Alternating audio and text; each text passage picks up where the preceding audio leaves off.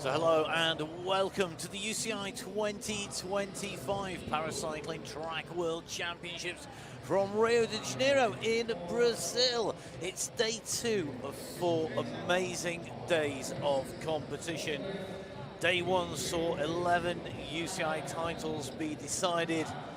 We have new world records in plentiful amounts. It is definitely a fantastic venue and a fantastic setting for the riders and for the race competition. We have the standard distance around our velodrome, 250 metres, the standard track here with an inclination in the banking of 42 degrees. We're going to kick off the competition. We've got 13 separate races, effectively, or 13 different types of racing on the way through, covering a multitude of categories and a multitude of types of racing. And kicking off the racing is going to be our women's C3 1 kilometre time trial. So this is going to be all about seeing who is going to be able to set the fastest time out on the course, who is going to be able to get themselves that quick time. Now, the rider making their way in onto the track. Well, our first rider is going to be Emily Petricola, who already has a gold medal to her name, but this is going to be all about seeing what she can do here today. How can she take away a medal here? What time can Petricola set?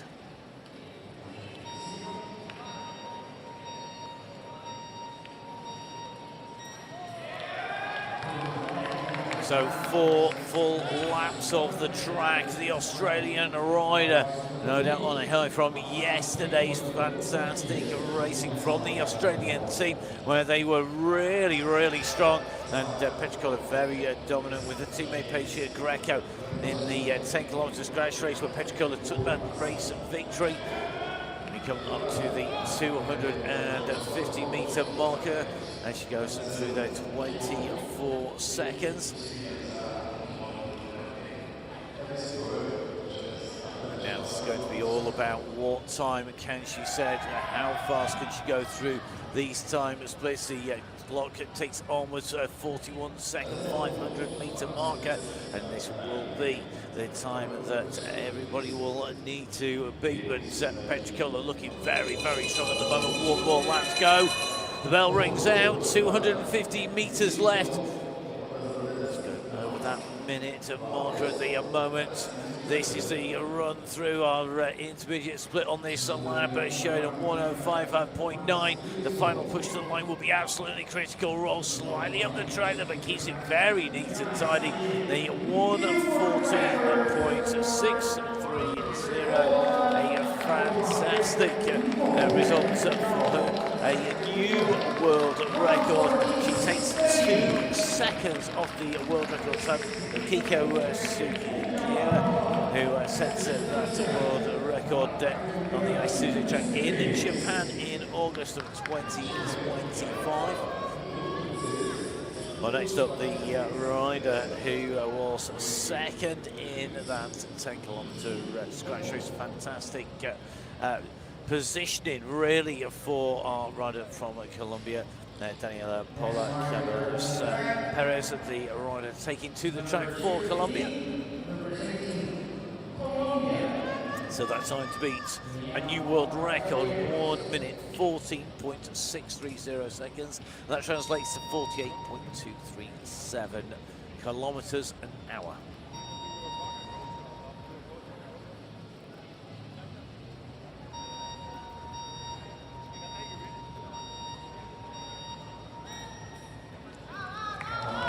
So the Colombian rider away, plenty of support coming for the race start here. This kick off, getting up to speed quickly, very important to make sure that you get as much drive as possible through those pedals, accelerate up to speed, and already up quicker than we saw from Petricola in that first split going through. But what's the time going to be at the 250 marker? Still in touch, 0.128 of a second, so a little bit quicker to the 125 metre mark, losing a little bit of time as she came in and through to the second marker, and now really needs to rev this round. A little bit of a flick up the track there, just pushing this right to the limit. Currently 1.896 down at the halfway mark on the 1 kilometre points, still covering the track at an average speed of over 42 kilometres an hour at the moment.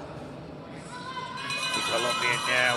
Here's the bell ring out. One more lap to go. 250 agonising meters to that finishing line.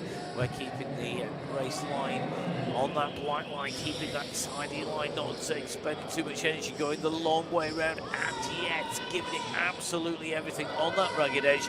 Going to be key. It's going to be the second best time so far in our time trial finals in the women's C3 1 kilometre time trial, a 1:21.378 for Daniela Paula Calleros Perez. So two riders completing the 1 kilometre race distance so far. Our next rider making the way to the track is Paige Greco, who took 4th place just outside the podium in yesterday's racing on the 10 kilometre scratch race. The riders race day after day. Many of the riders, some riders choosing to be more selective, but the opportunities to race most riders just want to be out there racing absolutely non-stop, as we see our Colombian rider Calleros Perez just making her way back down into that track centre. Paige Greco of Australia now making sure she's got those bars firmly gripped, ready to head out onto the track.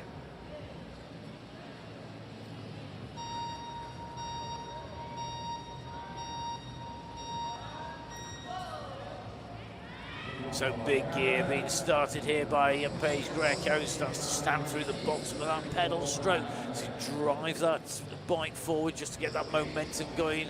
And the moment comes through that 125 metre marker, currently with the third fastest time at that point, 0.74 of a second down. The fastest starter so far is going to have been at the 125 metre marker, Caballeros Perez, but by the 250 marker that had changed with Petricola coming in front. At the moment, Greco just losing a little bit of ground as she starts to drive onwards. So 3.173 seconds down, and that's halfway marker. The new world record time of Emily Petricola, 1:14.63 of a second. With 1 lap to go, it's a big ask now, and it's the top spot is going to be outside, but there are 2 more riders left to take to the track on our finals, Mel Pebble and Annika Vander, and I think it could well be that Greco is going to put herself in a strong chance of taking away a medal. 3rd place at the moment. Good time, 1:22.216. So currently 0.8 of a second behind 2nd place. 7.586 seconds down on that time of Petricola at the Petricola in the women's C3 race category. So the riders with the lap to warm down as the next bike is being set up in the start gate. Mel Pebble of Canada. Great race position from Mel Pebble in the race, taking away the bronze medal, so being on our World Championship podium stage already. yesterday for that 10-kilometre squash racing. Fantastic sprint at the end. Great positioning, just keeping out trouble on the inside on that 10K, where some of these probably running to the inside, just on the outside, just a little bit more room to work.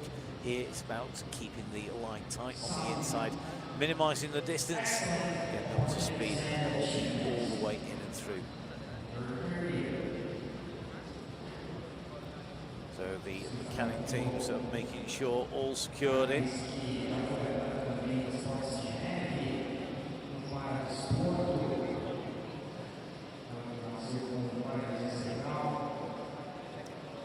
So a nod from Pebble, the flag lowered, the timing sequence started, and it's time to see what Mel Pebble of Canada can do here on the 1K time trial.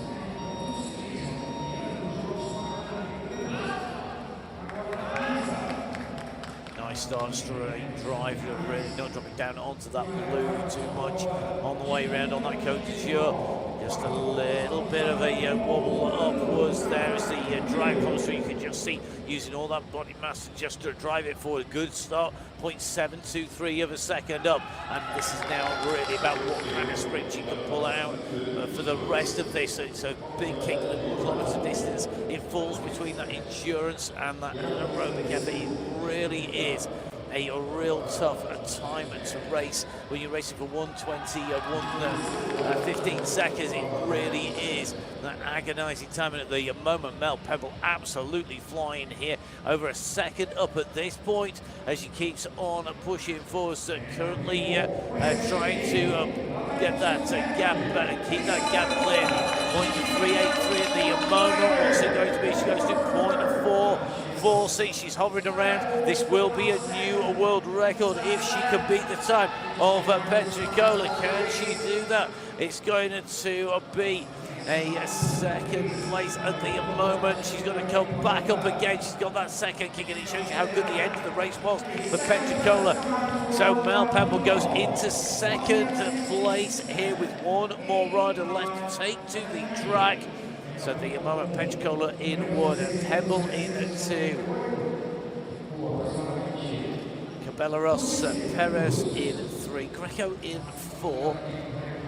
So Pebble, her time a 1:16.798. So it would have been just outside of the old world record time, but the new world record set by Emily Petricola.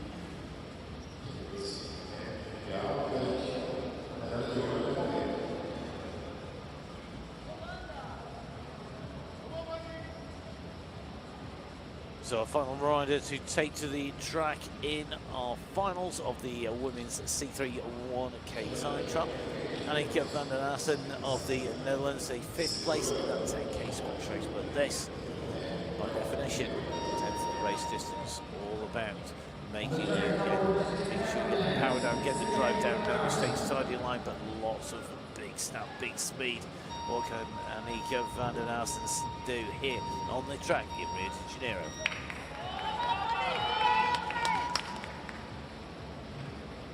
So off from the start, our last race starter here. All the riders since we first saw Emily Petricola go out on track, chasing that world record time, making sure that you don't go into the red zone, absolutely critical, and making sure that you get the pacing correct, absolutely key. Nelson at the moment in second place at the 250-metre split, 1.364 down at the moment. It's a 2.168 second gap between the fastest time of Petricola and Pebble. So staying within 2.168 of a second will hold her in, but at the moment it looks like that gap just starting to go out here, approaching that marker as we come through, as we hit the 625-metre mark. It's going outside of that. She'll want to hold on to that third place. It's going to be the Colombian rider who is in danger at the moment. It's 6 seconds behind the race leader. The gap from first to third at the moment, 6.79 at the moment. Annick van der Narsen looking to take away a medal. What can she do? She pushes down. She's going to go in and across the line there. She comes through. She's going to take away the bronze medal. Here is the third place for Annick van der Narsen. A 1:19.540 over that 45 kilometre per hour marker point, and that was indeed the split really when it came to coming through to take a medal. You can see the results confirmed on your screen. Fifth place even for Paige Greco of Australia. Fourth for Daniela Perez of Colombia. Third place, it will be a bronze medal for Annick van der Narsen of the Netherlands. Second place, a silver medal heading in the direction of Pebble of Canada. But it's going to be 2 World Championship titles in 2 days for Emily Petricola, and setting in the process a new world record.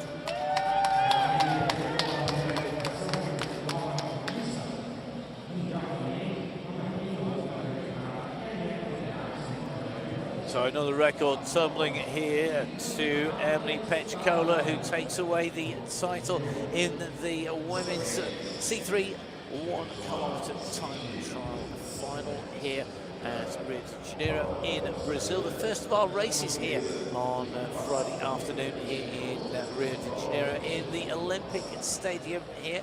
Our next race, as you can see, will be our men's sprint semi-finals in the C2 race category. So our semi-finals with 3 heats coming up. The first heat will be Alexander Lotte along with Ivo Koblasa, and then Tiffin Abid Alana from France, Czechia and Indonesia respectively. Now all 3 of these riders have raced. In fact, 8 of the 9 riders raced in the competition yesterday in that 10k scratch race. And with these 3 heats, it's going to be so critical to push yourself in through. Now, in terms of qualification, the fastest rider was Alexander Lotte of France. He took the fastest qualifying time. It was 11.336 second. He is the world record holder. He set the record in on 2022 in Saint-Quentin on Yvelines. In France with an 11.212, so on pretty much world record form at the moment, only 0.3 of a second off that in his qualification. Will the Frenchman at the top of the banking be able to hold off the rider from Czechia, Koblasa, or will it be Alana of Indonesia, the rider on the inside at the moment, who can take away the title? They've got to get through the semi-finals. So straight away, Alana down onto the lower section of the track here. Koblasa just holding the high ground here. The moment in 2 rows to the back, just giving a little bit of pace. Alana, the 9th fastest qualifier of the 9:13.293 seconds here, but with a good sized gap here, and could well spoil the box if the other 2 are just wanting to wait. But now we see the move going underneath here. So Koblasa is not going to wait. Here he goes down the inside there, takes the tight line, and you can see Lotte going over the top here, and then Alana jumping onto the wheel of the Frenchman. They're going to run on to the Czechia rider's wheel with 2 laps left to go. As they go over the top, though, you can see at the moment we have got our defending champion coming through, Alexander Lotte, the rider who has really been so dominant, looking very strong here. He took the title yesterday in the 10k scratch race in the men's C2 competition. He's going to roll down here. The push comes from behind, but no doubting our race winner. We're going to have those results confirmed for you, but at the moment certainly looking very, very good for our rider from France, who came in through there a faster time. He had the control of that race and very much setting his own tempo there, not panicking when Alana of Indonesia went off the front. following the moves from Perez as he came up. As you can see there, it's going to be Logan who goes through from our semi-finals. Fantastic ride by him, securing his place into those finals. Very strong riding indeed. Now, the next heat number 2 of these semi-finals, a mix of Spain, Japan and the Netherlands. Our Spanish rider we just seen there, Greco Castillo. We've got Kawamoto of Japan and Burr, the second fastest rider in qualifying, and the rider who took second place in yesterday's racing in that 10k. But there's now a much more tactical affair. You can see that the track position in here, a gap being given there to Hidebert and Dio. The other two riders are making the most of the height advantage, the extra momentum that could be gained from coming from the higher section of the track. They just low it out, just holding that low position.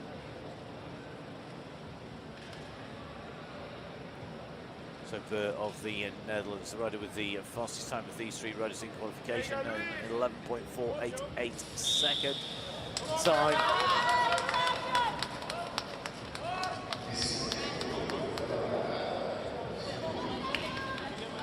So straight to the front goes our Spanish rider at the moment, Luis Javier Greco Castillo, the rider on the front here, and going for a long wind up here. Remember, 3 laps of the track, a critical place to be though, right at the front as you come in and across the line at the very end of that. At the moment, the pace of the Spanish rider just dragging him clear. The chase is on behind though. You can see at the moment that Kawamoto is working to get back with the 2 lead riders as Burr now starts to accelerate on the front. And it's going to be a real battle in second and third place. Over the top goes Kawamoto. So just pushing now Castillo into third place, but Burr now really winding up the time as he makes his way in. It's going to be interesting to see just how strong he is. He goes in through, looking very, very fast indeed there. So a lot going through. The rider behind in heat number 2 going through will be Hidebert. He's our winner of heat 2 with Kawamoto of Japan. That shows Kawamoto coming through in second place in that heat, and Luis Javier Greco Castillo going through in third position. Burr goes through 0.3 of a second ahead of Kawamoto and 2.5 of a second ahead of Greco Castillo. So 2 of the semi-finals that will select our finalists done and dusted. The finals are coming up a little bit later on in tonight's programme as we move in to the later part, into the second part of the programme. We've got a reward ceremony about halfway through tonight's programme. The third of our heats, Matt Robertson of Great Britain, Gordon Allen of Australia, and Nicholas Papangelis of Greece. Now, Robertson and Papangelis raced the 10k race yesterday, so taking a third place bronze medal was Robertson, 6th place in that race from Papangelis. But Gordon Allen, the rider who set the 4th fastest time in the qualification, didn't race. And Robertson did with that 3rd fastest time. Papangelis taking the 7th fastest time in qualifying. And the time difference between Robertson and Allen, between the Great Britain rider and the Australian rider, is only 0.044 of a second. So that is less than 5/100ths of a second. This is going to be very interesting indeed. Very, very evenly matched, Allen and Robertson. Can we see a surprise from Papangelis? Robertson going up the track, looking to gain some height, looking for that descent down. But Allen keeping an eye, just watching the top of the track. as they get level. Remember, Robertson has the advantage of being able to take the momentum off the top of the track, even though he's got that longer way round here, and that's what he's looking to do. He's looking to really wind it up on the top. Now Robertson starts to come down. When they get into that last 200 metres, they can't chase the line, they can't cross the red, but they're not there yet. And at the moment, Robertson just holding position. It's tight between the two here. This is going to be critical. What's Robertson got? He's got to try and come around the fresher legs here of Gordon Allen. Gordon Allen on the front here. Robertson trying to push the line, but it's going to be Gordon Allen that goes through. Allen overturning the qualifying positions of third and fourth places, with Gordon Allen taking top spot, Matthew Robertson taking second place, and Nicholas Papagelis taking third. So the final makeup is going to be Lut of France, Burr of the Netherlands, and Allen of Australia.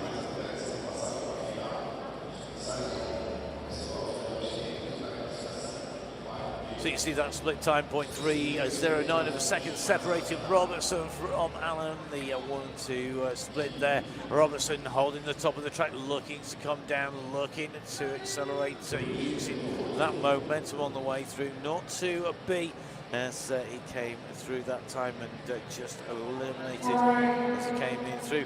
So we make our way into our next race here. So this is going to be the men's C1 10K scratch race. Some real big name riders in here. 6 riders taking to the start here today, including our gold medalist from yesterday, Ricardo Tenagilis, the rider who's in third place, even Ermakov. They're joined down on the rails by Leonard Van Leithen, who took fourth place yesterday.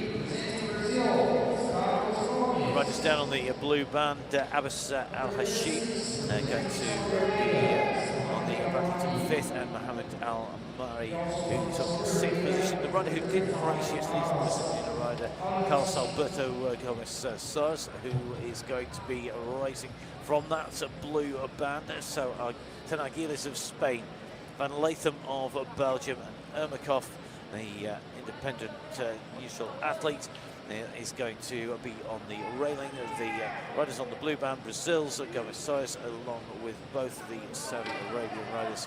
And that's going to be Al-Amari and Al-Hashim. 10-kilometre race, 40 laps of the track.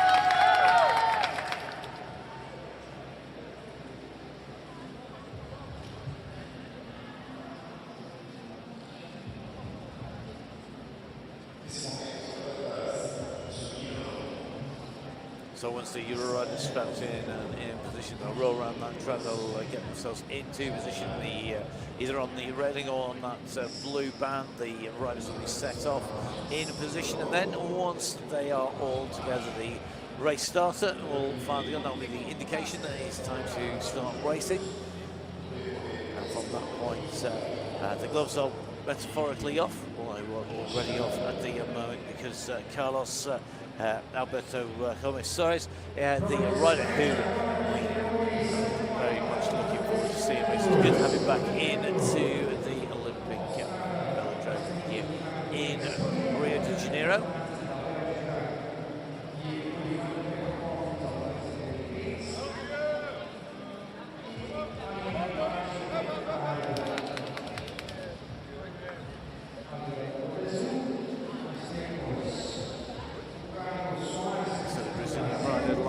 On that blue band with the two Saudi Arabian riders behind.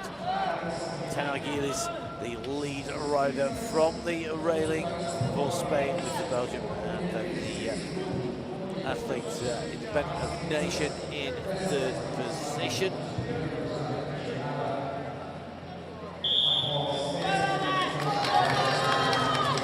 So the riders released.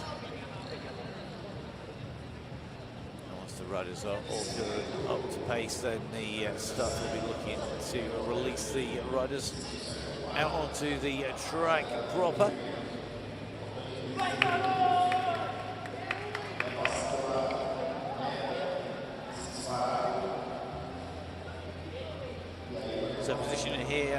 just all about making sure that you keep the gun together. The gun goes. It's going to be Ermakov who's going to lead them round onto the banking.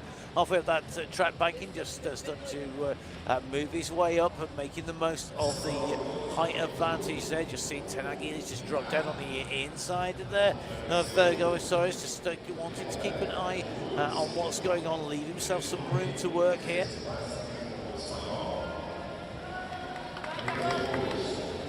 So now Ermakov starts to wind this up. He's going to move up the track, and at the moment it certainly looks like our Brazilian rider not wanting to go to the front to do all of the work. He's absolutely glued to the back wheel of Ermakov here. Some fantastic riding, just holding the wheel, forcing Ermakov on the front. Every time Ermakov goes up the track, we are seeing Goisoris doing exactly the same. The Brazilian rider really making sure Ermakov's early effort here is just being marked out as the two riders from Saudi Arabia both come down underneath at the moment. You can just see the little bit of the push on the front here as these riders come in and through.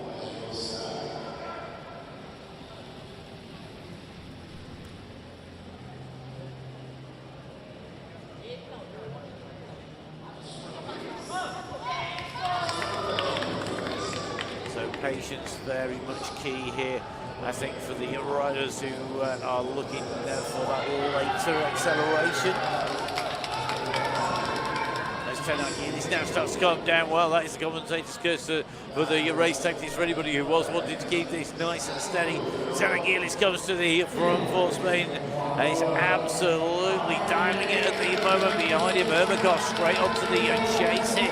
But at the moment, the gold medalist from yesterday showing that he's certainly feeling fresh at the moment. He's opened up the gap, and you can see the gap back to the chasers at the moment. It's about halfway down the straight, and you can see now the pressure really coming on here. So everybody will need to work to bring this back at the moment with the quality of rider who's gone off the front here. As we see Ermakov just pull up the track, Van Latham just moving down underneath there from Belgium underneath Ermakov. They're the riders in second and third position. Last time we saw as they come through, 33 laps to go. It's a very early kick. It's going to make life hard for her with a long way left to go. As we see that pressure being applied at the moment leading out. Ricardo Tenagi on the front here for Spain, and he has opened up the gap. He would dearly love, I'm sure, to take a lap here on all of the riders, but the gap is not extending now to the riders in second and third place. So this is about will all three riders now take a lap on the rest of the race field.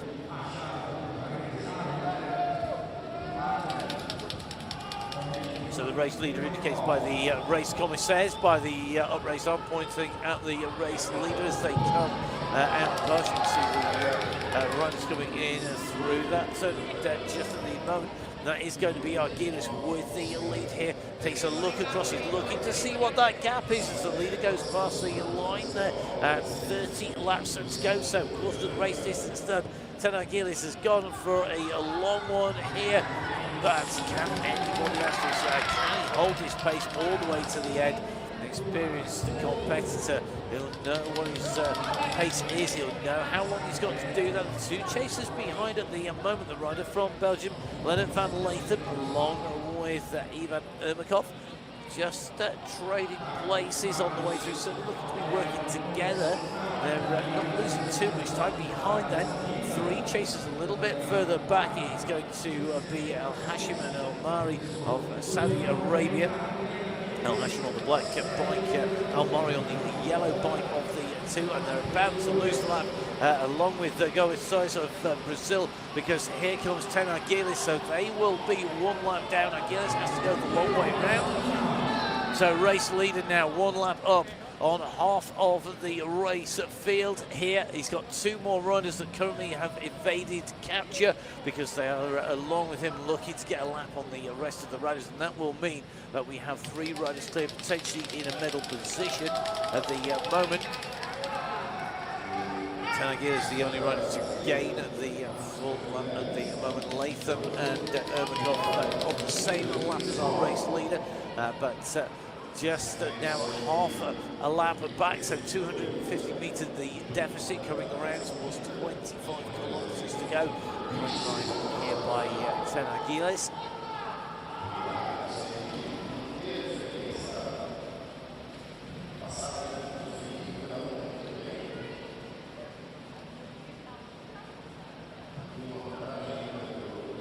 Just over 5 minutes of racing. So far, 24 laps left to go. An early kick away by the race leader here. He waited for the first 4 or 5 laps, but then went underneath. He dived down, used the banking, used gravity to catapult himself down the straight. He pushed on. Ermakov and Van Lathan chased hard, couldn't bring him back at the moment. That gap continues to extend. Just taking a check where they come into sight. So, yep, it's just gone out slightly. That great camera shot there. You can just see the chaser's top right-hand side of his screen. As Ten Aguiles is getting nearer and nearer to the bottom of the screen on that long shot, you can see he's still continuing to extend his race lead over second and third place. This is that shot. So last time it almost made it down to the bottom. Now he's lost a little bit of time there, I think. Not a huge amount, because we can see the two chasers behind. Meanwhile, dropping in behind, I think the riders in 4th, 5th and 6th place have been split, because some of the riders have managed to latch onto the back of Ermakov and Van Lathan at the moment. So Ermakov leading the big chasing group, but by the look of it, just looking to get a better look back as they come around the turn here. No doubting our race leader at the moment, looking to make it 2 medals in 2 days, 2 gold medals and 2 rainbow jerseys in 2 days here at Rio. And I think that's Lathan just on the front. Van Lathan at the moment from Belgium, the leading chaser behind our race leader Ricardo Ten Aguiles of Spain. Less than half a race distance of the rider who's been detached from the chasing group behind. That looks to me to be Mohammed El Mari of Saudi Arabia, in danger of being the first rider to see Ricardo Ten Aguiles twice at the moment. Such is the pace of the race leader at the moment. He's absolutely flying around the track here behind Van Lathan. Looks across for some help to come from Ermakov. So that slightly darker shade of blue.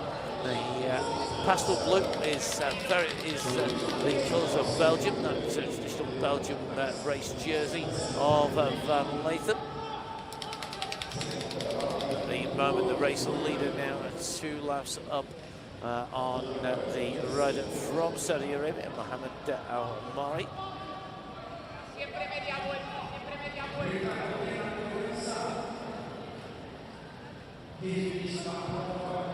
So Ten Aguiles still holding a really nice line. If you watch around these turns and down these straight, the deviation from the black line, very, very minimal indeed. We're talking only 10-15 centimetres either direction, which is really hard to achieve on the track when you're going at the pace that Ten Aguiles is doing at the moment.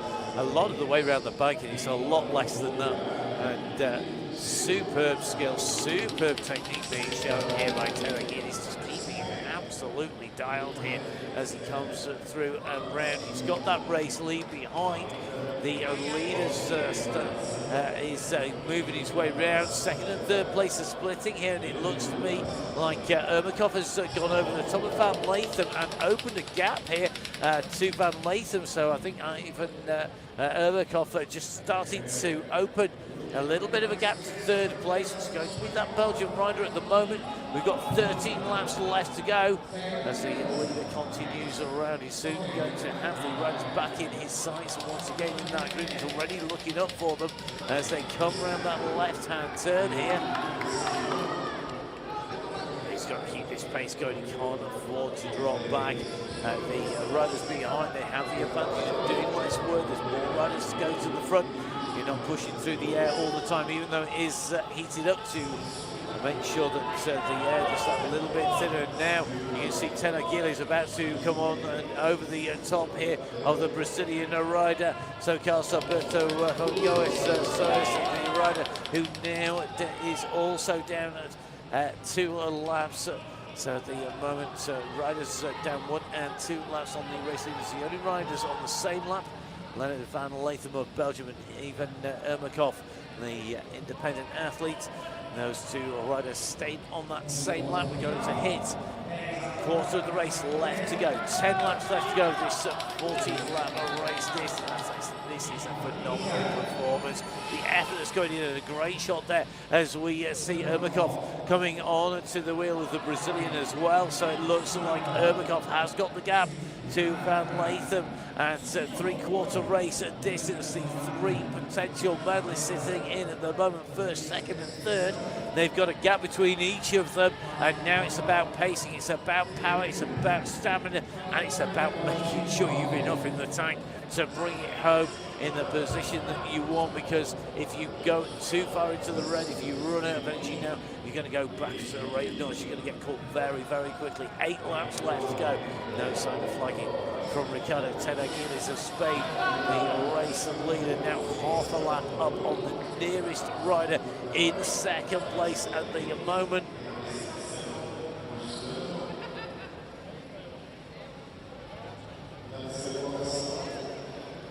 That line is so good around that black line there. As you come around that turn there, just keeping it absolutely down. The level of control at this pace, absolutely phenomenal.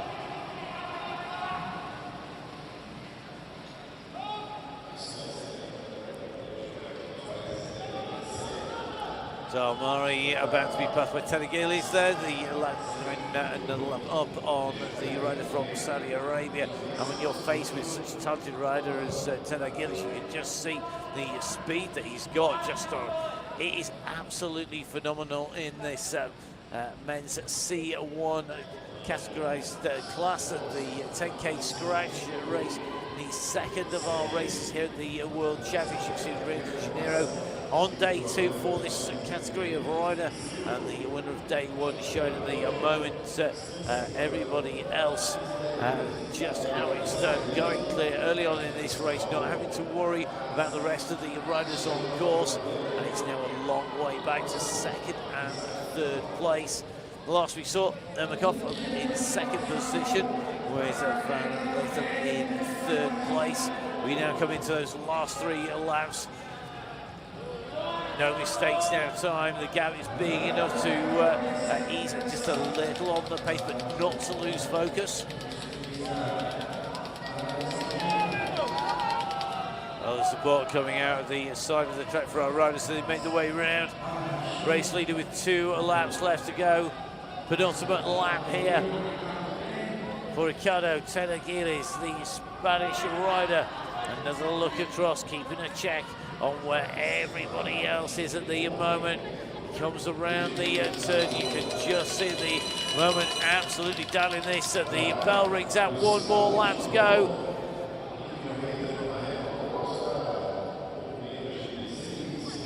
Clear at the front, well clear of the chase behind, just keeping a check as he goes through. The bell rings out, you can hear that time difference between the runners to go in through the lap there. That was going to be Ermakov and then Van Latham coming through behind him, but no doubting our race leader who's going to come around to take away a race victory. Ricardo Tenagilis looking absolutely superb from start to finish there.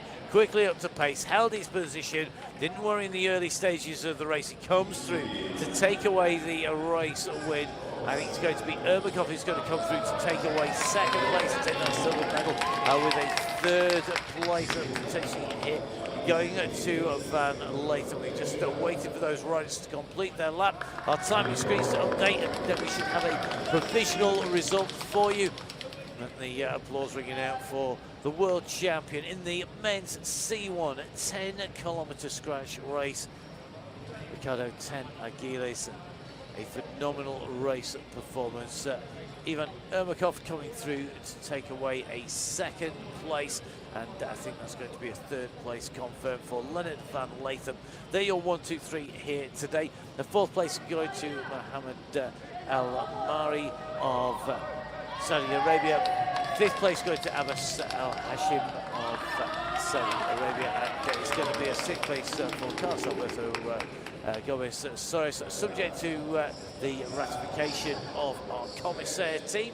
They will be keep doing the check, not just the lapping timing checks, not just the timing sensors on the key points on the track, but also the Mark 1 human eye, but also employees to keep a sense check of what's going on.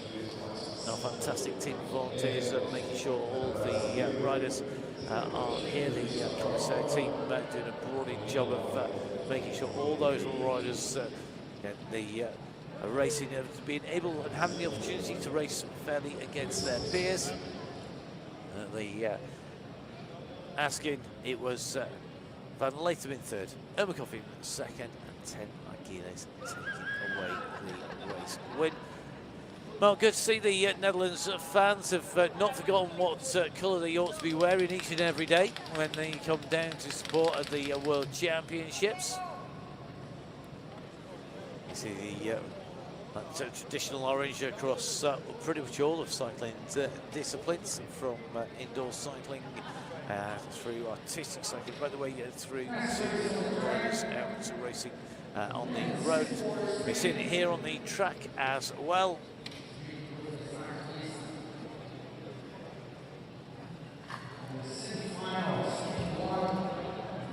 So next up, this will be our sprint semi-finals in the men's C4 race category. We have 3 semi-final heats to see who will go through. Heat number 1, Jody Cundy, who qualified with the fastest time. Ryan Yastrab, who took the 6th fastest time. And Diego German Duenas Gomez, the rider who took the 9th fastest time running for Great Britain for USA, for Sexmaker and Colombia respectively. They are lined up with Cundy in the centre of the 3 riders. Jody Cundy, who took race victory yesterday in that 1 kilometre time trial, the world record holder in that. Going to be up against the 2 riders trying to displace him, Yastrab and Duenas Gomez, the riders challenging from the USA and from Colombia respectively. 2 more heats after this, but who will go through from the heat? Will Cundy be able to show that power and pace that he's able to use? He takes a look over the shot. He wants to see how much speed he needs to put in early doors here. How fast, when you're the 1 kilometre time trial winner, you know that you've got the pace to go long. If you need it, you can keep that pace nice and high and make things simple. Watch one rider, and that's what we're seeing from Cundy here. Yes, just rolling up high there. Cundy looking across the track. That essential track sprinter's skill of racing forwards, going around the track, round the banking whilst looking backwards, simultaneously looking over your shoulder for the riders coming behind you. Yastrab has the advantage of coming and being able to pop up and out from the draft of Cundy. Cundy comes through in the lead, but opens up the throttles coming in to that turn coming in on that final lap. Cundy is going to cruise down over the line, and it looks like a Colombia rider just withdrawing down from that race. Cundy, though, the winner of the semi-final heat number 1, Jody Cundy from Great Britain going through. He will be the rider moving onwards. Right, Yastrab and Diego German Duenas Gomez coming through in 2nd and 3rd place respectively. So the riders are warming down, coming down from the track bankings and working their way down in towards the track centre as the next riders you can see coming up on the far side of the track. And confirmed results. Cundy, Yastrab and Duenas Gomez going through the line in that order. Cundy looking imperious, accelerating away from the front of the race. Yastrab unable to take advantage of that draft or the speed of running into the back of the rider, maybe just laying off that little bit. The speed of Jody coming through to take away top spot there and propel himself into those finals. Now, let's move on to heat number 2. Heat number 2. As you can see, Yano Theron's going to be making his way around the track for Belgium, the rider who had took the 2nd fastest time in qualification. The fifth fastest time for Gaëtan LaRusso of France, just behind the Belgian rider. He was fifth fastest time. And Jesu Sousa, the leader of the Brazilian rider, who took the eighth fastest time up on the outside of the track at the moment. But you will see the Belgian moving into the highest position, just moving above the Brazilian rider. So they line up on the inside for France, LaRusso. And look at this. A move wanted to be made by the Brazilian. He wants the extra height here. So the Belgian rider came in. He left enough room there. And the Brazilian decided to move up onto the outside there. Very interesting. It gives you that extra momentum rolling down. But it's going to be about pace. Fastest rider of the qualification, Perez. What can he do here today? 10.861. The Russo, the nearest rider, 11.438. So it should be the Belgian riders' race if it goes to 4. But when you're racing in a sprint, when you've got the tactics of 3 riders rather than just going for your own fastest flight 200 metre for qualification, it's a whole different game.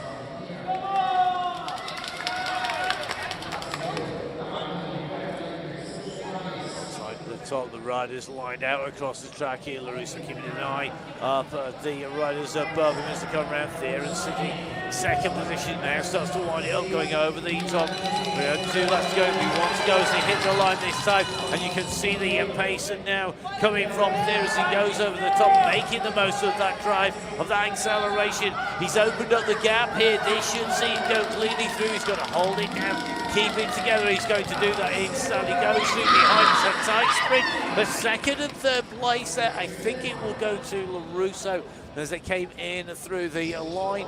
So Perez, LaRusso, and so Amida, the riders in that order.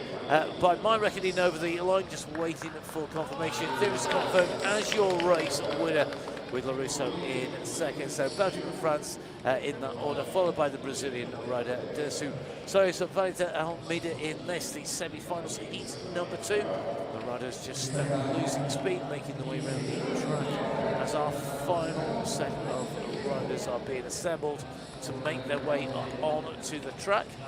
You can see the results confirmed here in the semi-finals heat number 2, with Perez taking the win from LaRusso by 1.14 seconds as they came in through the line at 10.972, the time of our race winner. As our riders line up here for heat number 3. Now, the third fastest time of qualification was Michael Shipley. We saw Shipley take 4th place in the 1 kilometre time trial. He was actually sitting in 3rd place, fading towards the end. Can he put that faster speed to work here today? He was passed by Archie Atkinson. Atkinson ended up in 2nd position in that 1K time trial. Atkinson just behind Shipley in terms of qualification. They were 3rd and 4th. They were separated by 1.15 of a second, so nothing between the rider from Australia and the rider from Great Britain. A little bit further back, and it's not very much at all, at 11.664, so only 0.6 of a second back on that time trial. Fabian Doring with the 7th fastest time for the 200 metre, but took a 5th place in yesterday's racing. So what can the German rider do about Archie Atkinson and Michael Shipley? The 2 riders super close, tight on time. The rider nearest to the track centre, the German rider Doring, the rider at the top, Atkinson of Great Britain. Some jam in the sandwich at the moment, Michael Shipley from Australia.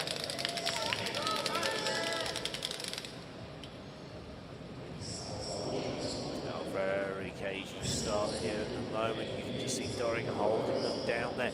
Riders with a big kick, with a big snap, will often look to leave it slower so that you need that bigger power for that acceleration, not necessarily that whippy speed that you see coming from a high speed into a higher speed sprint. Oh, the rider's drifting up the track here. Doring looking over his shoulder, wanting to keep a check of where the riders are, drops down And looking behind him on the inside of the track there over his left shoulder, you can see Shipley trying to push Atkinson on the right. Atkinson going to make some ground at the top here. So looking to pick the pace up, goes up high here as he comes into the bank. Just the 2 laps left to go. He's going to come dropping down here. He's building up the pace here. Shipley's down on the inside. And this is now the time where Dorringer's got to answer this. Atkinson has gone over the top of Shipley. Shipley has to run on this back wheel. And some with 1 lap left to go. Can Shipley make the most of coming through the draft of Atkinson? Atkinson continues to push here. He's holding Shipley, but now Shipley comes as they come in the banking. Shipley above to the wheel. He's on the outside. He's got the long way round. Has he got the speed? Oh, it's going to come down to the line. I think Shipley just taking that. We're going to get that confirmed by a photo finish. That came down to the line there as they came through. Dorring was right on their heels. Super close, super tight as Shipley overturned the qualification. We will see.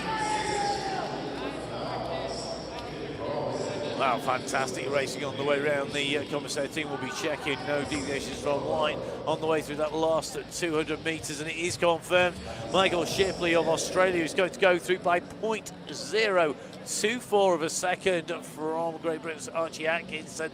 The Australian taking top spot behind the 2 leading riders, only 0.323 of a second behind.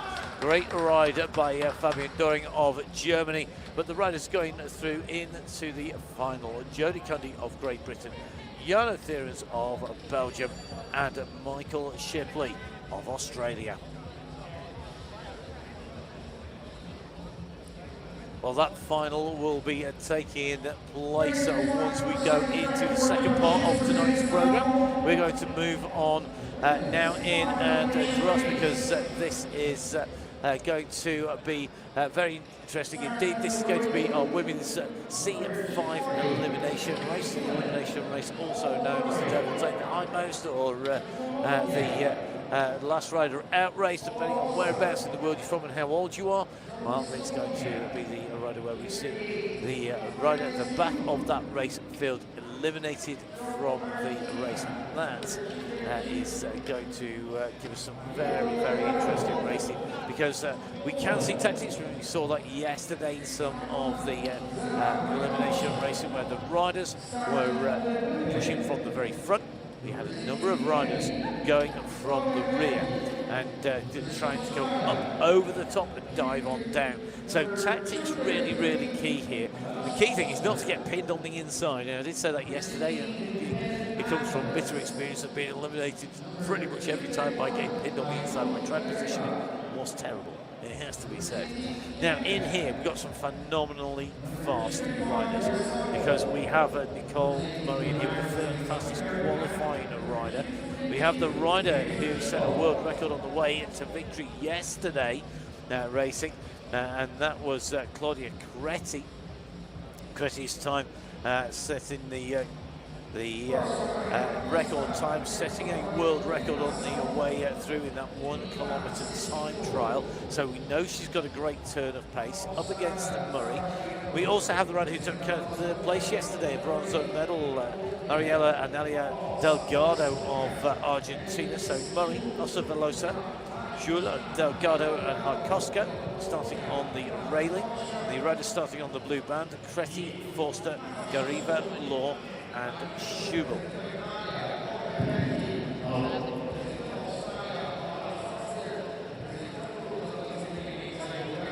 So key here, make sure you don't get eliminated at the start. Get yourself into position. Make sure that you've got room to manoeuvre if you can, and yet at the same time do as little work as possible.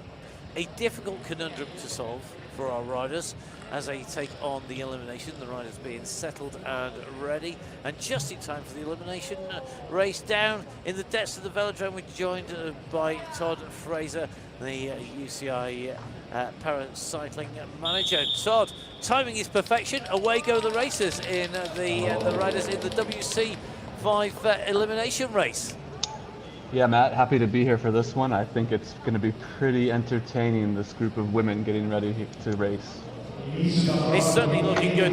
The riders have been told to come together as a group. They won't be started unless the whole of the pack are together.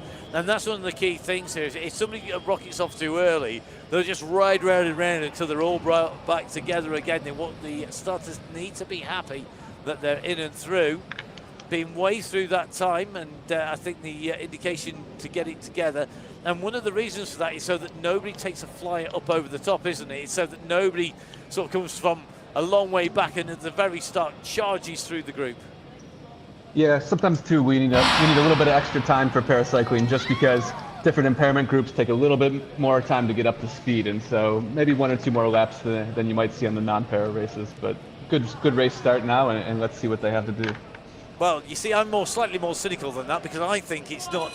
It's more to do with being tactical and making the riders wait. Some of the riders really want to go very, very early, and if you make the riders wait and go around a couple of extra laps, you're messing with the head. I love to see that tactical bit of racing going on. So we'll see. Is Todd correct? So am I correct? We'll soon find out. The riders up and away. Key position, not being at the back. Front of the race, not so important unless the rider can go clear here. Murray with the rider who had the second fastest time yesterday, correctly setting the world record in that kilo. So that pure speed is there, but this is such a tactical race. Yeah, for sure. I think that those are your 2 favorites, but I'd also be looking out for Jessica Law, Anna Harkowska, and Mariela Delgado as well too. Yeah, Delgado with a medal already at the championships yesterday. Law, the former record holder in the 1 kilometre time trial. So got a great turn of pace. You can see the riders all pushing through there, moving up the track to not be eliminated on the way through. So the first rider eliminated, Marlies Jules of Estonia, and this time round it was Delgado of Argentina. I suspect that was the commentator's curse striking there, Todd. I think so, yeah. Always dangerous. Always dangerous. Fortunately, the commentators can't hear us because they're probably doing it deliberately just to prove us wrong. But you can just see now the pressure going on. At the moment, it's the rider from America in trouble at the moment. Got to move over the top. Jennifer Schubel needs to make that move. Schubel at the moment at the back of the group. And I think we are going to see Schubel out of the group now. The next rider who was looking in trouble was the rider from New Zealand. That is Nicole Murray. And Murray up on the outside here. The bell rings. 1 lap to go to the next elimination. Todd, positioning key. Murray's in danger here. Yeah, but she's on the outside. I think she's got a good spot to move up if she really wants to. But, you know, she had a tough race yesterday, and maybe she's feeling it in her legs. Well, it could well be. It's going to be all about who's on the inside here. Murray trying to pin the riders down below. Now comes the squeeze over the top, and I think we are going to see Aguila Garriva be eliminated. We do, so it's going to be Garriva who comes out. So Jules will take the 10th place, Delgado the 9th, Schubel the 8th, Garriva the 7th place. 6 riders left in the race. 1 lap to the next elimination, and now our Canadian rider moving up over the top, very aware they don't want to be trapped on the inside. Murray, though, being patient. You can just see the Colombian really having to force a way up, trying to thread the needle here, trying to push the rest of the riders back. Oh, coming over the top. This is going to be tight. Will it be the Canadian? Will it be Murray? Oh, it is going to be Law. So Law goes Canadian, just trying to squeeze over the top of Murray. And we nearly saw our Colombian rider, Veloso, being eliminated there by being tucked in. But great move to move herself back up and round. Yeah, and Anna Harkowska is really on the front, putting the pressure on everybody, so they can't settle here either. So we'll see what happens the last few laps. Well, at the moment, that was 5 riders all the way up the track as they came round there. It's going to be a big reshuffle this time round, but still leading through is Harkowska and keeping the pace high. Now, Alana Foster of Australia, the next rider to be eliminated. Foster goes high to scrub that speed off to move out of the racing. Murray still holding in here. She's been dicing with trouble. She's been dicing with elimination time and time again. She's a little bit on the inside of the wheels here as they come round. She'll want to move over the top here of the Italian rider Creti, but Creti is very wise to the move, already moving up here, and it could well be the Colombian that's going to be in trouble, trapped on the inside, digs deep here. Oh, it's going to take it out of contention. 3 riders. Mary's just holding on. Oh, I tell you something, this is going to be very close indeed.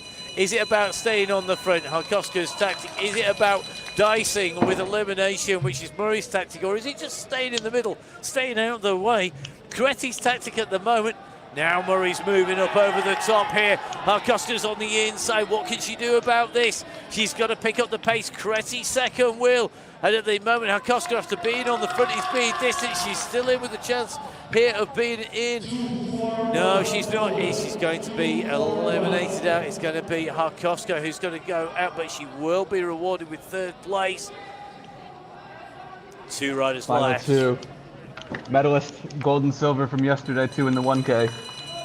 Will it be a repeat of yesterday's medals with Creti in 1 and Murray in 2? Will Murray be able to reverse the positions? Murray now on the front.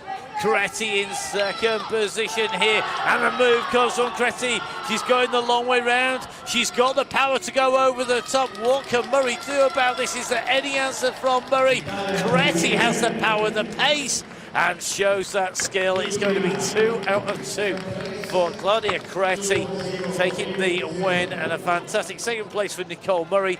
Todd, great racing. Yeah, that was fantastic. I mean, Nicole Murray just really tactical masterclass into the last few, just holding on every single time. But Creti, just so much power in the last 500 meters to take that win. And she'd stayed in the wheels, she stayed pretty smooth, she'd not been quite as at risk as we saw with Murray, and you've got to say all power to Anna Harkowska, who was sat on the front for so long on the inside there, and held them off every time they went to move over, just lifted the pace. You could see that she really didn't want to surrender that position. Really, really fantastic. And I mean, she was putting together a great set of road races earlier this year, and you could see her endurance and her racing tactics just hold on the front, well, as long as she could until, bronze medal is still a great result for her, I think. It is, and that endurance really, really key. But you've still got to have the kick as well if you're going to play the game that Murray played at the back. So great results here. On your screen you can see Creti taking away the win from Murray and from Harkowska. Now our next race on to the track will be the men's B1K time trial. So the tandem racing, we have got 6 tandems to take to our race start here, and I know you've been looking forward to this one, Todd. Yeah, for sure. I think yesterday we had the tandem team sprint, and Britain ended up with what they would probably say is a 3rd place that they would have liked to see a little bit better. And so I'd look to James Ball and Stefan Lloyd here from Britain, current world record holders in this event and Paralympic champions, to really come out and try to put down a really fast time. And we've got the riders, the teams, the top 3 teams who were part of the mixed team racing in terms of Australia, Italy and Great Britain, with also the Malaysian team in the finals as well. So great performances from the Malaysian teams. They were 4th yesterday in that mixed team sprint, but of course that was a mix of the men's and the women's teams. This time round, it's what can the men do. The first tandem on track for Malaysia. So yeah, they were fantastic yesterday, Malaysia. Really, really good. They rode really strong, and I think there's some really impressive performances coming out by the whole of the Malaysian squad. They've got real strength in depth as well. Yeah, really specialize in track cycling, both para and non-para, and they train really hard. They have great facilities there, and they're making it count when they come to major events on the world stage. Indeed, one of my good friends is Malaysian, lives out by the track, a regular visitor there. I think he's probably got his own seat reserved pretty much now. The tandem's ready to go. You can see with the acceleration to hold the gate still.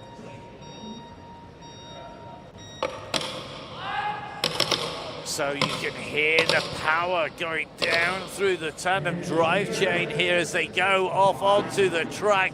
You can hear the carbon fiber creak as the riders push down here. So at the moment is Mohamed Karula has one wrap up here. Our partially sighted rider on that tandem along with Mohamed Rasool. The two riders at the moment looking to set a fast time. They set in qualification a 1:05.369. And the pace of the tandems, they're so quick once they get up to speed, but you've got to hold them down on the black line, and that is so difficult. Yeah, you see these tandems definitely escaping up above the red line even many times because they just are going so fast, so much weight between two riders that you can't even keep it down on the sprinter's lane every single moment. So difficult to hold that position coming around as they come towards the line. What time will they sound? They're going to hit that timing line. Here we go. They're pushing all the way in and through. Fantastic riding as they go in and over the line. It's going to be a 1:07.78. So a 1:07.78 for the tandem for Malaysia. Good starting time, I think. Say again, sorry, Todd? Really good starting time for the first rider up. It is, it's good, and I think it sets the marker that we're going to see some fast times here. Todd down in the track centre, quite literally our man in the track because Todd is located. I haven't asked you, is the room that you're in, Todd, because I know you're not actually in the track centre at the moment, but you are actually literally in the track. Are you on the home straight or on the back straight at the moment? I'm probably about back straight, right as the corner begins, right underneath that, more or less. There we go. So you'll hear the rumble as they come over the top of you. Maybe we'll pick it up on the mic, you never know. Now, next tandem to go is going to be the tandem of shooting. Linnet shooting, partially sighted rider, and Komkov, the rider who is going to be piloting the machine around the route here today. I'm really interested to see that drive chain there with the transfer drive chain really has to be reinforced. The amount of power that comes down from the riders off from the start is phenomenal, and you can't just run a standard chain on it. It's got to be that thicker chain. It's got to be super heavy duty.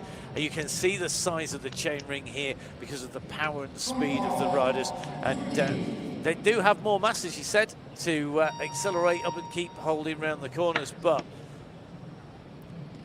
two people, two wheels, two sets of pedals. Who will set the fastest time? So away goes our tandem, the second tandem taking to a race start. We'll see whether they can eclipse the time of the Malaysian duos. They make their way around the track here. You can see very quickly coming up to pace. 12.773 at the 125-meter marker. They hit the first lap done in 20.462 at the moment. Fantastic start, I think. They're looking pretty good. We did see a few broken chains this morning, Matt, in the qualification round. And yeah, let's hope everyone's bike stays together here. Yeah, it's when it goes, it really goes. I've had one snap before now whilst we've been racing between. I was on the back and the chain snapped, and it actually snapped underneath, which meant that I was putting more power on than the dude on the front. But you can go at any time. It's always one of those risks, but it goes on that start. There's no danger of that now. I think with this pace really starting to pick up as the riders come through over the line. Please disregard the graphic on your screen because that was the time to beat, and it has been beaten. It's a 1:04.494 time for Tutin and Komkov. They go to the top of the table. That translates as 55.819 kilometers an hour. I'd like to see most people manage to do that. And that's average speed too. So at the end of that race, they're probably hitting close to 70 as well, I think. Yeah, which if you work in Imperial is around about 40 miles an hour if my conversion in my brain is working correctly. Still one or two nations non-metric out and around the globe. So, next team making the way down. Our tandem team from Belgium, Milan Thomas and Matthias Lefebvre. Yeah, these guys are really sprint specialists here. We don't see them much on the road. They just focus on sprint and the 1K time trial. Well, it's time for them to show us what they can do. Their time in qualification, a 1 minute 3.167. So at the moment, if they can repeat their qualifying time, it will put them into top spots when they finish their race, but they will want to go faster because they know that they have got 3 very fast tandems still to come from Great Britain, from Italy and from Australia. They'll be chasing the times that set previously. Will it be the Belgian time that's the fastest?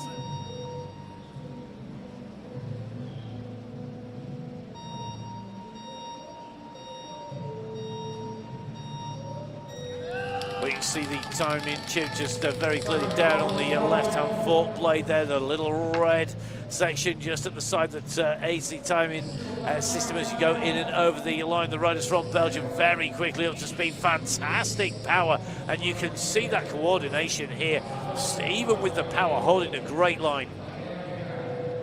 Really, really fantastic start. They were going to put the pressure on this.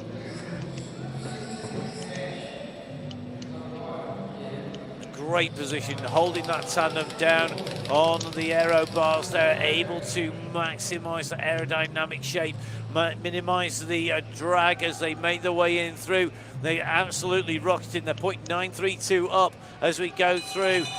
Coming in to the last kick in towards the line, 750 meters done there a second. What can they do on the last lap here? 1K in total on 1,000 meters.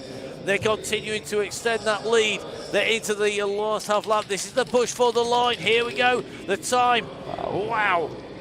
That is quick. A 1:03 once again, but this time going faster. A 1:03.017. That was really fantastic. I think, you know, even with these guys from Belgium, but then the next 3 coming up, they probably left a little bit in the tank for the final, and we should see some really fast times coming up, and that's a tough time to beat from Belgium guys here. And we've got to remember, of course, that when you set that time in qualifying, and there was a huge amount of teams. We saw, I think it was 13 teams take to the start in qualifying. The top 6 teams coming through to the finals. You can see that the times are just absolutely phenomenal right the way through, and it's a relatively small spread of time, showing just how strong all the teams are. Let's focus down on the team from Great Britain.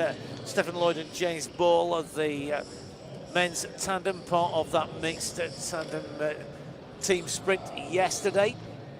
They took the bronze medal yesterday, and do you think they were holding back, Todd?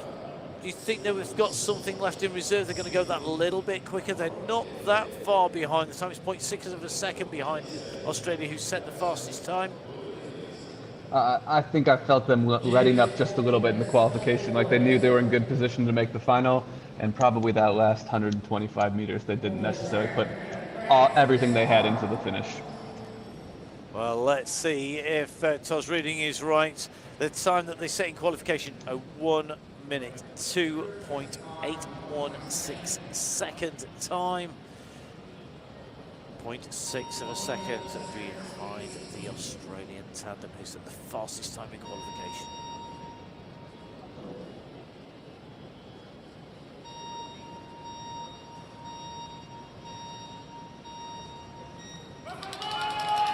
So James Ball and Stephen Lloyd out from that start, both driving out of the saddle here.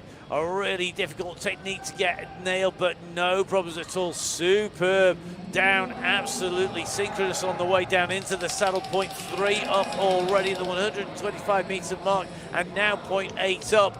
But now they've really got to drive on. Remember, they set a faster time than Belgium in qualification. This is going to be critical. 1.2 up now. They've got to keep picking up the pace. 1.6, continuing to drive through, keeping it down below the red. Just drifted onto the coaches here, onto that blue band, just as they drop down there. Just trying to hold all that power and contain it, but still get maximum speed. 2 seconds plus now up with 1 lap left to go. They'll go into the fastest spot, but will it be enough? 2.259 still. Take it away a little bit more as they come through. They're going to come through with a fantastic time. 1 minute and 0.773 of a second. The fastest time set today. Now, it's irrespective of qualifying and in our finals. Top spot for Great Britain at the moment. I think that's going to be tough to beat. You're going to have to see somebody really pushing the 60-second barrier if they're going to win this gold now, because that was a fast time. And am I right in thinking, Todd, that the fastest record time is a 58 second ever? Yep, that was set last year in Paris at the Paralympic Games in the Saint-Quentin Velodrome. It was set by those two guys, James Ball and Stephen Lloyd. And yeah, they're in good form this year, I think, too. Well, we will have to see what they can do here. Will they be able to hold on at the top? It's a quick time, sub 1 minute. Phenomenally fast time to set, but these riders put in a great ride to take away the silver medal yesterday in that mixed team sprint along with the Italian women's tandem. Stefano Maroni along with the pilot Francesco Cecchi, the riders for Italy. Fast These Italian tandems are really something special. The way they work together on and off the track, it's really cool to see. They're best friends. It's really a good friendship they have. And you can see that almost going onto the podium. I was watching the riders as they stepped onto the podium at the medal ceremonies, and they were just synchronous in there. They just no pause, no anything. It was instinctive, knowing what the other person was doing, and that was just going for the medal ceremony. So you know, if you think of the hundreds and thousands of kilometres they're putting in on the track, you know, those millions of pedal strokes, and all that track time, it just shows when they're riding, doesn't it? Yeah, and we even talked about before when chains break, it's more or less because the athletes aren't in sync a lot of the times, and so the more you practice, the better results you have. Yeah. The difference is fractions of a second that make the difference. The riders needed to get the absolute maximum out, working together. Time for Italy to show us, can they take away top spot here? So away go Italy, and the time to beat the time from Great Britain, 1 minute and 0.773 of a second. The time set by the British tandem of Ball and Lloyd. At the moment, 0.9 of a second down for Italy, but they now need to pick up the speed, pick up the pace and start to bring that down. 1.59 at the moment down, but they can pick this pace up. Very low on the back here, you can just see the head touch the low at the back here by Maroni, just keeping out of the wind but losing the ground here at the moment to the British tandem. The time gap between first and second place at the moment is 2.244 of a second. They can't drift beyond that, and they're at 2.145 at the moment with 1 more lap to go. They need to hold on. They will want to slot into second place if they can't take first. They've just picked that pace up. They've gone back inside the 2 second marker. They should have enough margin as they go through. They go into second place at the moment, and that means they're assured of a medal. Will it be a bronze medal? Will it be a silver medal? Well, we will have to find out. At the moment, Great Britain in 1, Italy in 2. Both teams guaranteed a medal of some colour, with Australia still to make their way to that start. The Australian team of Zakaria and Perez. Perez showing fantastic power from the start when we saw that Australian team, and they really opened up a gap at the start of that mixed team race. There's some big power. I mean, a phenomenal amount of watching. Power small city. Half of Rio probably with the power these two put down. They certainly have a lot, and you know, if you look at these guys' quads, they're gigantic as well. I mean, I think each of their quads probably has its own gravitational field. They're huge, just and it's massive, but it's not all about big power. It is about technique. It's about speed. It's about stamina. You can have as much power as you want, but if it only lasts for a second or two, you're going to struggle when you've got a minute to beat out on the track. Australia, the team that took victory in our mixed team sprint, part of that team, the team of Perez and Zakaria.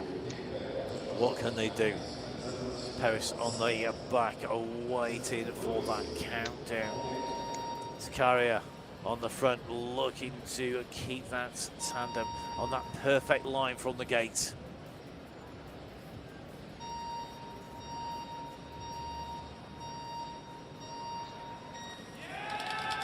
So huge effort, big breathing out as they pull through, using that massive power to drive through. They come around the centre of the turnout, the saddle. We're going to go down into the saddle as they come around into the next turn. They do as they come down the pace. Well, they're in touch, 0.224 of a second. Now 0.4 at the 1 lap marker. This is going to be very close indeed. The time to beat still that time of the GB tandem, 1 minute, 0.773 of a second. Where they're going to be, they're at 0.8 of a second. They're holding second place here, drifting high on that turn up over the red line, as Todd suggested. A number of the teams may well do. All that power, all that speed. They need gravity on their side to stay down low. They've got to push now with 1.170 with a lap to go. That's surely going to be too much for gold. Can they hold on to take bronze? The time to the Italian team are 1.784. They are going to go through 1.225 down on the winning time. They take away second place for Australia. The world champions will be Great Britain, with Bull and Lloyd taking away top spot. Australia taking away second place with Perez and Zakaria, and Italy taking away third place with Moroni and Cecchi. Fantastic racing. GB team doing as you said there, Todd. Good spot, keeping an eye on those, and just keeping that bit in reserve. If you know that you've got enough pace to qualify, that is very smart. You know, there's some confidence there to do that. Yeah, they came in motivated this morning. I think they had a little chip on their shoulder, and they were ready to prove that they're still the best this year, and they came out and did it. And it will be proven. We'll be seeing the riders making the way on to the podium, the awards ceremonies for the first half of the racing coming up. Good to see the Brazilian fans down here. Now, the Brazilian fans that we see out and around are very supportive, and we see that time and time again across all sorts of disciplines. Had the pleasure of putting words to the action to the mountain bike eliminator that's come from Brazil, to BMX that's come from South America, and the whole of the continent. Really very, very vocal supporters. Yeah, they're really a great country with a lot of enthusiastic supporters. We've been here, you know, this is the third time we've been here, and we always enjoy coming back to Brazil. Plus, they have one of their greatest riders completing later today, and I think they're ready to support Lauro Cesar Shaman and hope to see a gold medal for Brazil after these ceremonies. And we saw a gold medal for Brazil yesterday. We saw two Brazilian medals, and it was a phenomenal ride by Sabrina Custodia de Silva, who we just actually saw on our screens, just warming up on the rolls on the turbo. She's going to be taking part in the scratch race a little bit later on in the women's C1 competition.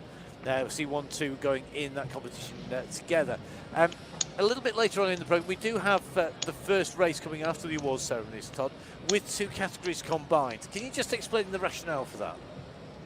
Yeah, so there's just a regulation in our rule book that says that if there's a certain number of athletes that we don't reach, which the number is 6, we then combine up with the next class. And so there's not 6 athletes in the women's C1 class, and so we've pushed them up, and they compete together as one race.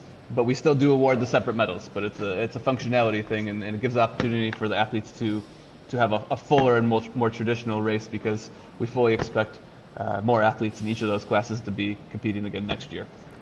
And it gives that experience, doesn't it, of riding in the bunch and in the numbers. And that's one of the things that track time racing in a major competition with more riders at the start. It's an intimidating place sitting on the line of a world championship for the first time. And that is something that takes some getting used to, particularly when you've got more riders around you. And I think that is one of the important things where development and movement forward is about putting more numbers down. It's about increasing those field sizes.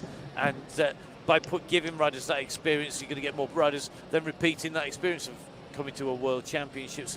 And it isn't quite that big scary thing the second time around, where you have a world championship with a lot of riders around you. Talking to a lot of people, they feel that. It's and that doesn't matter whether you're on the track, you're in a mountain bike pack, you're sitting on the line of a cyclocross, whatever it is. I think it's very, very true that you do take some getting used to, and I guess the atmosphere here, it is very special. You were in a goldfish bowl. It's that traditional old school bowl that you can look in and everybody's watching you. You're not out of sight anywhere in that track, anywhere on the track or in the centre. It's completely different from the road. You have this stadium, everyone's looking in on you, climate controlled. You have everything in your control, except for the racing, of course. And then that's where you got to go out and prove yourself and make sure you're prepared and experienced enough to show your stuff on the big stage. And in terms of experience and our riders here, we've got riders who are some of the real superstars of paracycling, who really are established. But we've got riders just moving into paracycling, and some of our newer riders taking to the start. There's a real mix of experience, isn't there, across the race categories? Yeah, there's so many different categories and so many different athletes and their experience, especially on the track, because not everybody has really great access to tracks all the time, all year round. We have some athletes who just recently arrived from Kenya who are going to get on the track probably tomorrow morning for the first time in a couple of weeks. And we're really excited to see what they can do. But we've also got some athletes such as, especially in the MC4 and MC5 categories, who are semi-professional riders as well, riding not just in para, but in a number of different major races all around the world too. And in terms of being semi-professional, it's not just about the training time, is it? It's not just about, in a lot of ways, it's not about the training time or the time on track. It's actually about that recovery time, that you're not filling that by doing a full-time job, by having to do adulting, something I'm particularly poor at. If I hadn't have had to have a job, I could have been a world champion. No, I couldn't. I didn't have the genetics, not even close. But I think it's that thing, isn't it? It's the bits you don't see. It's that rest, it's that recovery, it's that letting yourself build back up again. It's about getting enough sleep. It's as simple as that. If you got if the alarm clock's going off for going to work at whatever silly o'clock time it is, it all impacts then, and you're not able to have maybe that same build-up. We're all humans to start with. Then all these athletes are athletes to be concluded, not just para-athletes. And so many of them are working jobs. They have families. They have other things, and they're still finding the way to get on the track and train and try to do the best they can. And as we see the sport grow over the years, we kind of hope that more and more of these athletes can be semi-professional, professional. We've had a number of athletes start to even sign professional contracts with some of the world tour teams over the last couple years to get some support from them. And that's been a really fantastic development of paracycling to see that those teams on the really big stage are starting to buy into what paracycling can do and seeing the value of that too. Yeah, totally. I'm almost. I think for me, it really shows. I was thinking about the fact that we're getting support of the big professional teams, and it isn't mandatory for any of the teams to do that. It's in cyclocross, there's to develop women's cycling and women's cyclocross. There was a stipulation that the teams, for example, had to have a set number if they wanted to be top level team. They had to have an allocation of female cyclists as well as women's cyclists as men's cyclists. There's no allocation out there, so it's the teams taking it on and looking at the parasport and thinking, this is good for us, because all race sponsors want exposure, and it's a great way to get that and to get exposure, because for a commercial company, that is one of the key results, isn't it? That they're going out and they're actually getting that exposure. And parasport, as you said, some real superstars, particularly here in Brazil. Yeah, I mean we have 48 medals being offered at this championship, and so there's a lot of opportunities to award a number of different rainbow jerseys and world championships to many different countries who can take it back and hope to capitalize on that and increase cycling in their country. Yesterday alone we had 17 countries who finished on the medal table after just day one. So that's almost half the countries here who've already won a medal in Rio after one day of competition so far. And that phenomenon shows what a spread of talent we have across the globe, doesn't it? To have 50% of over 50% of the countries with a medal so far, and that list of nations, I'm sure you're looking to grow that further and bigger and wider around the globe as we go forward. Just taking a little bit of a look down into that track centre at the moment, a number of the riders have done and dusted. We saw a lot of the riders continue to stay down into the track centre into the end of the racing, supporting their teammates. It's one of the key parts of being in part of that team, isn't it? Most of the riders, not all, but most of the riders will be supporting the rest of the team who are racing. Even if they've got another race tomorrow or on Saturday or on Sunday, they're still going to be there supporting the riders. That team spirit is really strong down there, isn't it? Absolutely, yeah. And these ceremonies coming up right here are mid-session, so some athletes are still focusing on their races to come. But usually, once the day is over of racing for these athletes, they're usually crowding around the ceremony plaza, cheering on all the athletes, their teammates, and making it really loud. The cool thing about track 2 is that the podium is inside the field of play, and so the spectators themselves can't get too close, but the athletes and the teams can get really, really close to the athletes and really show them their support as well too. So the riders will be up on that podium stage and making their way up there. The presentation parties being assembled. It's a key part of the championships, and something probably that a lot of people don't see. It's something that there's a lot of thought goes into is the awards ceremony, to give the riders that due recognition of their achievement of achieving a medal at the World Championships, but also so that it's done efficiently and smoothly as well. I'm not sure how many rehearsals you've had down there, Todd. I think the record number I've seen is 21 rehearsals at a championship. I'm hoping that you beat that by some margin and had a few less than that. No world records in that area this week. It was a world record for the worst rehearsals that we ever had that I've ever been at. It was a lot of rehearsals to talk through. We take these ceremonies really seriously, though. It's really important that the athletes get the recognition that they deserve, and so we were here Wednesday practicing for a couple hours at least, between sound, audio, video, to make sure everyone's ready. And we have a number of great volunteers who are putting their time to help present the gifts and the medals to these athletes here. And it's often a very underrated role, is that of the people who are bringing on those medals and trophies, keeping the respect for the rainbow jersey, for the medals, for the riders as well, and of course also bringing those VIPs on who, whilst VIP is often a derided, so for me it's very important because they're figureheads of the organisation, they're figureheads of the volunteers, they are representing the whole of the mass of people who come together to make the championships happen, whether that's governing body representatives, whether that's local governing body representatives or national governing body representatives, or whether it's somebody from the local council or just somebody from the volunteer team or the local club. It's really an honor to have that opportunity. I've been lucky enough in some past jobs to have the opportunity to give medals to athletes and give gifts to athletes, and you take it really seriously because it's really special to see those athletes at their peak, getting their medal and just being so happy. And I mean, backstage, I think it's really cool too with the volunteers. There's a good atmosphere.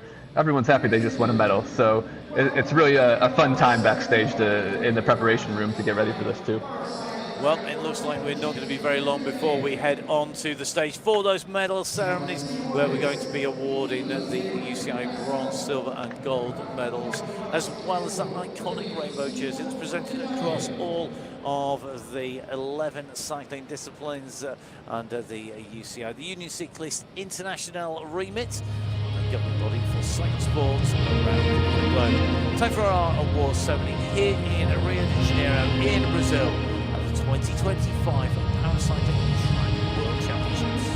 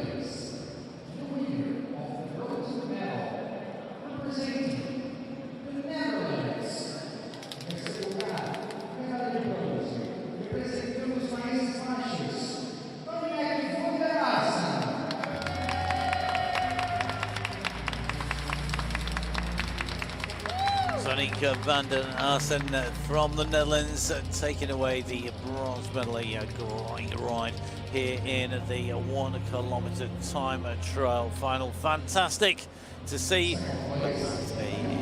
fantastic result for Vander, a proud bronze medalist on the stage.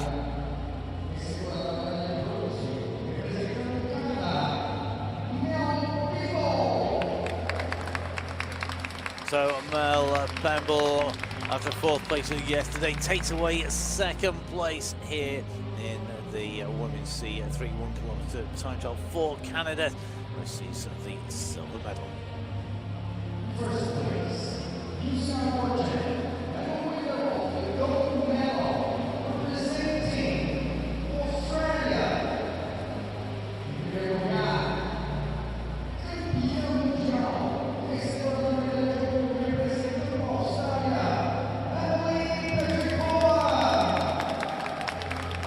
Days, 2 races, 2 gold medals and 2 world championship jerseys for Emily Petricola of Australia. A phenomenal ride. Her winning time 1 minute 14.630 seconds for the 1 kilometer time trial. The UCI World Champion for 2025 in the women's C3 1 kilometer time trial.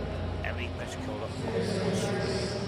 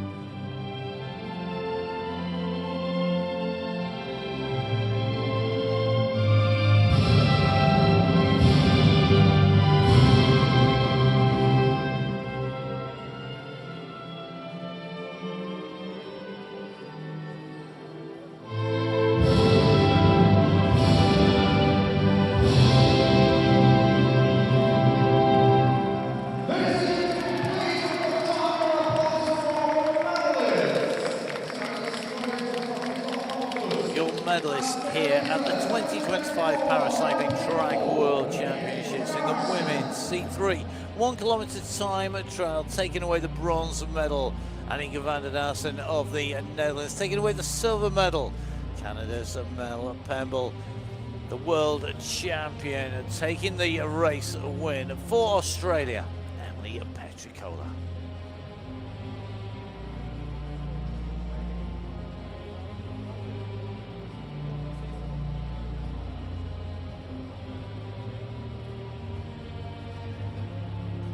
Well, no stranger to the duties, the fantastic thermos mode there with the rainbow bands added to the collection of rainbow goodies. And you can see Emily Petricola already ready, waiting for the pen to sign her name. Here we go.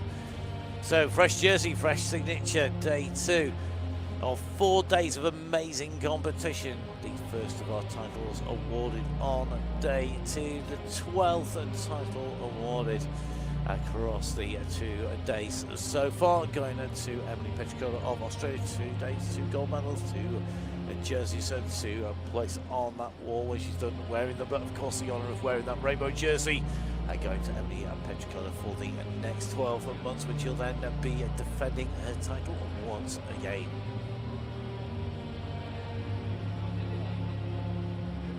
So don't forget, you can follow all the action on social media. Just look out for the hashtag. Hashtag is Rio 2025.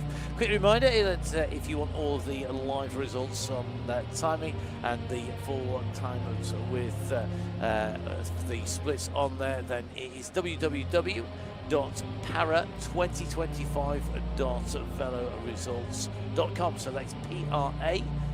Then the numbers 2025.veloresults, VELORESULTS.com, COM. And from there you'll find all of the results from the day across the 4 days and the lifetime experience on there. Don't forget, of course, you get the results, and you get to that link also on the UCI website. It's www.uci.org.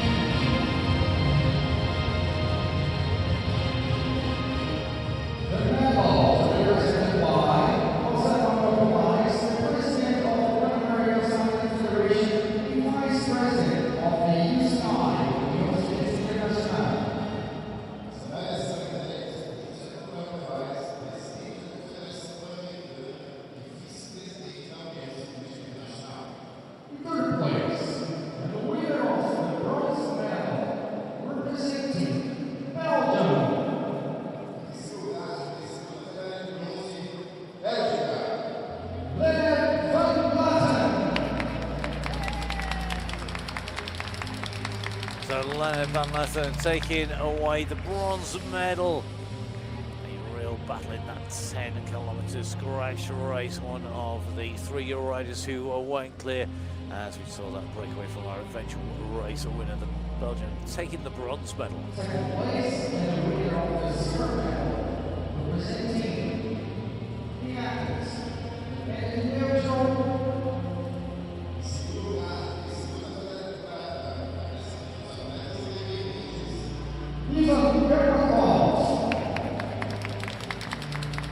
So even Makov takes away the silver medal here today. He was in that chasing duo with Van Leith, and then towards the end of the race able to power clear and to take second place. First place, UCI.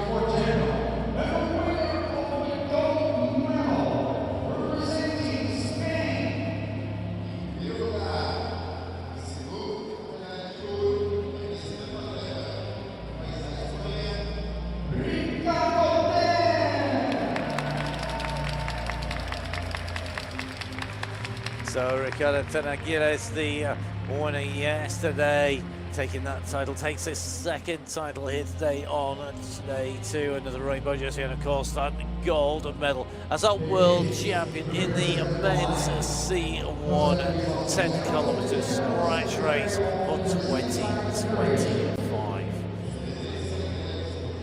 A phenomenal performance by Ricardo, accelerating away early in that race, leaving himself a lot of work to do. He had the confidence in his power, his speed and his stamina, that his pacing was right.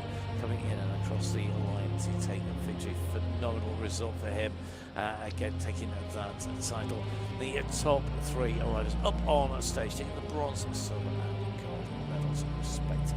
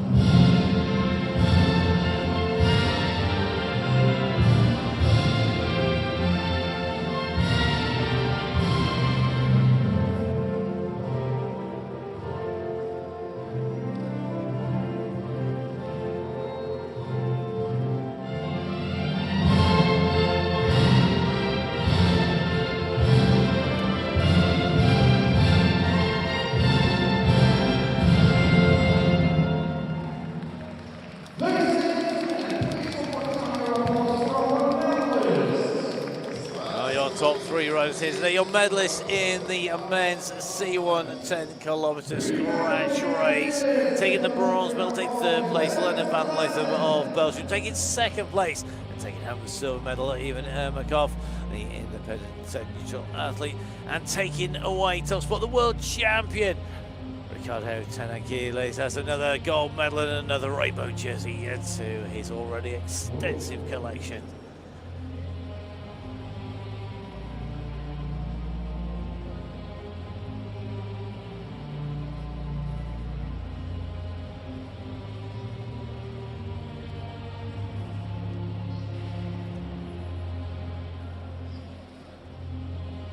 So the next signature added to today's rainbow jersey. A massive thank you to all of our partners who provide everything from jerseys right the way through to support. You can find them on the results page at para2025.results.com across the base there, and of course in the information guide and the technical guides on the UCI website, which is www.uci.org.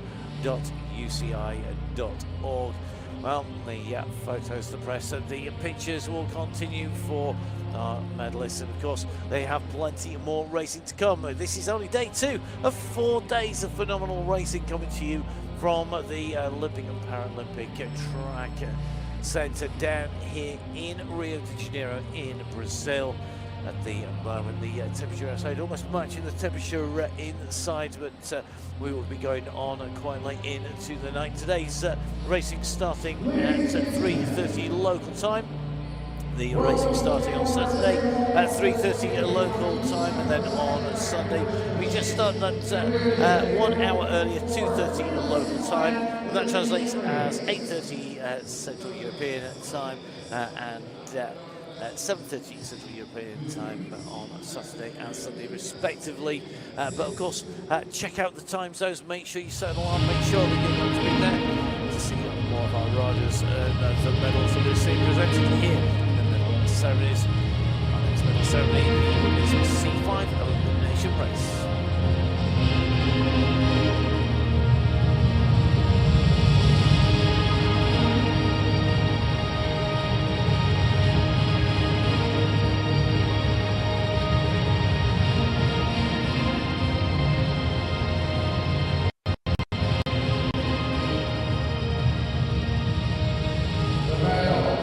Represented by José Pebble,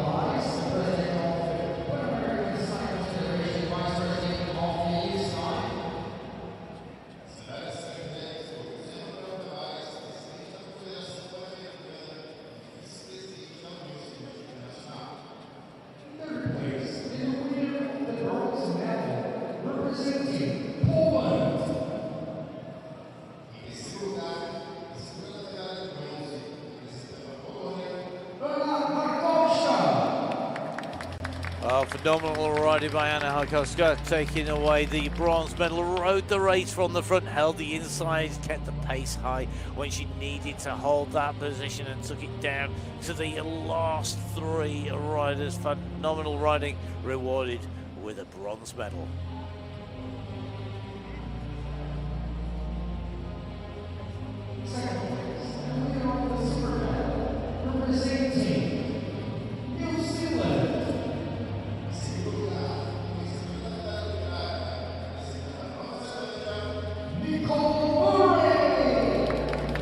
Nicole Murray from New Zealand taking away a second place after dicing with elimination pretty much through the entire race, always doing just enough to stay in, saving energy. Came in the sprint, Nicole Murray taking second place, takes the silver medal.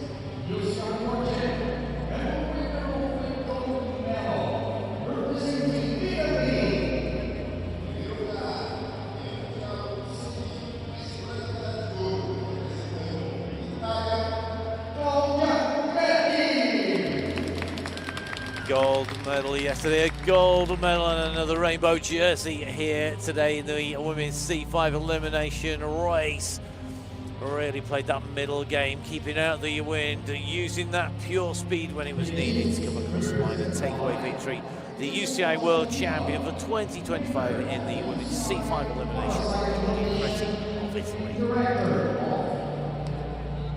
Brazilian Federation sign, bar sign.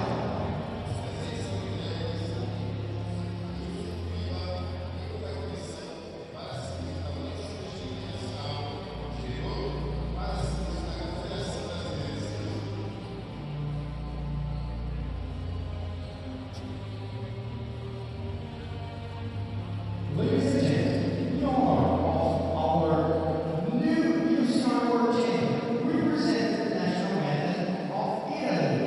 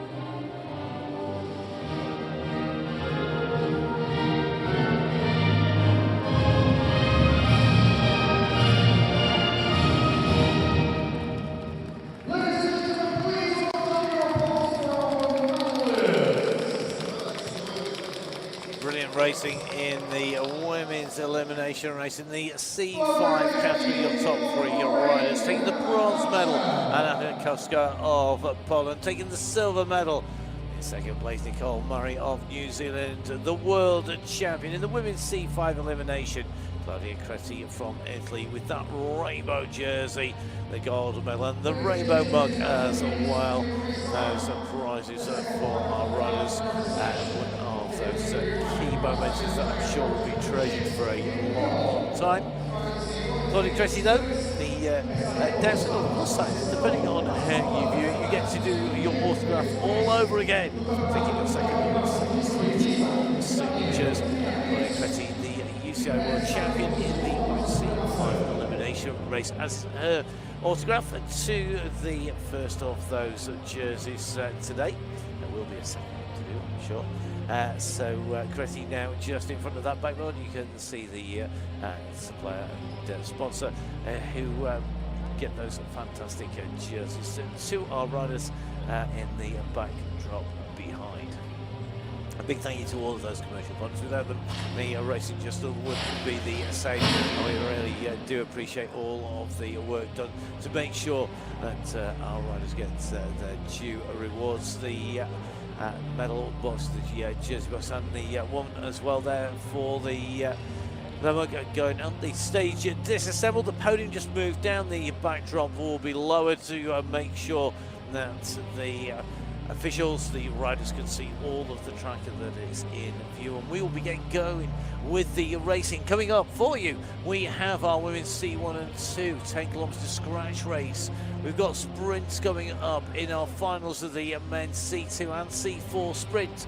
We've got the 1 kilometre time trial coming up for our men's C3 and our women's C4 riders.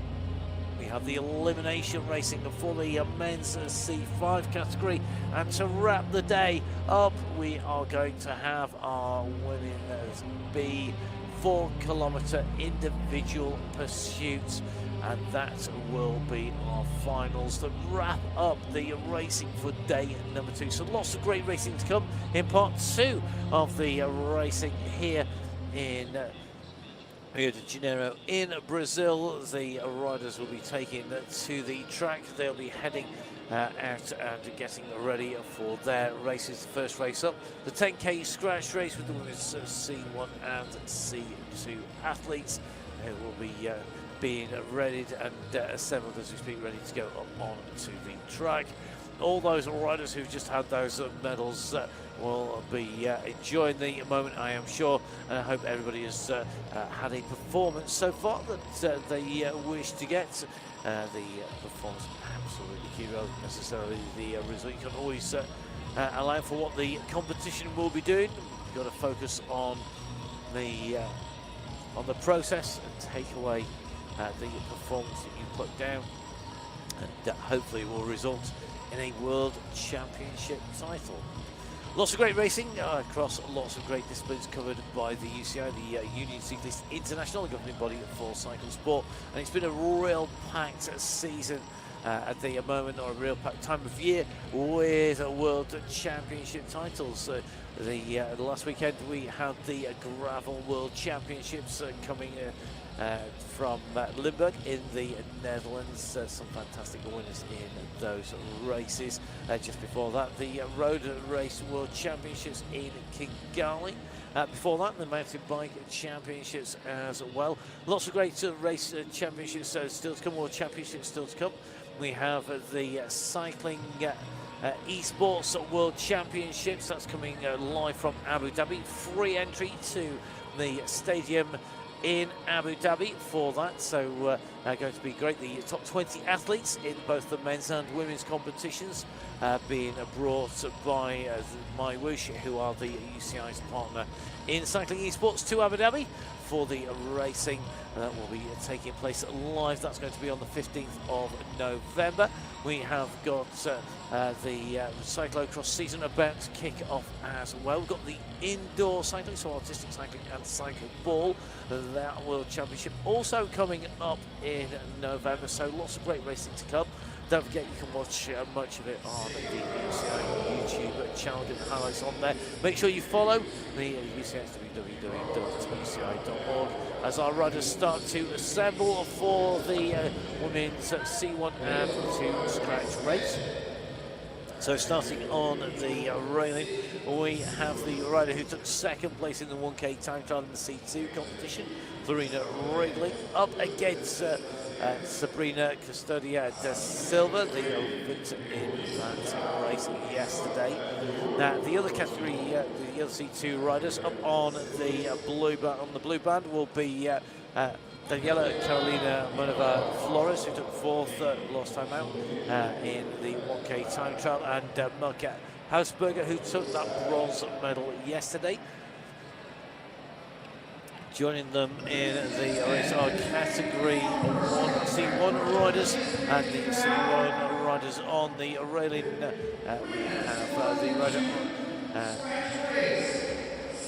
who will be taking the railings for Brazil. That will be Victoria Maria de Camargo Barbosa, who took second place in the 1k time trial in the C1 category, and Natalia Clayton-Goody, who took a race victory. So just taking a look at the moment of the rider who will be looking to go one step better, at least to take a podium here today. All smiles from the Brazilians at the moment. The Victor, very happy world champion yesterday with a phenomenal run in the 1 kilometre time trial.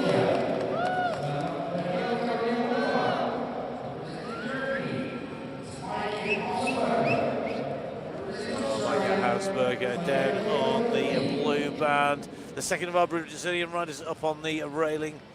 Victoria Maria de Camargo e Barbosa.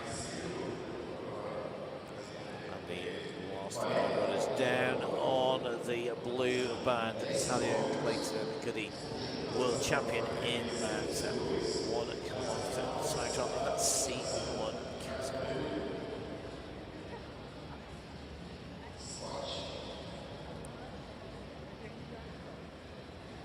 So Verena Riegling of Switzerland will be looking to make the most of the start here, and her stamina, her road speed and endurance. She gets to throw out. The riders will need to be together before the commissaires will let the race go in earnest. So the group needing to get themselves together.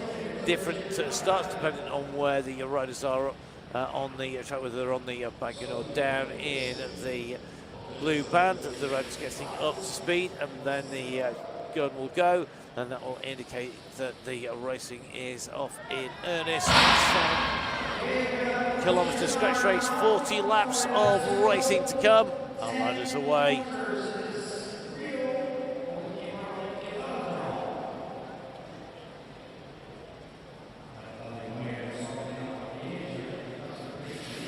The race has been led out by our Colombian rider at the moment. So Manuva Flores leading this race at the moment, just stayed down low over the top though. Sabrina Custodia de Silva, the winner in that C2 time trial yesterday, just taking that higher line, building up the speed, holding the pace here, and looking to keep things going pretty quickly here from the get-go. Riegling biding her time in making the move back across, right on her heels. The red from Australia, Natalia Clayton-Goody.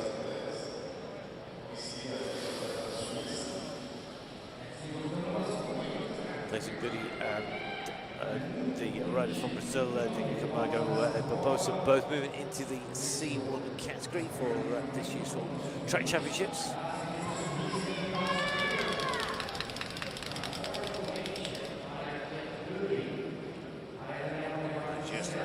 More pace just being injected onto the front here by the Colombian rider. Brazilian rider very quickly coming up to that speed, getting onto the wheel of Manuva Flores. Riegling still having to close that gap down to just pull back the riders in front. Colombian moves up the banking, leaves the way open, but you can just see there Custodia de Silva not wanting to tow everybody along, moves up the banking here, looking to see who else is going to be interested in taking on some of the work on the front.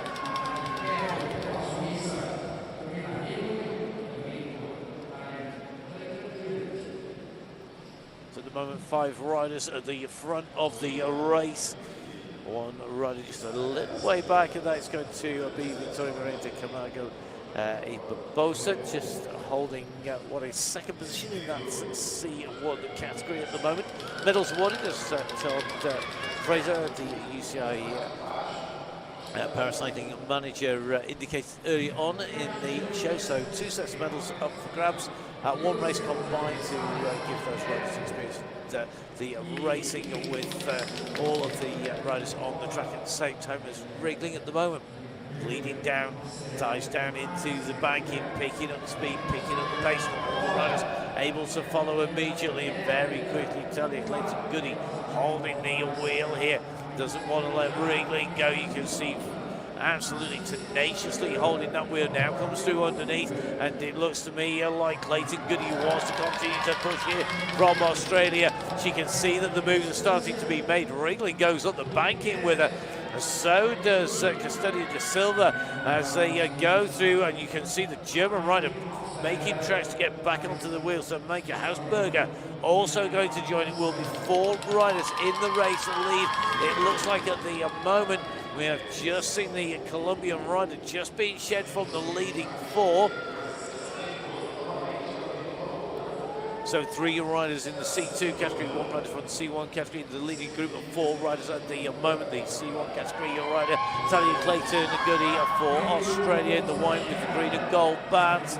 The category C2 riders, well, you can see that we have got the Brazilian colours here, Custodio de Silva, the rider on the front at the moment. We've also got Florina Wriggling of Switzerland with the white and red, and in the back of Germany you can see the rider holding the back of that line.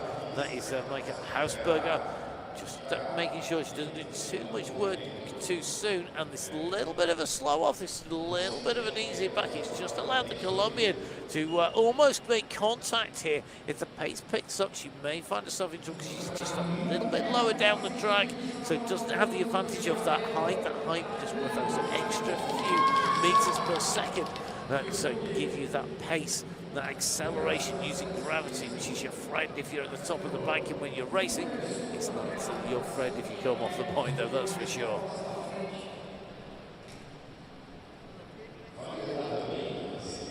So with 28 laps to go, the leaders just starting to lap the riders now, who are now going to be shown as down a lap and then down 2 or 3, depending on how many laps you're on behind the race leaders. The race leader and all the riders on the same lap, shown with the time difference between them. Behind that, then it's the number of laps behind. If you all wanted the live scoring, don't forget www.para2025.velororesorts.com. As we see our race leader just squeezing on here, Wrigley, just leave that little bit more of a gap. Australian right on the wheels. Clayton Goody maximising the draft effect, maximising the amount of energy she's saving by holding the wheels at the moment.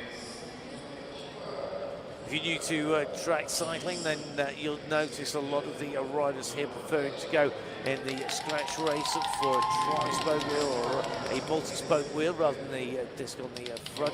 A number of the riders using shallow rims, quite shallow rims as well. One of the reasons, although there's a little bit of performance gain in the disc, there's more mass to accelerate up. If you're accelerating, it's also got more mass and slightly less easy. It's a matter of degrees. It's only very, very fine differences between the wheels, but it does make a difference. And those extra 5 watts or so, a little bit harder to push, but that you need when you're moving from a disc to a multi-spoke wheel. But the advantage of being able to accelerate, to steer, to be precise, well worth it when you make your way around. When you're out on the track on your own 2 discs, well, it is a very pure way of riding the bike. It looks super cool, but this is definitely the preferred option for most riders when you come to the mass start races. At the moment, this is the 10-kilometre scratch race.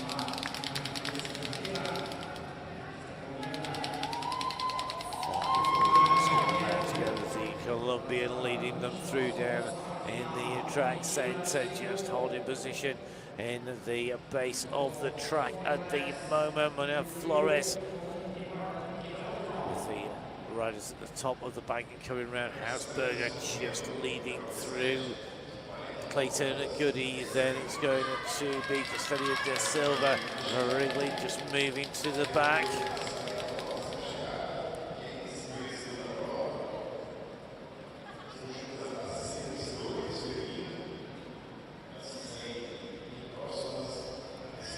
Approaching half race distance, just over 7.5 minutes of racing time on the track in this, the first of our races after our award ceremonies, the first award ceremonies of the evening in this race. 5 riders clear at the front of the race on your screen at the moment, led by Wrigley, who's just on the back, moving to the front, very quickly being marked there by the Colombian rider Manuel Flores. Flores just holding station and doesn't want to let that draft go. As we see her move down the inside here, it's an attack from Brazil as she goes up on her countrywoman. You can see just going up high, just looking to see if anybody's gone with her. Puts in the pace. I think Sabrina Custodian de Silva wanted to take maybe one or two riders with her, just looking to see who was going. Not particularly necessarily wanting to cover the full 20 laps left, the half race distance on her own, but has that move shed Wriggling. Wriggling comes down on the inside. Wriggling dives down. A counter attack goes from the Swiss rider, and now the rider who's just been on the attack has to answer, and the Brazilian rider Custodian de Silva really having to work now to get onto the wheels of Florina Wriggling. Wriggling on the front, really looking to break this race apart now. Will she be able to try and take a lap on the rest of the riders? It's a big ask, but we've got half race distance left. Behind you can see Hausberger along with Clayton Goody very quickly onto the wheels with Sabrina Custodian de Silva. They move up the track as Hausberger eases off, looking for somebody else to pick up the pace, to take up the chase here. And at the moment, this is playing into the hands of Wriggling. Wriggling now approaching 15 laps to go. Nearly 10 minutes of racing done. The gap has opened, and it's opening very quickly indeed. As we just take a little bit of a look down at the track centre, you can see Wriggling comes around the top of the banking. 15 laps to go, and the gap has gone. She has escaped. The rest of the riders now have to decide, are they going to be content with chasing, because the gap now almost half a lap between our race leader and the nearest riders to it. You can see her come around the top of the banking. Great shot here as we look down. It's got over half a lap here. She's going to in fact be nearer to the riders in front than they are to her. If she can take the lap, that's going to put her in a great position, because all she'll need to do is just finish with the rest of the riders, and she'll know that she's going to be assured of the gold medal. It's going to put her in a strong position. Can Wriggling make that catch? Can she go round and catch all the rest of the riders? Fantastic power, pace and performance, and here she comes. You can see she's catching the group. She's going to be on to them very, very quickly. They will have conceded the lap to Wriggling. Wriggling will have put in a big effort, and will we see a counter move go? She's not made contact yet. She's got to get to the back of that group to be counted in the group, but she's coming quickly. She's going to dive down here, I think, and make sure that she gets that lap awarded. If the group is strong enough, they can take that lap back, but the way that we've just seen Florina Wriggling take the lap, it shows you a phenomenal road rider, great track rider, onto the heels, onto the back wheels of the riders in front. That is the catch made, and Florina Wriggling now the only rider on the same number of laps. But what she can't do is relax too much. She can't let that gap go again. She doesn't want to give that lap back, which can happen. 10 laps to go. Quarter race distance left. Remember that this is one race, 2 sets of medals. At the moment, our Australian rider in that group, Talia Clayton Goody, leading the C1 race. There's the C1 race, second place at the moment, Victoria Maria de Camargo e Barbosa. In terms of the C2 riders, all the riders in that lead group, with the exception of the Australian in C2 category. Wriggling leading at the moment, and then the group that are the 3 riders at the moment, led by Hausberger of Germany, the Colombian rider Minerva Flores in that group, and the rider from Brazil, Custodian de Silva.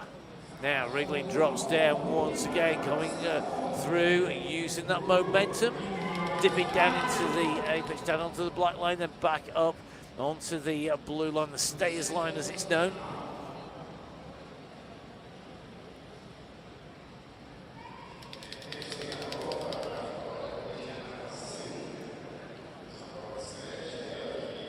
So now for Wriggling, the worst of the work done, or it should be.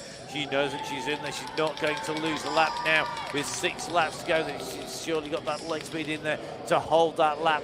It's going to be all about who can take silver and bronze, who's going to be on the podium, who's going to just miss out in that C2 category. 3 athletes, 2 medals left to go at. Wrigley has to get around safely, remember, to that race finish, even though she's up a lap, but it's about staying out. I'm sure she's doing that by staying on the front. Hausberger now comes over the top of response, coming from Clayton Goody. Clayton Goody very quickly onto Wrigley's wheel. The Colombian dives in 3rd wheel here, so does the Brazilian, and you can see the pressure coming on from Wrigley with 5 laps left to go. This is going to be played into the advantage of those riders who didn't want it to come down to a sprint, who wanted a fast, long run into that finish. Will Wrigley lead them all the way around for the next 4 laps? Surely, but she's looking on fire. A flick at the elbow. Up she goes. Up goes Clayton Goody. Up goes Castalia de Silva over the top. She's going to go with a big push here. So now the Brazilian goes. This is a bid for the silver medal. She's gone clear. She's opened up the gap. She may be a lap down. 3 laps to go. And this is where the push is coming. She took the win in the kilometre time and trial. She's leading out the race at the moment in terms of the race for 2nd place, and the riders on the track. But remember, our Swiss rider is 1 lap up on everybody else. Lorena Wrigley secure in that number 1 spot. Meanwhile, you can just see the cheers coming from the support. The flags are waving, the bell rings, the Brazilian out in front. Wrigley now has got Hausberger for company, and the leader of the C1 category race, Clayton Goody from Australia, comes up alongside Wrigley. We're into that final lap. This is the run for the line, and now comes Hausberger. Hausberger could nick this, otherwise she could have stolen it in the last few meters. We are going to see who takes away the 2nd place of that. A phenomenal race coming in around. Wrigley with the victory, but behind Castalia de Silva being chased down by Hausberger coming into that finish. Hausberger, I think, is going to be credited with being first over the line in that group, and that is going to give her the silver medal. Castalia de Silva, after that brave and bold move to go clear on the front, it looks like she is going to be taking away a bronze medal here for Brazil. Hausberger had been playing the waiting game. You could see that she was more content to take it to that sprint, that final run to the line. She closed up the ground incredibly coming into that finish. Great race finish as they came in through the women's 10-kilometre scratch race, taking the race win. Florina Wrigley of Switzerland taking 2nd place to make it. Hausberger of Germany taking 3rd.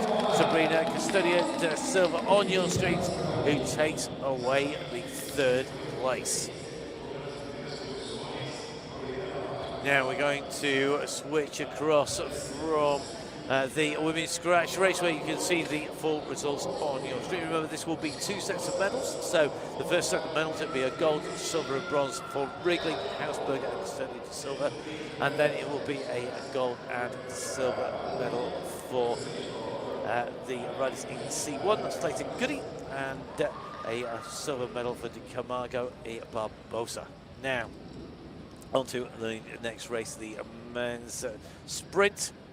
Remember, the riders moving through into our final. Making their way into the finals. Alexander Lote of France, sandwiched in between our Australian rider, Gordon Allen, down nearest to track centre on the outside from the Netherlands, Hidebeur.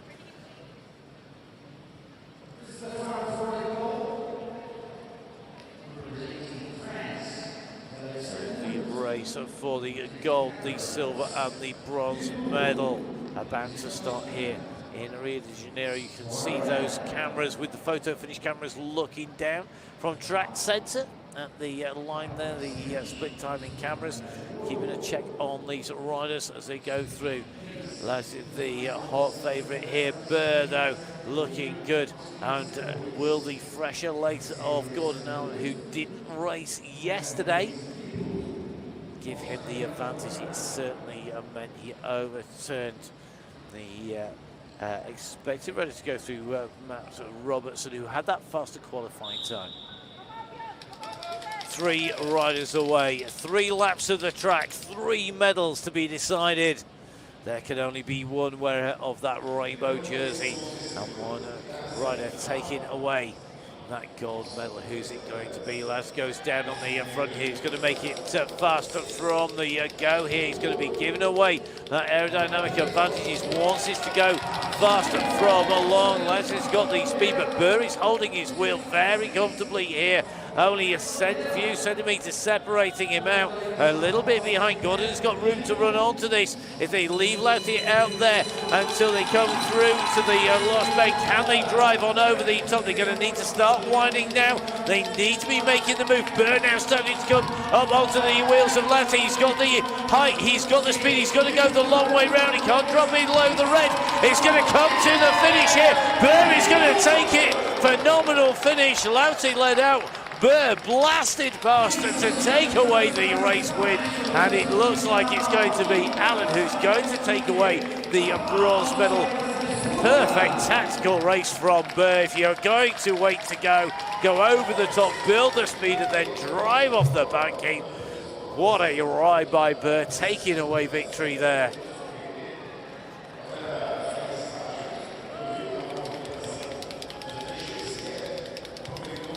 So Burr of the Netherlands confirmed as the winner. His time through those last 200 meters, 12.077 of a second. So 12 seconds to give that last spot of that race. We're taking victory ahead of Alexander Loughty, the rider who took victory in the 10K, unable to repeat that feat here today.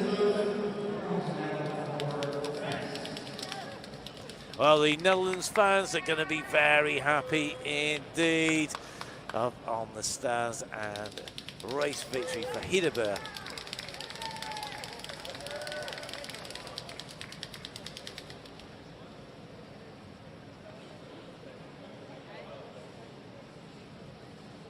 So the time's confirmed on our screen. Burr with the win in the sprint in the men's C2 race here today on day 2 of the 2025 Paracycling Track World Championships, taking that race victory from Alexander Loughty in second place, and the third place going to Australian rider Gordon Allen. The congratulations down there for the race winner as he gets off the bike, making his way back in towards track centre as we switch across from our sprinting across to the 1 kilometre time trial. That 1 kilometre time trial is going to be kicking off. That is going to be the riders just down on to the line. It's going, I think, to be our first rider away. And it is indeed the Brazilian rider.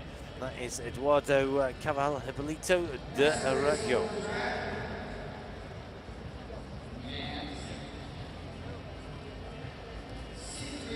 So the Brazilians are bike readied in that gate.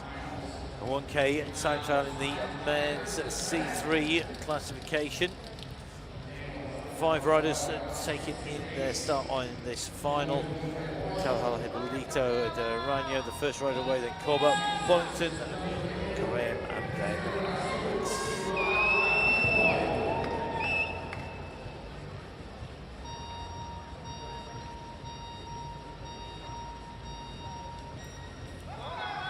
so the Brazilian away on the home track here, looking to build that momentum, looking to build that speed that he can then maintain, if not increase all the way into that race finish. The speed's picking up all the way through down onto the aero bars.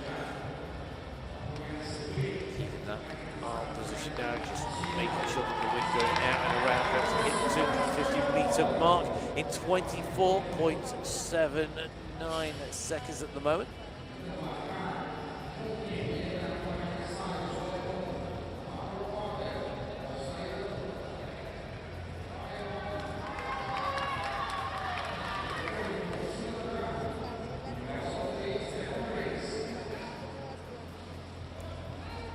So over half race distance, the clock ticks onwards. First rider out on the track, the Brazilian rider on home turf here, 625 done, the 750, 3 laps done now in 1:01, so 1 minute 1 second. The fractions, well, 0.408, the tenths, hundredths and thousandths of a second, as he makes his way around at the last section of track to go. Here we go, 1,000 metres coming up, the 1K marker is here as he crosses the line. 44 kilometres an hour, a 1 minute 20.3 second time. It puts him into position with the first of our riders away in the men's C3 1 kilometre time trial. Our next rider up, well, that's the rider who took 4th place in the racing yesterday. Some great racing. Do make sure you have a watch back if you haven't seen the racing already.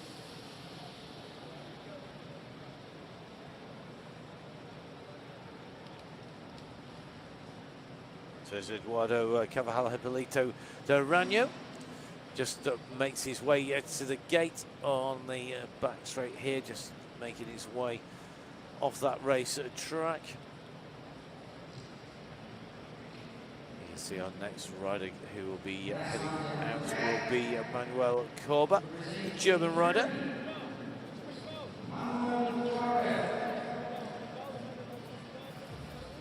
So Korber ascends to the track, coming out from that track centre. The track centre just a little bit lower down.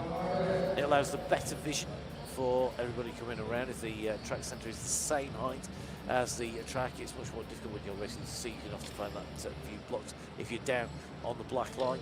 By dropping everybody down lower, it means that you can have more structure inside without obscuring the view of the riders. Just that little bit safer. You can work out as a rider, maybe on the black line going slower if you're coming around on a fast lap.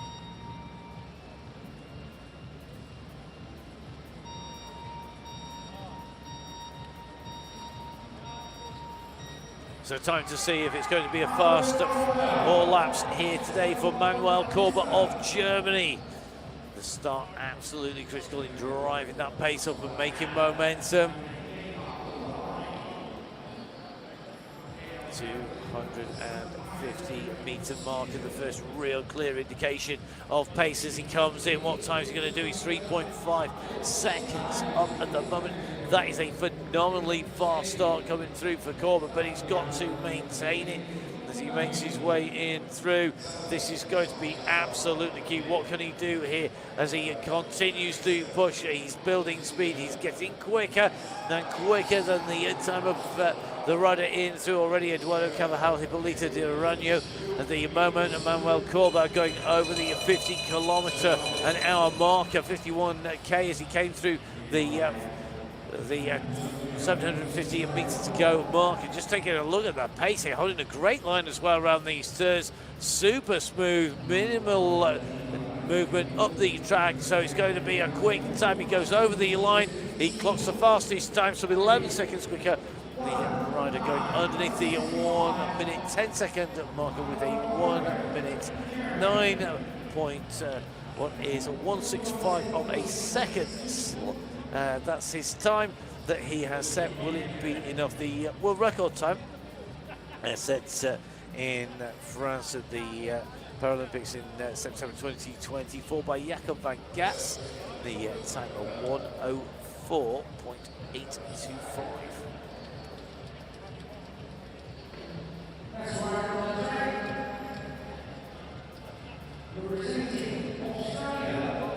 So Corey Boddington, the rider who took victory in the sprint competition yesterday, can he extend that speed over the 1,000 metres rather than just beating the opposition rider versus a rider? You can see the timing chip down on the bike as he goes down goes the visor.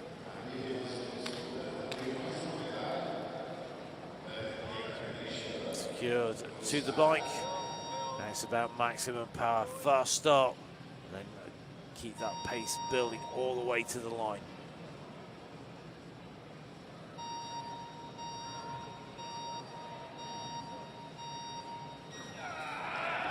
Corey Boddington away here, driving down. You see very upright, those initial pushes down through the pedal. A little bit of deviation on the line, but he's pushing a big gear around and starting to build up that pace. He's 0.8 up at the 125-metre marker.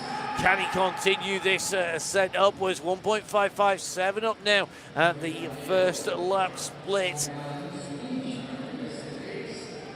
Picking up pace, 2.2 seconds quicker now, fastest at each of the splits so far, 3 seconds up. Corey Boddington really on form here, really laid down the marker for Finley Graham and Devon Briggs, the runners who finished behind him in the sprint. But will he start to fade as he comes into the last kilometre? 3.58, he's already now at 5.679. He's continued to push. The run for the line comes. It's going to be a phenomenal time, surely, as he comes towards the line. He's going to be inside the world record. A 1 minute, 2.848. Corey Boddington sets the world record. He breaks the time of Jaco van Gessel, 104.812.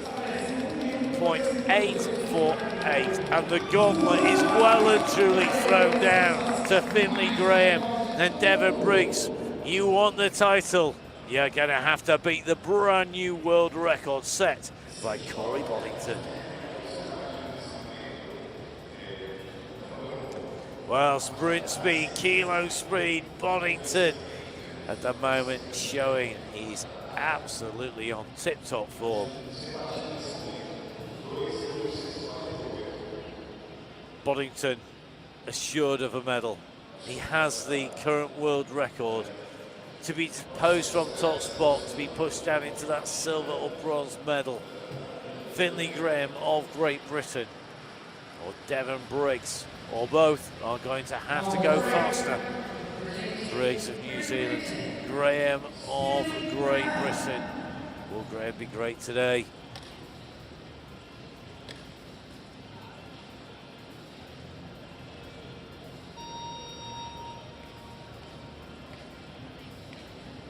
Graham has just seen that world record be broken.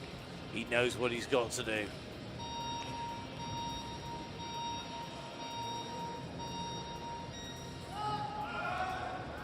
So away goes Finley Graham from Great Britain. Building that speed, building that pace. He's going to want to be in touch as we come through the splits. They're going to see what the gap is at the moment. He's at the third fastest time, with Manuel Corba going through that split quicker than Finley Graham. But as we come to the first lap split, Graham now starting to build speed. He's got to start pulling back that gap as we go towards the later stages of this race. At the moment, 2.7 seconds down. The time to beat of Corba is 6.3 seconds behind the time of Boddington at 1:09. The time to beat to push yourself into second place.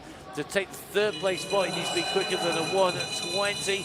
3 laps done at the moment. He's within touches of 4.7 seconds of the race leader. He can't afford to lose too much more time. In fact, he's now gone quicker. Corba just dropping down as he comes in over the line. What's it going to be? Graham is going to slot into second place. So Corey Boddington holding top spot at the moment. Finley Graham in second. The time of Graham, a 1:08.376. That puts him into second place, so assured of either the silver or the bronze medal. Finley Graham from Great Britain. Corey Boddington assured either of a gold or silver medal, with one more rider left to go, but that rider is Devon Briggs. Now Briggs, phenomenal riding to take away second place in that sprint. Boddington and Briggs' time in the sprint qualification, they were separated by 0.2 of a second. It came down to a battle between the two riders in the final of the sprint, but this is the kilo. This is about holding the pace for 1,000 metres to come through and be able to completely empty the tank in a minute.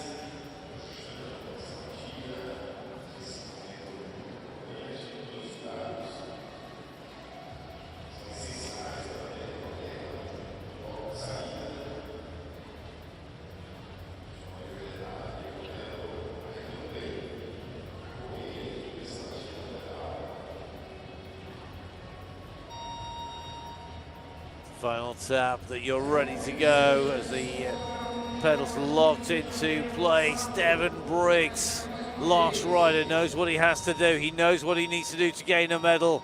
Time to prove what he's got. The New Zealand rider away. This will be key.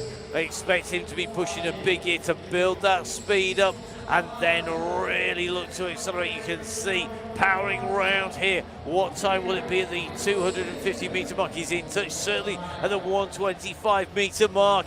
Devon Briggs from New Zealand, 250 covered, 0.9 down at the moment in second place. The gap between Boddington and Graham, 5.5 seconds at the 1,000 metre mark. At the moment, Briggs sitting in between the first and second place riders as they finished. He's in second place provisionally at the moment, but he needs to keep this pace high. He can't afford to lose time at the moment. He's 2.275 seconds down. He's got one more lap to go. He's on target for that second place. The drive is in touch, nice and low. Great position from Devon Briggs here as he powers his way around, 3 seconds down. It should be secure. He's coming round to the line. What time will he set? Devon Briggs comes over the line. He takes second place. That's going to be rewarded with the silver medal. Boddington, with the new world record, will be the world champion. Devon Briggs will take second place, and Finley Graham taking third place in the men's C3 1 kilometre time trial. So that new world record of Corey Boddington smashing the record set by Jacob van Gas in the Paris Velodrome in September of 2024. Well, that 104 was broken, and the time coming down a 102.848, the time for Corey Boddington of Australia, taking top spot ahead of New Zealand's Devon Briggs in second and Great Britain's Finley Graham in third. Rounding out the top five, well, Manuel Corba of Germany in fourth, and Eduardo Gabriel Hipólito de Aranjo of Brazil taking fifth place. We'll be seeing our medalists on that stage at the end of this session of racing, as we get ready to move to our next race.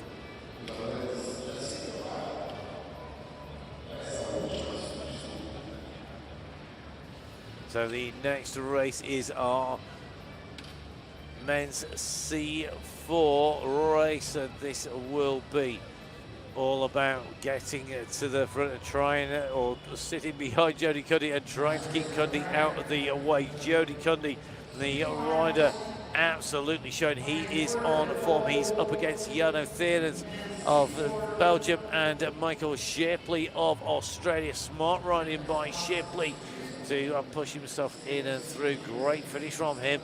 What can the two riders above Jody Cundy do about Cundy's speed, his pace? Cundy taking the win yesterday in the 1 kilometre time trial, 1,000 metres of racing. This, though, it is 3 laps, and the only thing that matters is beating the competition over that finish line.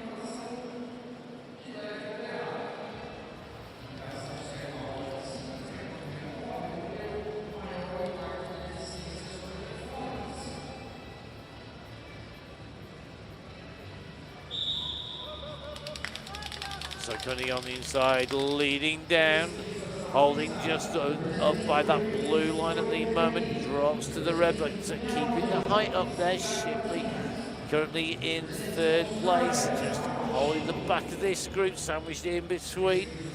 Jarno Therens looking to wind this up, taking the high ground. Shipley just ducking and diving just behind Cundy, keeping Cundy guessing, going back into vision. keep out of sight. Cundy keeping that slipstream. Theron's though starting to wind this up, and Shipley having to make a choice here. He needs to make a decision. Which wheel does he want to follow here? He's alternating between the wheels of Cundy and Theron's at the moment. Theron's on the outside, Cundy on the inside. Now you can see Cundy opening up the throttle here. He's going to come diving round towards the line. Jody Cundy throws to the line. He's going to take away race victory. It'll be a second place going in for Jano Theorens, a third place for Michael Shipley. The win going to Cundy, his final time over the last section of that track, 11.220. Jody Cundy looking as imperious as ever. He said no stopping this man at the moment.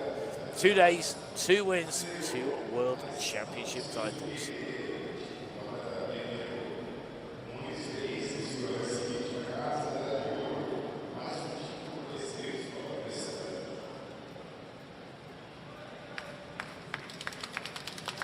Oh, the applause ringing out for the riders that make their way down past the stands. Jody Cundy taking race victory from Jano Theorens in second, and Michael Shipley in third place. The time gap 0.204 to Theorens, 0.327 to Shipley. We'll be seeing Jody, Jano and Michael on the stage to receive their medals at the end of tonight's session. Those 4 medal ceremonies coming up, and we'll be bringing you all of the coverage from that. So the Union flag held aloft by Jody Cundy, taking the race victory in that sprint. And we are very happy Jody Cundy, who makes his way back down to the track centre, and the world title in the bag. So the men's C4 sprint competition done and dusted for this World Championships. Our next race to take to the track. It is going to be the women's C4 1 kilometre time trial.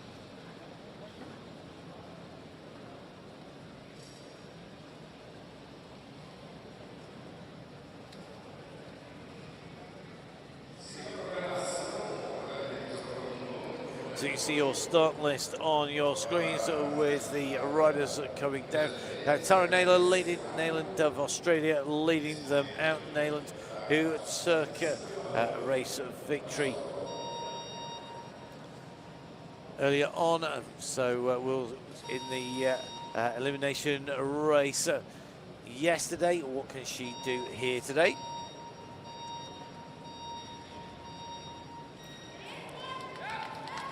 So 1,000 metres for Nayland. Tara Nayland with that win in the elimination race. So she rode everybody else off her wheels to come in to take that race victory. Really had pace and power ahead of Siobhan Terry, who took second place in that competition. One rider who didn't race was Kate O'Brien. She'll be going off fourth today for Canada. They rider with some serious problems, third place at the Paralympics. So definitely a rider to watch out for. Kalina Cox, the last of our riders to go, just behind Erin Noel medalist yesterday. So the riders away, and Tara Nayland leading out, setting the first time at the 500 metre marker.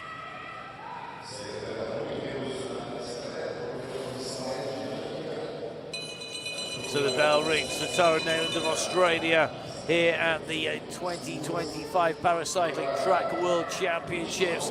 Nayland now into her last lap, really needs to push in towards that final line. This is going to be key. What time can she set? Can she show that yesterday's speed transfers to the kilometre time trial? It is a 1 minute 10 second time.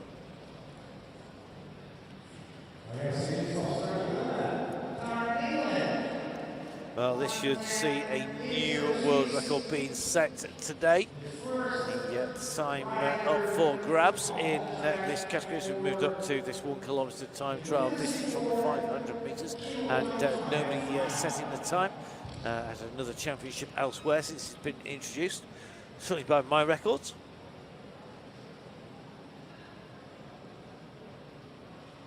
So the rider who took second place in that elimination race yesterday, Siobhan Terry of New Zealand, onto the bike in the home straight here.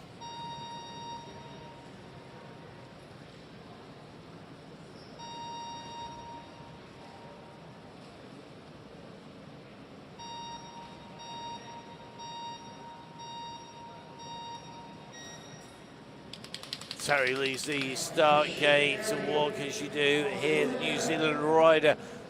Putting that power down nice and quickly at the moment. The first indication of time will come at 125 metres here, and that's going to be up. It's up by 0.223, so just in front by a quarter of a second at the moment. Siobhan Terry's big key indicator, though, is going to be this 250 metres, and the gap has been reduced. It is now 0.5 of a second, but quickly back up to pace now at 0.3 of a second. So hovering around about a very similar time to Tara Nayland of Australian. The rider, though, just losing speed is Siobhan Terry. She needs to pick that pace back up again, starting to lose ground as we continue to make distance around the track. Now got over the second marker. Siobhan Terry at the moment losing time to the first rider out, Tara Nayland. She will slot into second place, I'm sure, with the time, but will that withstand the test of time with 4 more riders to go? Siobhan Terry comes through, sets the clock time of 1 minute 15.283. That will put her behind the time of Tara Nayland. The time gap between the two runners, 4.477 per second. Phenomenal speed, 47.8 kilometres an hour. Tara Nayland just beating that 50 kilometres an hour marker, 50.843 with the leading time at the moment.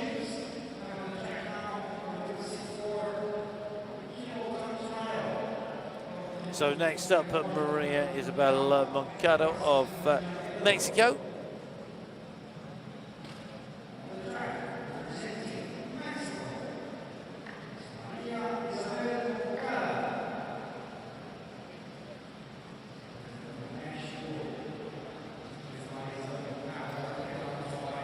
Looking to make sure those pedals lined up exactly where she wants them. Get that angle correct.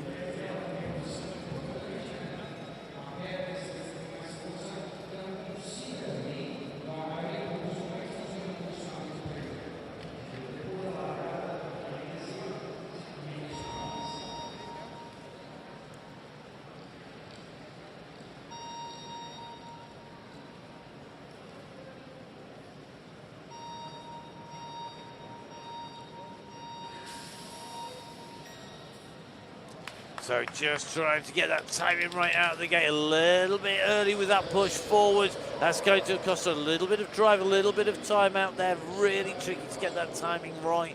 The time spent in that gate on practice really does pay off if you can get it right, but very quick at speed. Great recovery after that little bit missed time start. Very quickly up to speed here for Moncado of Mexico.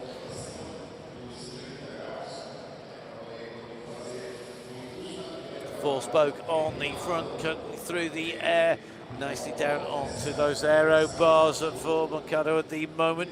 The time at that next marker is going to be key. It's going to be half race distance. The clock will show 46.750. So at the moment, Moncado continuing to push at the moment, trying not to lose too much time to that time. Phenomenal time of Tara Nayland, who is currently leading at the moment. Moncado, the third of our riders away, takes the bell. 1 lap left to go here in the 1 kilometre time trial in the women's C4 1 kilometre time trial finals. So Maria Isabel Moncado comes round into that last part of the track, trying to drive the last little bit of speed out from that bike. She comes to the line. The clock will stop as she goes over the line. She comes through 1 minute 30.840 seconds at a speed of 39.63 kilometres an hour. So at the moment, Nayland leading from Australia with a 1 minute 10.806 seconds. Second place is Siobhan Terry of New Zealand. Her time 1 minute 15.283 seconds. And then the time third place, Maria Isabel Moncada of Mexico. The time 1 minute 30.840 seconds. And almost a perfect 40 kilometres now on the way through there. So great performance there by Maria Isabel Moncada. So we see our Canadian rider taking to race start. Now, Kate O'Brien not racing yesterday on the first day of competition. You can see the straps securing the locked-in pedals going underneath the aero chutes there. So the aero straps going over the top to cut down on the wind resistance. It keeps that wind flow smooth. It reduces the drag. It keeps the rider moving smoothly. You can see the lines that down those aero socks as well. There is a height regulation for socks. If you were on a different planet, missed all of those regulations landing. Basically, the top of the sock can only go halfway from the ankle to the knee.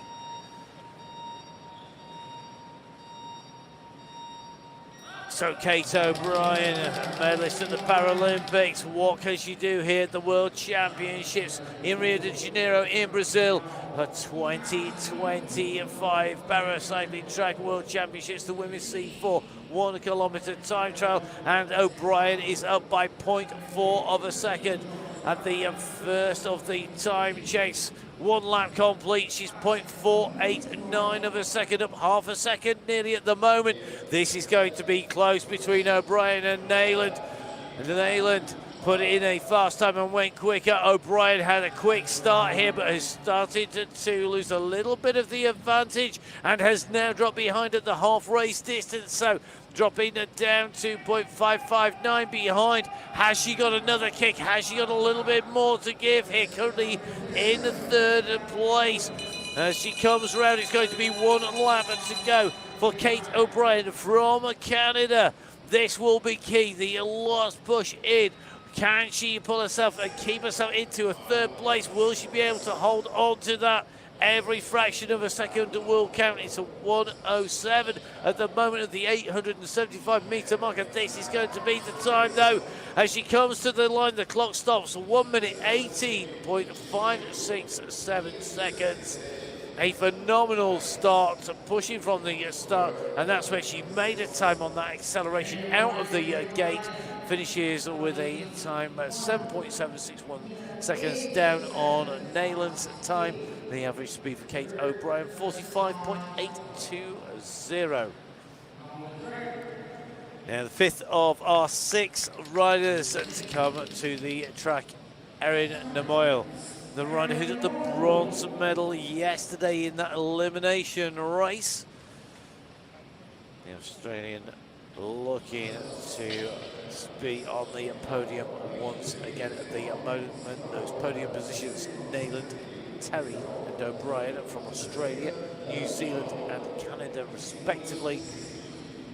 And Australia get another rider on to the podium. They managed 2 in this category yesterday. Can they make 2 today? It's down to Erin Namoyle to see what she can do around the track here today. The only rider left to go after Erin Namoyle will be Kadina Cox. Will Cox be able to take back a top spot when it comes to the 1 kilometre time trial?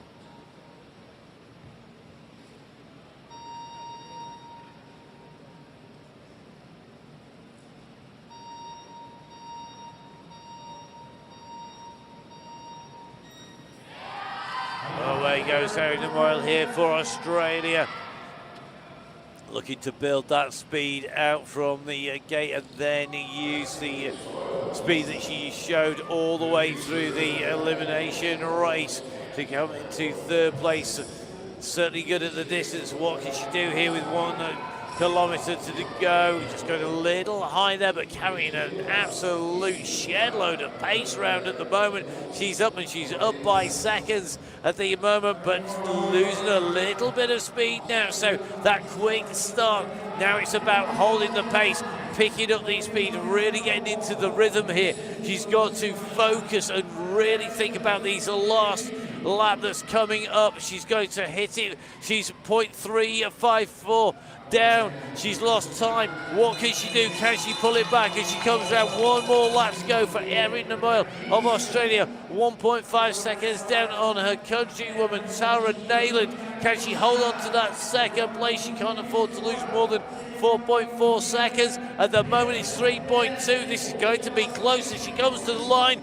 Don't lose any more time now, Erin, or you're going to drop a place. Oh, she goes into third place here with a time of 1 minute, 15.915 seconds. So, at the moment, she's got a tenuous grip on that bronze medal with one more rider to go. At the moment, it's Nayland in 1, Terry in 2, Namoyle in 3, O'Brien in 4, and Makata in 5. The last rider to take to the track will be the rider from Great Britain, Kadina Cox. We know that Cox can put down a phenomenal time when it comes to this distance, but can she answer that time of Tara Nayland? A great sprinter, but what can she do? She's been a champion before. Be interesting to see how Cox adapts to this. The 1 kilometre time trial distance.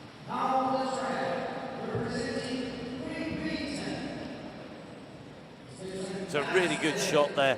The laces holding the foot tightly within the shoe. The pedals clipping to the shoe. The strap going over the top for the extra security. You can just see the aerosols going over the top there.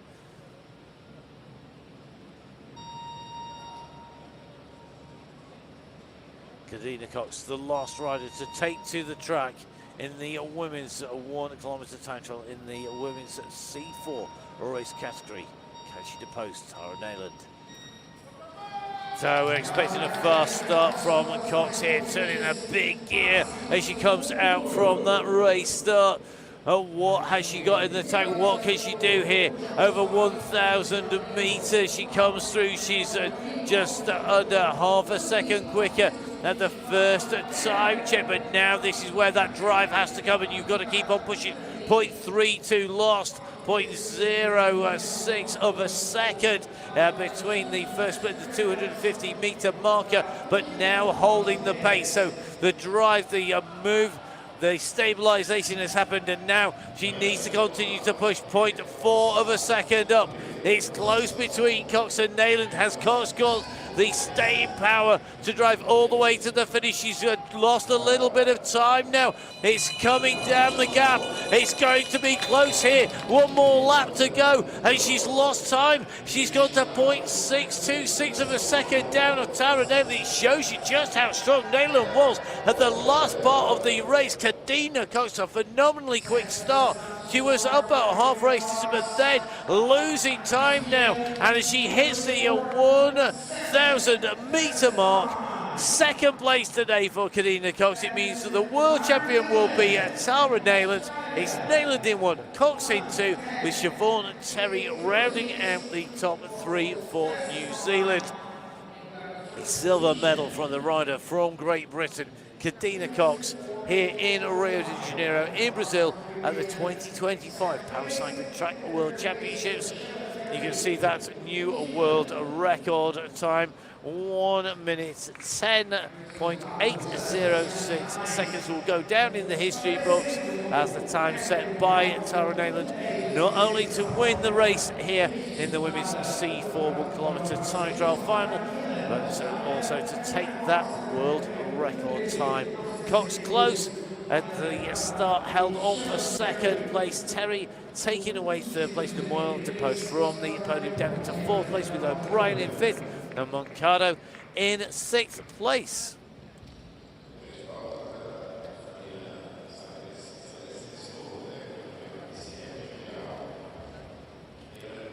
So So all of our riders in and through the line in the women's C4 1 kilometre time trial here on the second of the part of our afternoon session here at Rio de Janeiro. Day 2, second part of the day, second part of this session. And we've just seen that women's C4 1 kilometre time trial, and that means that we have 2 sets of racing left to go. I think the next race up, if I'm not much mistaken, should be the men's C5 elimination race. A big race field here. This is going to be a real thrilling race with the riders taking to a race start. But after that, we will then round out the racing with the women's B individual pursuit, and that will be the battle for the top spot for those medals, and that is going to be between the world record holders Sophie Owen with Jenny Holt up against New Zealand Emma Foy and Jessie Hodges. Great Britain tandem coming through in qualification in third spot was Elizabeth Jordan and Danny Kahn, with the Polish tandem Dominika Pedreja and Karolina Krasiewicz. The riders from Poland inside the top 4 in qualification. Brazil just outside in 5th place in our qualifying. But what can defending Paralympic champions, the defending world champions, do? The elimination riders being called up, and as you can see, a real host of riders and helpers making their way to race start.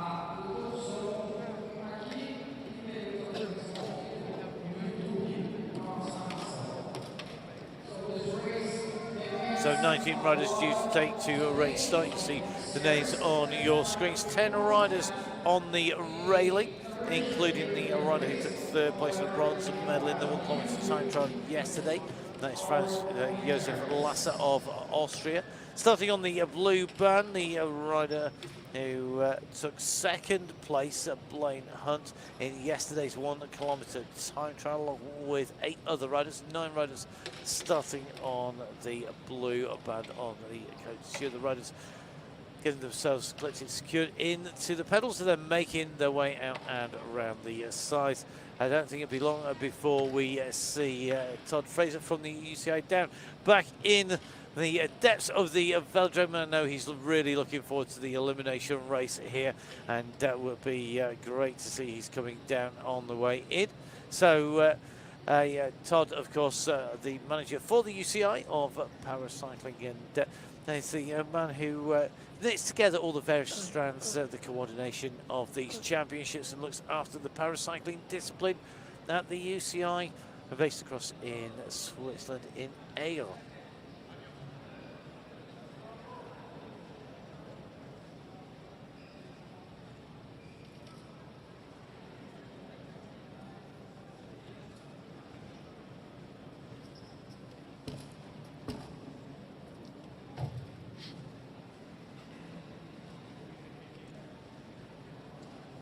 Wow, the superstar of Brazilian paracycling, Brazilian cycling.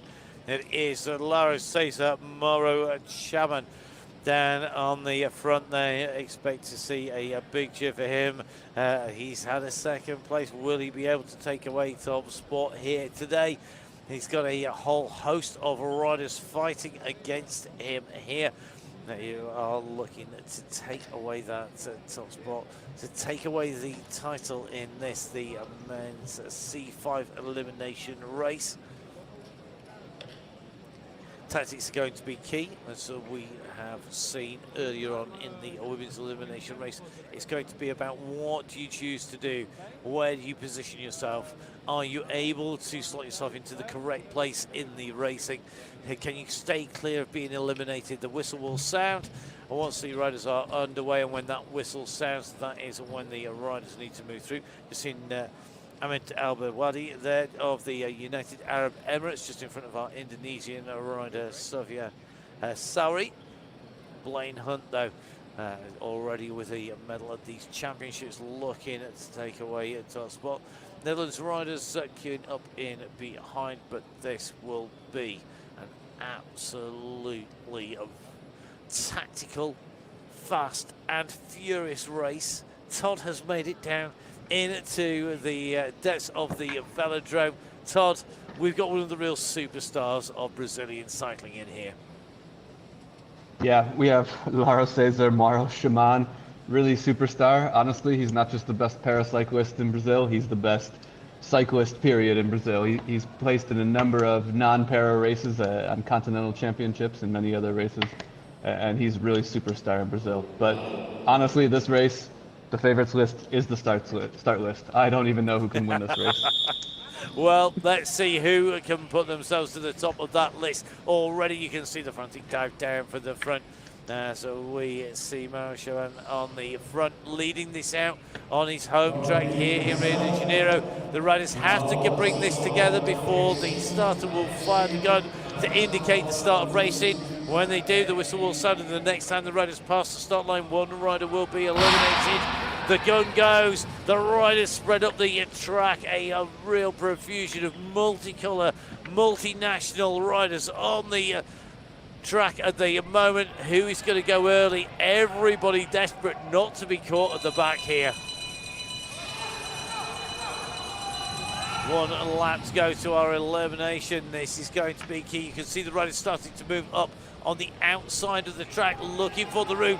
Big dive round the outside there, almost right up on the boards as the riders try not to be the last rider in that group. The squeeze will come, and this is about not being eliminated. First rider will be eliminated though.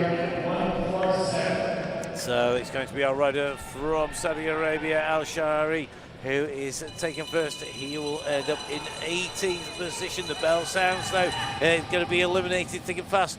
Todd, we keep seeing this wave come through the front of the race at the moment. A relatively calm place to be if you can stay there. Well, that's the safe position, of course. You're not going to get eliminated. Probably going to avoid any incidents or accidents if they do happen. Hopefully they don't this race. But yeah, we'll see. Oh, there we go.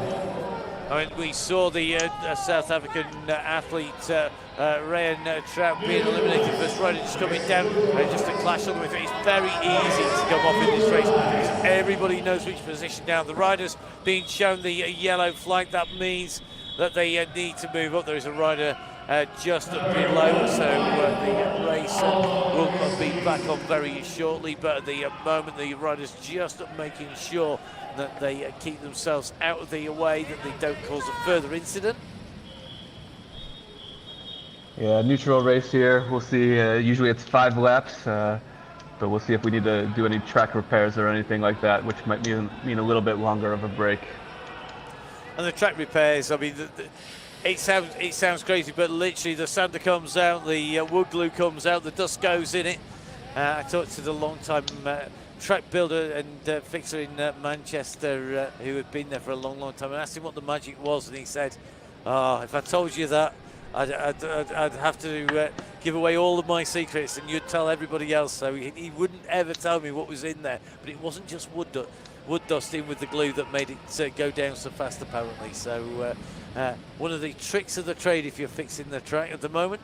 The riders up and around, the medics just making sure our riders are okay, and of course the medic teams do an amazing job across all cycling disciplines, and we've got to say a massive thank you to them. It doesn't matter what the discipline, what the incident, the medics do a brilliant job, and we can see here just making sure that they look after our rider from Portugal and that they get the best attention as they are passed by the riders just circulating round.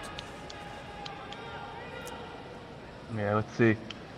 Should be soon, but we also need to make sure that the track is clear and safe before we do any more racing. So the riders just circulating around. In theory, there is no advantage to be gained here. Nobody's allowed to jockey for position. The reality is, whilst the riders are just easing off, there's going to be a little bit of positioning, a little bit of making sure they know what they're doing. The yellow flag out of being waved at that rider just it indicates that the racing that they need to take caution, that race is neutralised, and of course that's just to make sure that there's no further incidents. And of course, as Todd says, to get that track fixed, to make sure that if there are any incidents with that, that it's not going to cause a problem for the racers who are continuing to race. Let's see. So looking pretty close to being ready. Yeah. It does indeed, and you just see the riders across the track at the moment. That is going to come off. Just looking to take a little bit of a look down, looking to see the go. So racing on, away we go. At the moment, the Netherlands right up at the front. They've got 2 riders in the mix here, just mobbing the front of the race. With that race now deep neutralised, the banner goes off our screens. The bell rings. 1 lap to not get yourself eliminated. Blaine Hunt of Great Britain goes sweeping up over the top, and the danger position down on the inside, very much where you're at risk. There's nowhere to go. You can't drive forwards because there's riders in the way. Gaps starting to open. Hunt living dangerously at the back. He now dives down underneath. I think he realises he's going to be secure. Our next rider going to be eliminated is going to be Ahmed Abouari of the United Arab Emirates. He's going to be the next rider out eliminated. So the moment Al-Shari, Tout Pacheco, Al-Badawari, the riders out of this race with 14 riders still racing for 3 medals and 1 rainbow jersey. Yeah, there's no team tactics necessarily in this race, but you can see 3 Dutch guys right at the front, and you know, I'm sure they had a little bit of a talk beforehand. No team tactics. They're going to roadblock the front here. This is, for me, this is where if you've got strength in depth in your nation, you can really make that pay off. And here, you never know that we see it. You know, riders just need to ease off a fraction of a percent on the pedal stroke. It can let a gap go. It can let a rider just move on here. A Brazilian rider still holding second wheel, though, mixing up the green in amongst the orange of the Netherlands. Another move over the top here. Hunt squeezes through between the barriers here. He comes squeezing over the top. I think it's going to be our Indonesian rider. I think it's going to be Sari who's going to be out of the mix here. So Sufyan Sari taken out of the racing. That was very, very close there, though, as they came in through.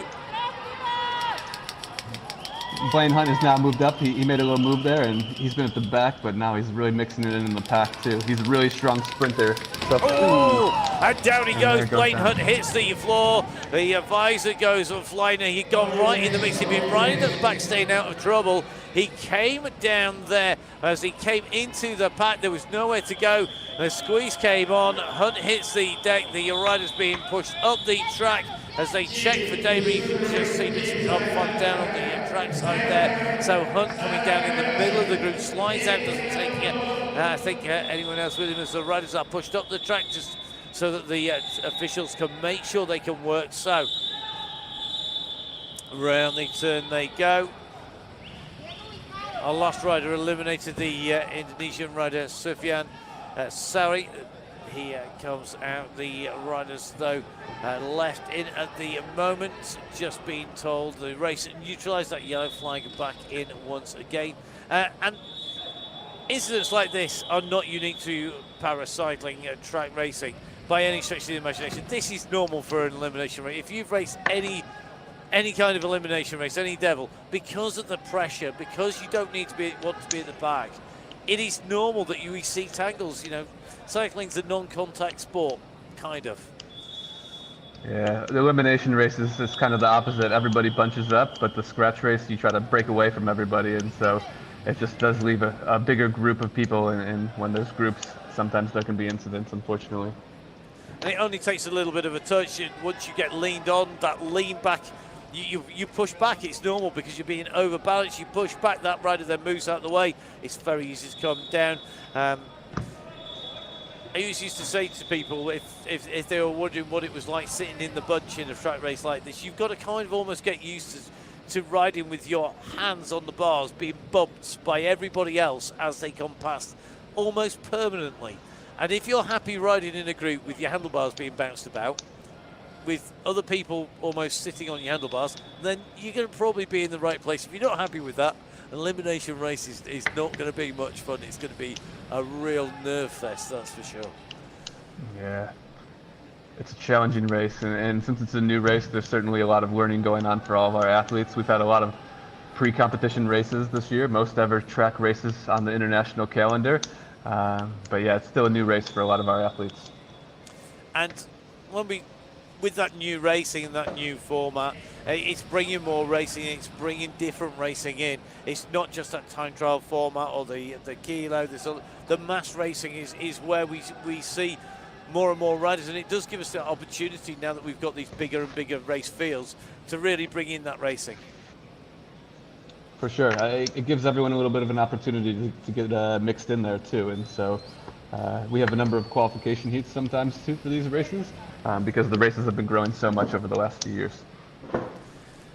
Well, the group just circulating as our riders just receiving the attention, being made sure that they're stable and secure before they're taken out from the racetrack and down into that track centre for assistance. The riders just reforming as they make their way out around the course at the moment. Our Chilean rider, Moya Contreras, the rider just making his way round to the front of that group, just clear on the front with the race neutralised at the moment. The commissaires will want that all back together again before they let that group go. Nobody's allowed to gain any kind of advantage, but potentially our Chilean rider not wanting it to go too slow round there. Sometimes it's the really nervy moment, actually, is when everybody eases off in the race, because when you're going around the banking, it's almost there is a stalling speed. It's a bit like an aeroplane. You don't want to go too slow. And when you do go too slow, you can almost start to feel the back wheels sliding away underneath you as you go round. It is one of the most... I've climbed mountains, I've been ice climbing, I've done all sorts of crazy things.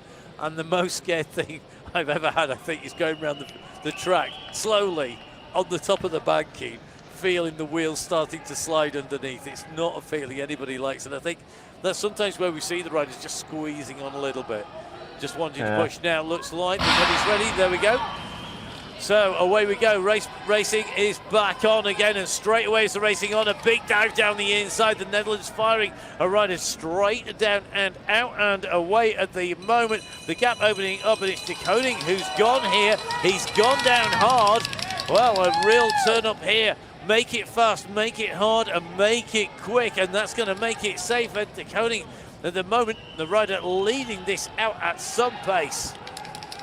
Yeah, I think he was tired of running in a bunch, and now he's going to put a little pressure on everybody else and see if we can stretch it out. Well, he stretched it out at the moment. The response has come from Germany at the moment, trying to close down as we see Martin Vander eliminated from the race from the Netherlands. Blake Hunt out.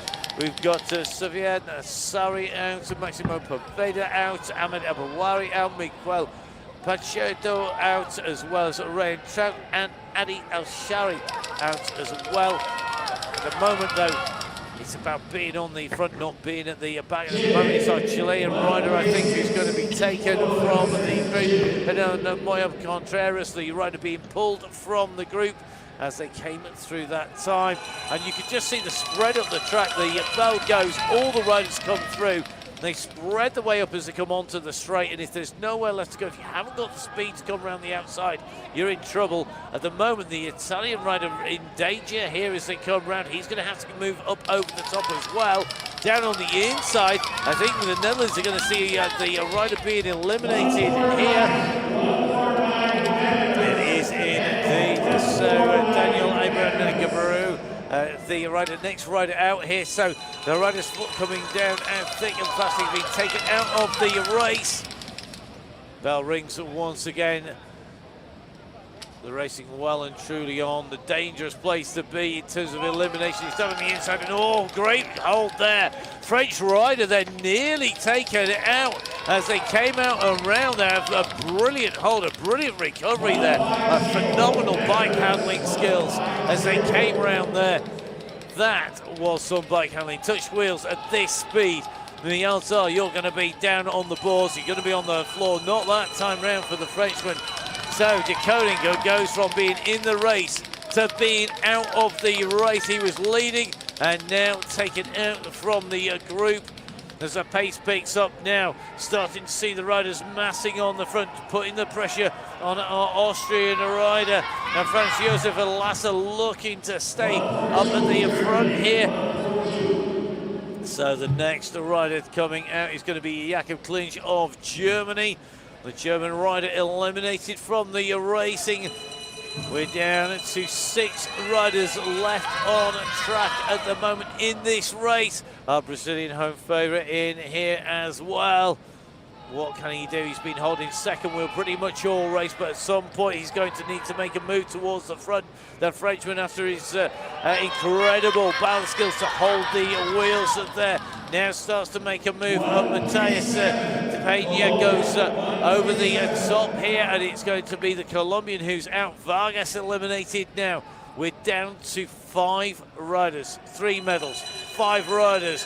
Next rider to come out, who will it be? Who is going to be taken from that racing? 3 riders at the back of the group as they come round. At the moment, the pressure is on. Who's it going to be? Are we going to see the Italian taken out of the race? He's not got much room to run here. He's going to push up the inside here. He's pushing up the Frenchman. They're going to go through, and both riders sweep over the top, and it's going to be the Ukrainian rider who's on the inside here. Dementiev is going to be out from the racing. So Yehar Dementiev, who's on the inside there, swamped as they came through. 4 riders left. We're down to 4, 3 medals. Get through this next elimination. You're going to be getting a gold, silver or bronze. Big kick from the Frenchman over the top here at the moment.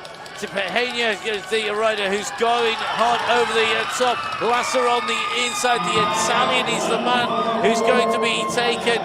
Salvaggio only just missing out on a medal. 4th place for him. 3 riders, 3 medals. Lasser moving up at the Mamamaro Shimon and the mix here, and a big dive down the inside. This is a big kick here. This is going to put the pressure on the Austrian, on the Brazilian at the moment. The French on the front here. Now Lasser goes over the top here. Franz-Josef Lasser wanted to make the move. Who's going to be taken out? Who's got the pace? It's going to be the Frenchman who's going to take 3rd place here as he comes through. Mathis Tevahania goes out of the competition in 3rd, but will get the bronze medal. 2 riders left. Will it be a home victory for Brazil? Now they're looking at each other. Monstrous dive down the inside. He uses the banking. Corrects it as he goes on to the blue. The Brazilian is going to lead this out. What can he do? Can he hold off Lasser? This is key. Lasser's coming over the top. There's nothing left in the tank. It's going to be a win for Austria here today. Over the line, it's going to be a win. Franz Josef Lasser takes victory for Austria. A silver medal for Lauro Cesar Maroshaman of Brazil. And it's going to be a bronze medal for the Frenchman Mathis Tepage, who is coming through underneath the Austrian rider, who takes race victory. Todd, I don't know about you, I love a great elimination race. What a race finish. Yeah, that was absolutely unbelievable. I mean, we had all the favorites more or less in there at the end, and you know, the home crowd couldn't take Laro all the way to the win, but I think I'm super psyched as well for Franz because he came to one of our camps earlier this year at the UCI headquarters, get some extra track time, and that pays off with a gold medal here in Rio. Wow, it does. I mean, the right knowledge, the right advice, the right coaching, and that track time all paying off. Here you can see that Laro Maro Shaman goes around with that Brazilian flag. He's going to take away the silver medal for Brazil. Brazil with another medal to add to the collection. Getting plenty of medals on the home track here. The confirmed results on your screen for our top 10 riders. And don't forget all of the race results on para2025.veloresults.com. So www.para, then in numbers 2025.veloresults.com. A great race, a real great addition to paracycling, and almost an incredible race to follow, but we're going to follow it with the heat for the bronze medal in the women's B individual pursuits. This is always an interesting race. It's going to be a real battle between Jordan and Khan, along with Patera and Karaziewicz. Yeah, pursuit is just the purest event on the track, I think. It's just how much pain can you take when you're on the track, pushing for 4K for these women, these tandem women. And, it's one of those ones where some people love it, some people hate it, but someone's going to come away with the gold too. So we're going to see the fight for third and fourth place. Who will take the bronze medal? Who will be looking on from below the podium? The Polish team make their way to the track just alongside that start gate as the team make sure that the gate and the tandem are in position for the start of the racing. Just being told just to move it just a fraction further back. Every millimetre critical here. Fractions of a second count as the team make their way in. So for Poland, you have Petraya and Karasiewicz. We have for Great Britain, Elizabeth Jordan and Danny Khan. Yeah, they had a great race yesterday. They were a big part of that tandem team sprint. But I think they're more of a pure pursuit tandem, and so I think they're really looking forward to this bronze medal, and hopefully they can go home with a second bronze medal for themselves as well at this championships. A bronze medal as part of that mixed team sprint yesterday, taking away third place in there. The top two teams in qualification who will be fighting out for gold and silver, not taking part in that mixed team tandem competition. So maybe with those sort of fresher legs. But this is Great Britain versus Poland. The two teams lined up and ready. So away go the riders. There's two ways to win a pursuit. You can either set the fastest time or you can catch the competition. Very, very difficult thing to do. It happens occasionally. The tandems, well, this is about powering from the start. At the moment, you can see to the good are Great Britain as they come through that first split. Poland at the moment in second position and very quickly up to speed at the moment for Elizabeth Jordan and Danny Khan, who leading at the moment. They go through the time gap at the moment, just under 1 second between first and second place. And this pure speed, it is really about how much can you give on the way through here. This is really all about making sure that you dial it from the start. There's nowhere to go. You can't make one mistake, can you, Todd? No, it's 4 minutes of just putting all the pressure down on those pedals and just taking the pain, because there's nothing else to do. It's just you against the clock. Maybe you can catch your athlete. Maybe you can get in the slipstream and try to catch up to them and end the race a little bit early, but it doesn't happen too often. So through the 1,000 metre marker, a quarter of the race distance done. Our lead tandem coming through that point, being led at the moment by Jordan and Khan. The Great Britain tandem ahead of the tandem from Poland at the moment. That gap just holding at just over a second at the moment. Poland looking pretty smooth. There's still time to recover and go past as well. And that's one of the things, because it's 16 laps of the track, you can't afford to go into the red too soon, can you? Because if you really blow, you're going to really just hemorrhage time.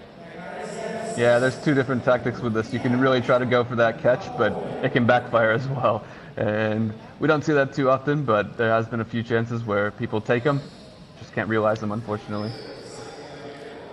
So at the moment, Jordan and Khan are leading the time splits in green for the Great Britain tandem.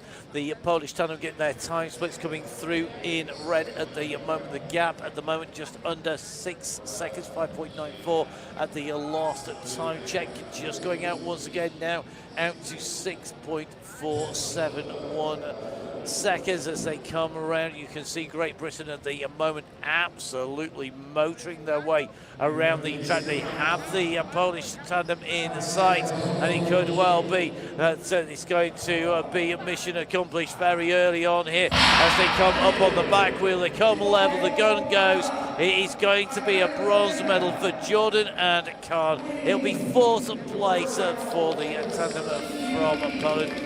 with Petraya, along with Karasiewicz, taking 4th place. But it's the tandem from Great Britain, Elizabeth Jordan and Delia Khan, who will be taking away the bronze medal. The catch made. Well, you said it doesn't happen often. We've just seen it happen. We've seen plenty of world records going, and to overhaul the tandem in front, that is no mean feat, is it? It shows some real intent, and may well be a case of putting that pace down early really paid off there for the Great Britain tandem. Yeah, these athletes have to go twice in one day too for the individual pursuit, and so sometimes you give it your all. Maybe you don't recover as well in between the races, but no small feat for Poland to just make the bronze final here and give it their best. And their time a really phenomenal time. They were ahead of the next team, the 5th place team, by what was some 8 seconds. So very much in the hunt for the medals there. Not to be today, but showing great form. We're going to go across, though, to the gold and silver medal race here. The New Zealand team lining up. The New Zealand team of Emma Foy and Jessie Hodges. The Great Britain team of Sophie Unwin and Jenny Hull. The world record set by Unwin and Hull in Manchester in February of this year at 4 minutes 36.737 seconds. And that is a time that has been beaten in qualification now. By both these teams. It's already been beaten by both these teams. So both these teams know that they could yet again set another record. Very difficult to do, though, on number 2 when you're going into the finals. You've done your qualification. It's now time to race for the gold and silver medal here in the Women's B individual pursuit finals here in Rio de Janeiro, Brazil, at the Paracycling Track World Championships. So the Great Britain tandem is the one we're following out from the start here. They qualified in number 1 spot. Their time just that little bit quicker, 1 second quicker than the team from New Zealand, but at the moment New Zealand starting quicker than the Great Britain tandem, so New Zealand with the fastest start here today. The gap, well, at the moment 0.6 of a second is next to nothing. The key marker will come when we hit that 500-meter marker, but at the moment New Zealand leading this out. Foy and Hodges opening up the gap at the moment, and Great Britain need to respond to this if they want to take away top spot. What's the gap holding? It's gone out slightly. It's now out just over a second. This is the New Zealand tandem really laying down the power here. This is really impressive. Look at that tuck in between the two athletes. It's just really closing all the aero gaps between the two of them and making sure they can go as fast as possible. And you can see the second rider there behind, down with the aero bars tucked in between the original position. Had the rider at the back with their hands out around the outside, tucked in and round, pulling them in. That little bit more aerodynamic advantage. It makes the tandem slightly longer, but you can see at the moment the New Zealand team are storming down the track. We are now 1,250 meters in, and Unwin and Hull now need to find something special as we go out. Remember, 4,000 meters, 16 laps of the track, total race distance. And at the moment, New Zealand are looking to beat the world record holders who smashed their own record in qualification. Has that world record been the instigator of a New Zealand win? Did they do too much in taking the world record? And now New Zealand are in front and pulling away as we come towards half race distance. That gap is opening up. What can Great Britain do? It is now over 2 seconds between the team from New Zealand and Great Britain. The pressure on Unwin and Hull at the moment.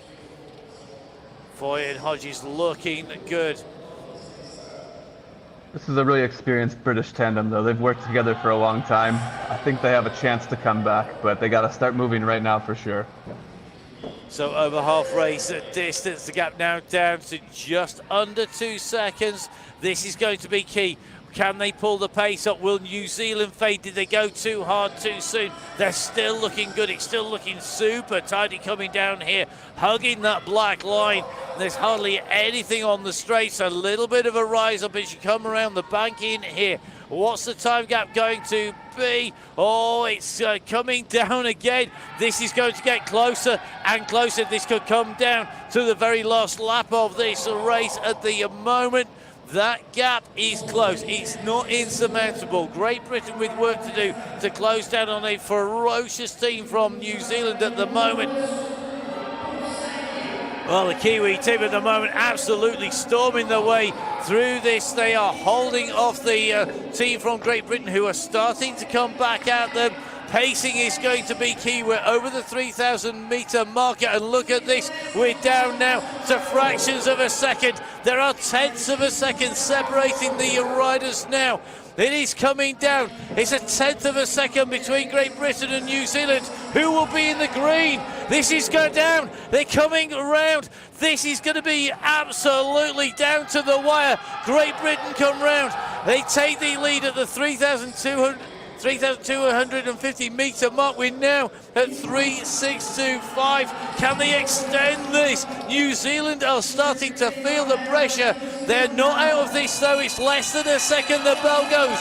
One more lap to go. 250 metres. The gold and silver at stake. The world record holders. That world record time set 4:32 by Unwin and Hull in the qualification. The push is on to the line here. It's going to be a win for Great Britain. You can hear how close it was between Great Britain and New Zealand with the gunshots. It's another 4:32. This time it's a 4:32.926. That is less than 3/10 of a second off the world record pace they set earlier. Well, if there was a medal for consistency, they'd win it. They've just taken the gold medal for taking victory in the women's B individual pursuit final from New Zealand. What a race. So what a way to round out tonight's racing, today's racing here in Brazil. That was awesome. I mean, like I said, Sophie Unwin and Jenny Hull have a lot of experience. They've been working together for 5 years, and they timed the race perfectly. But it's also been a really interesting return to racing for Emma Foy and her pilot, Jessie Hodges. She actually took a break for 4 years, and so this is her first championship back after all that time. And so you can't be too disappointed with silver medal, I think, either. After 4 years off, coming back, coming through to take away a medal at the championships, a phenomenal performance, and well to all of our riders, a fantastic performance. It's incredible. The bar being raised again and again and again. You know, as you say, Foy and Hodges breaking the record, Great Britain breaking the old record, but Great Britain breaking it by the most, and then basically repeating the performance. You know, a very, very similar time there to take away the victory in the final race of the night. What do you think is the secret to Unwin and Hull's success? Because they didn't panic, so there's some serious, cool, calm heads on there when they come in and through, but also they had the power to keep that speed to the end. Yeah, they're a real all-around team. They can do it all, from the 1K time trial and the sprint all the way up to 100K on the road. And I think that they just ride together all year, all the time. They're always joking with each other too, and I think they just trust each other a lot, and it came through in the end, and they had a really good plan today.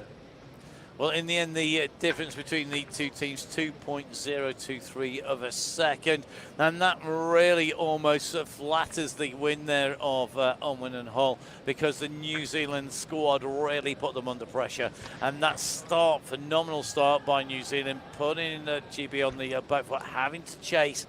Foy and Hodges already taking the race into the eventual world champions, Unwin and Hull. All of our medalists will be on the podium stage very shortly. Day 2 racing complete today, Todd. So halfway through the racing in terms of days, but a lot of races to come on Saturday and particularly on Sunday.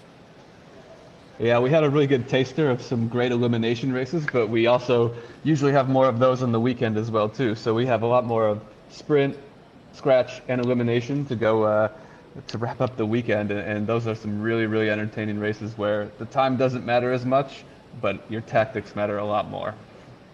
Positioning is going to be really, really key, isn't it? We still have got the men's individual pursuit in the B classification. That's going to be on a Saturday. And then, as you say, lots of sprint and elimination and scratch racing as well on the Sunday. A slightly earlier start on Sunday as well. So that's going to be, and Todd, I'm sure you'll correct me if my time mathematics is wrong, but I make it 3:30 start tomorrow for the afternoon session and 2:30 in Brazil time for the Sunday session. Have I got my maths right? You got it correct. Wins. I finally got some maths right at last. Thank goodness for that. So the time, if you're in Central European time, well, that's 8:30 on Saturday. Then it's going to be 7:30 on Sunday when we kick off the racing. The awards ceremonies will be coming up soon for all of our medalists. That is going to be heading in your direction, and those medal ceremonies on the podium stage that will be appearing very shortly, I'm sure, on our screens. The medalists are making their way on to the stage as well, and we're going to see the rainbow jerseys being crowned. So at the moment, we've our 9 ceremonies to come. Todd, it's a very special moment for every athlete on the way through, and I'm sure whether it's the first medal or a multiple-time medalist going up onto that stage, they're going to value the medals. They'll go back. The camps out and round at the hotels, they're going to be digesting, looking at what's working, what's worked, what's not. They're also, I think, going to be looking forward to the next 2 days and seeing where they're going to come out at the end of that racing. A lot of the national federations have targets that they need to meet to get the funding, and their performances really can often affect that funding. So the riders not so much, but maybe the team staff under a little bit of pressure to keep performing year on year. Well, with the growth of the Paralympics and parasport, you've seen a lot of nations and federations and Olympic and Paralympic committees actually awarding medals at the same funding level for both Olympics and Paralympic Games, and it's certainly driven a lot of quality coaches to move and make sure they're picking up some para athletes as well too, to make sure that those they can take advantage of the opportunities funded by their countries. The athletes obviously benefit by getting the best coaches in the world, and so it's been a win-win for all of us. But it's a year after the games here. Lots of people are trying some new things, but for sure they're planning for the future, because it may seem like 3 years is a long way away to LA, but it comes a lot faster than you think. It's almost like a really crazy time scale, isn't it, where time goes faster and faster the closer to the games that you get, and that funding cycle that a lot of the nations are subjected to, with the Olympic Games being a key target.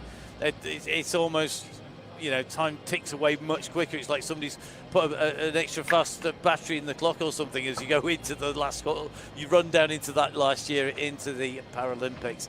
When we talk about the Paralympics, it is seen as that pinnacle, isn't it? Where we every 4 years the riders assemble and we see who will be our Paralympic champions, and we've seen some phenomenal riders, phenomenal athletes really perform on the stage, and that foundation is laid at the World Championships in the running, isn't it? Yeah, I mean, we've worked really hard to increase the quality of our championships and our World Cups as well at the UCI, to make sure athletes are having the highest level to perform. Teams are taking advantage of it. We work with the IPC on a regular basis to make sure we're included in the program and what events are included in the program too. Probably we're going to get the qualification criteria for the LA 2028 games announced in January of 2026, so everyone will know what their targets are for the next few years, what events they need to show up to, what events they need to take advantage of to make sure that they get the most slots to have the most medal opportunities in LA as well. And if somebody's watching in terms of when we talk about slots and opportunities to race and those qualification criteria, it's not just a case, oh well, you know, I'm just going to jump on and I can rock up and race. You've got a bar to get over, to get to that. You've got to be able to perform at a certain level. Yeah, we only have 220 athletes quota slots at the LA 2028 games, same as Paris 2024. But we regularly have, especially on the road, over 400 athletes competing at our world championships. And so we leave a lot of good athletes at home, unfortunately. And so teams have to make a lot of tough decisions. They have to show up to our races, earn points. The athletes have to perform at those races to get all those slots for their team. And then they have to meet their own internal selection criteria after that as well, too. So even if you've earned a slot for your team, doesn't mean that it's going to you specifically at the games. So lots of reasons why our riders have to keep performing if they want to get to those games and keep showing that they are right up the top. You can't rely on the reputation alone in many of the nations, because as we've seen, some real strength in depth across nations all around the globe, from Malaysia right the way through Europe, across to the Americas, down to Oceania.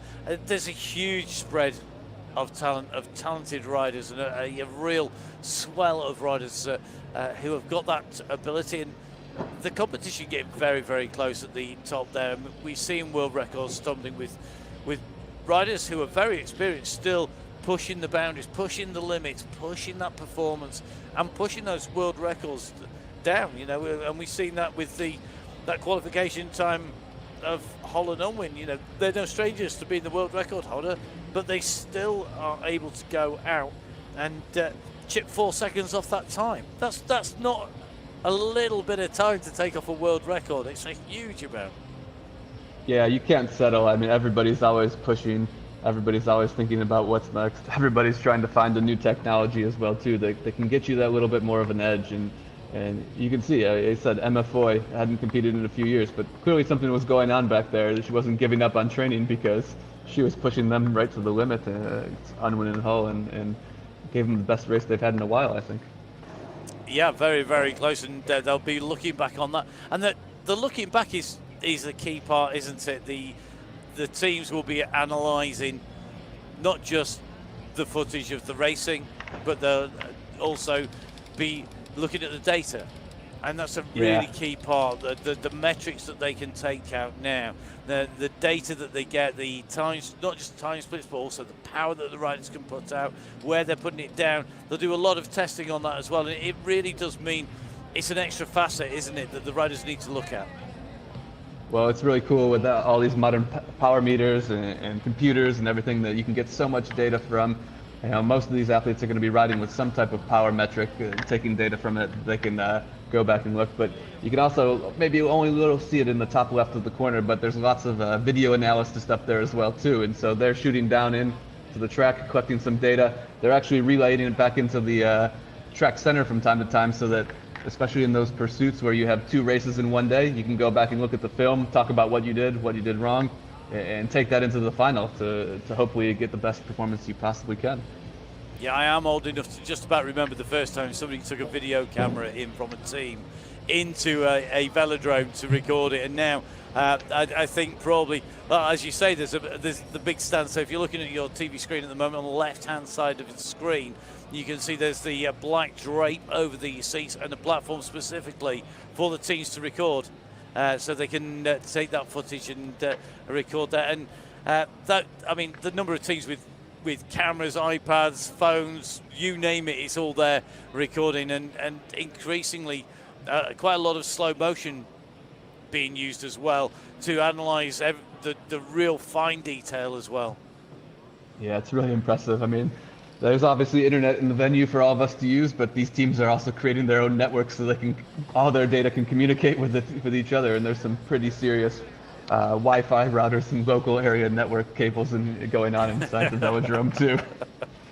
Yeah, gone are the days of writing a piece of paper and somebody sprinting down into the track centre or shouting from the outside in the latest tactics that you need to employ partway through a race.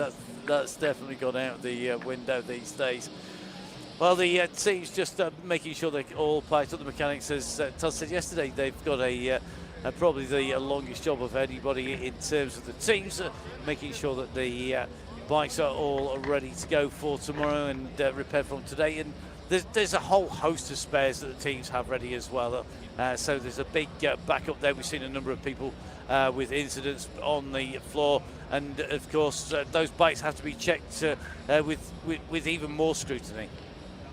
There's good camaraderie down there, though, too, just to be fair. So some teams, Yeah. you know, with different impairments, different pieces of equipment, they need to, maybe they don't have the right part at the right time. And I think earlier today we saw Argentina break a chain in one of the races, and the French team was right there to try to help out. And so it's a really cool atmosphere in Para, and making sure that nobody gets left behind. Lots of bikes being borrowed by different people in spares in case something happens. And that is brilliant to see, isn't it? That support across the nations. And sport, yes, competition is all about being the first over the line to take away the win. It's all about taking those medals, you know, when we come to a world championship, but it's also about racing against your competitors. And the sportsmanship that is shown by the teams is one of the great things about sport. It unites people in their passion. Whatever sport people are in, people are passionate about it. It's one of the great things about cycling. So many people passionate about their discipline, about their type of riding, whatever flavour of cycling you're into. The odds are it's probably covered by the UCI, the Union Cycliste Internationale, the governing body for cycle sport. All of those disciplines on www.uci.org,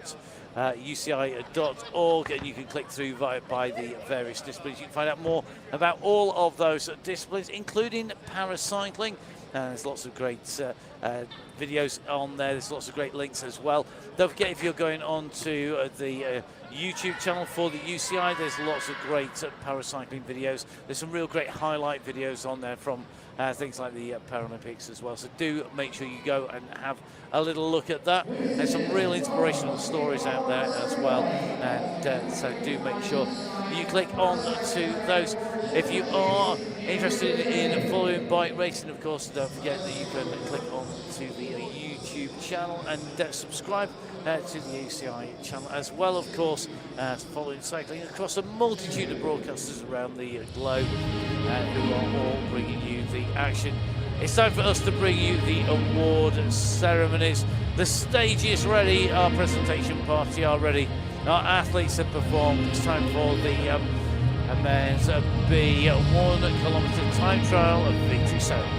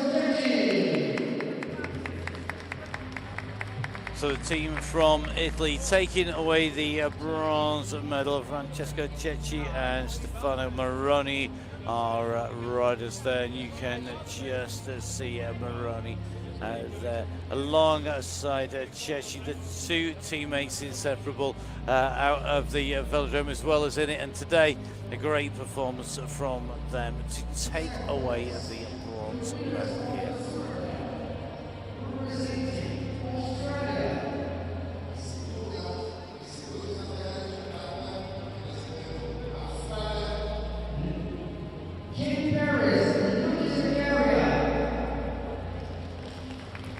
So Kane, Perez and Luca Zaccaria, the Australian men's B team, taking away the silver medal at their time just ahead of the Italians by half a second when it came down to crossing the line. An average speed of 58.066 kilometers an hour. Phenomenal speed on the track here at Janeiro.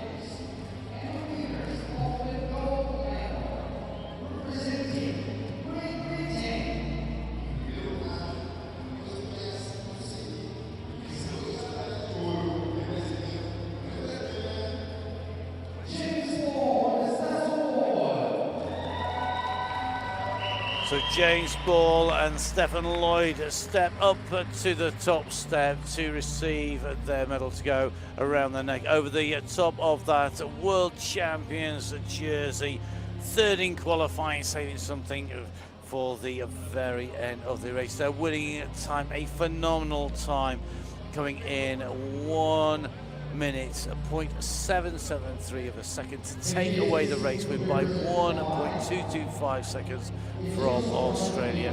Great Britain race winners here at the men's B 1 kilometre time trial.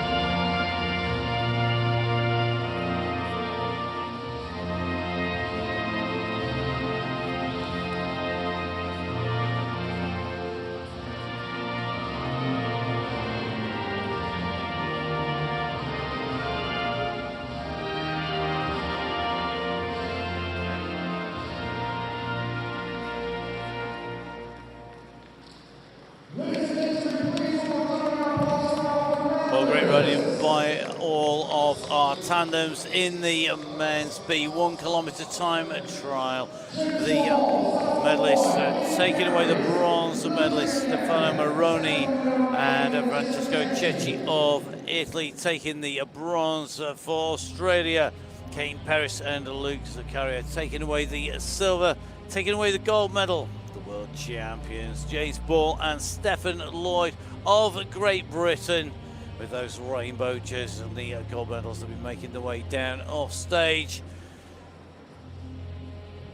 Fantastic racing in the tandems as always. Phenomenal speed and pace, incredible skill to control the speed of that machine around the banking in the velodrome. Certainly a phenomenal sound if you get yourself down. If you get the chance to watch any tandem racing, please do make sure you make the most of it and get right to that trackside and listen to them coming absolutely hurtling round.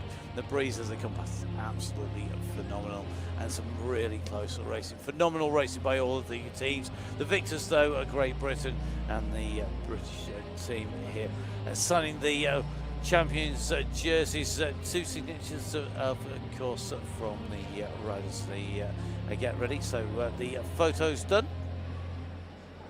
Next signature going down on the next jersey as well.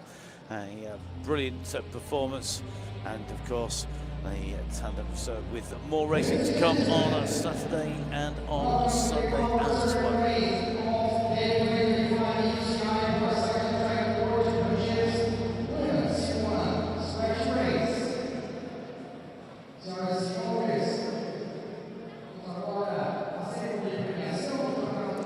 So moving on from our men's B1K time trial to our next victory ceremony. This is going to be the women's C1 scratch race medal presentation.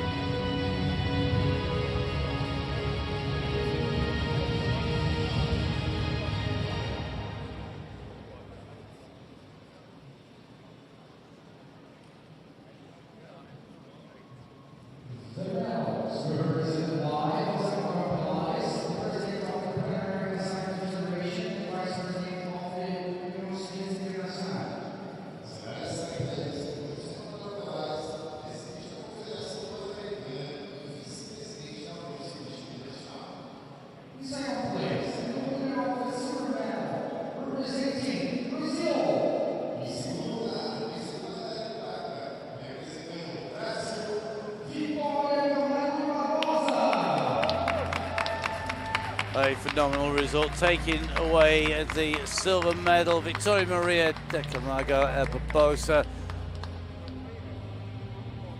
That silver medal hers to keep forever, to remember today's performance, a phenomenal ride, and giving it absolutely everything during that race.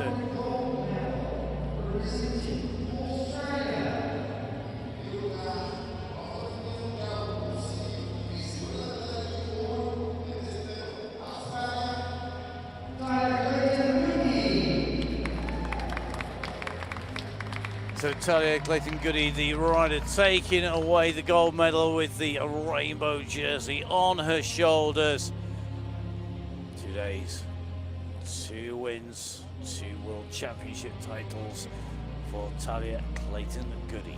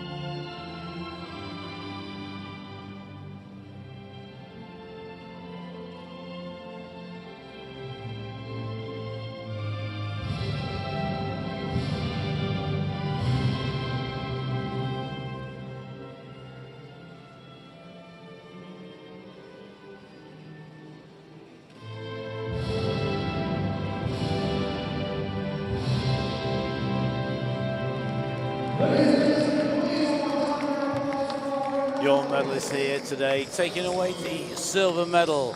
It is Victoria Maria de Camargo Barbosa, taking away the gold medal and the world champion for 2025 in the women's C1 scratch race. It is Talia Clayton-Goody.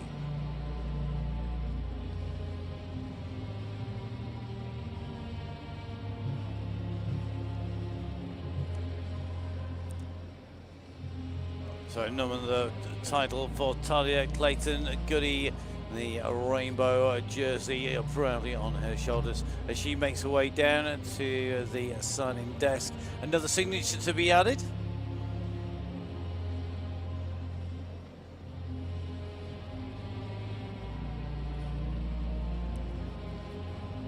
So a phenomenal race. Great to see the women's C1 and C2 runners in our 10K scratch race. And great racing by our riders. A very worthy champion in Talia Clayton Goody, right at the front of the race all the way through that duration, and really very smart riding, holding the right wheels at the right time.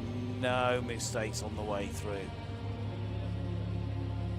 They just reward a World Championship title for 2025 in the women's C1 10K scratch race.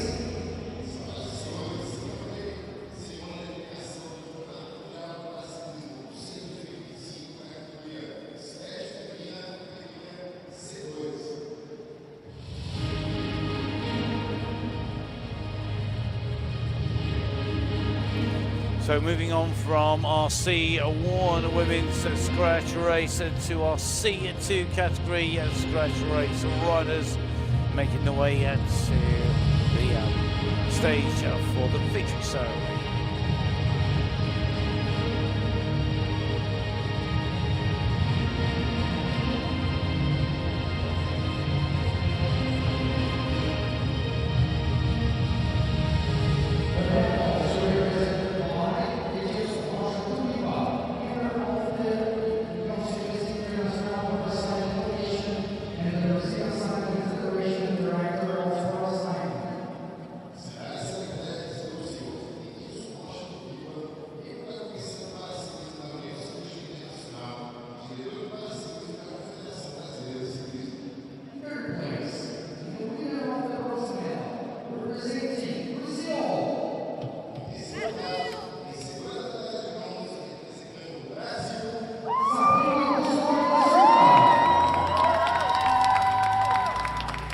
Gold medal and a championship win yesterday. Today it's going to be a bronze medal for Sabrina Custodia da Silva of Brazil, adding to that Brazilian medal total. A phenomenal ride in a really exciting scratch race.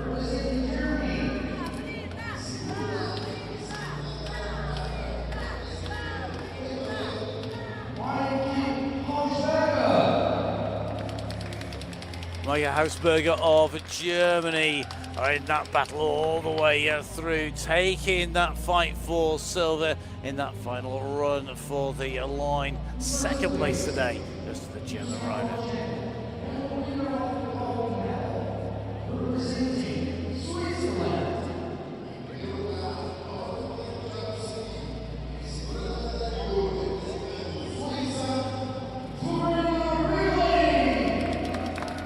A phenomenal ride by Florina Wrigley, breaking clear, gaining a lap on all of the rest of that race field, assuring herself of race victory. She came into that finale. The Swiss rider with the gold medal with a World Champions jersey here at the Cycling Track World Championships for 2025 in the women's C2 10-kilometer scratch race. Phenomenal rider, putting that road experience and stamina, power and performance to good use to take away a race victory. Three very worthy medalists taking away the bronze, silver and gold here today.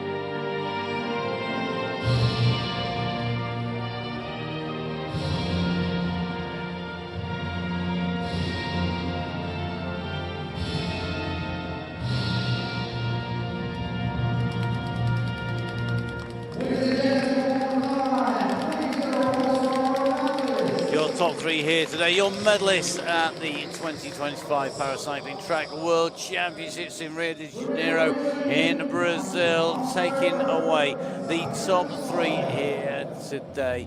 Taking away third place, Sabrina Custodia de Silva. Taking second place, Micah Hausberger. Top spot, Florina Riegling of Switzerland, ahead of the German and Brazilian riders.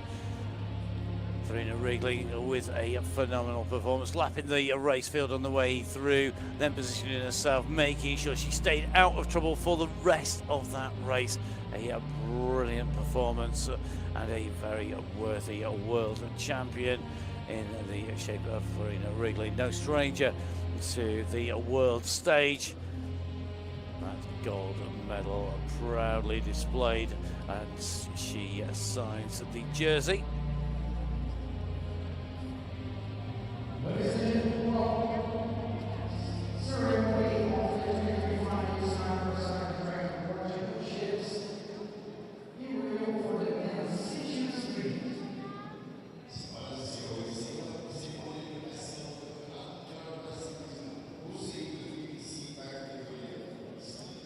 So the boxes, the trophies, the medals, the jersey with Florina Riegling as we move across to our next medal ceremony. It's the men's C2 sprint victory ceremony.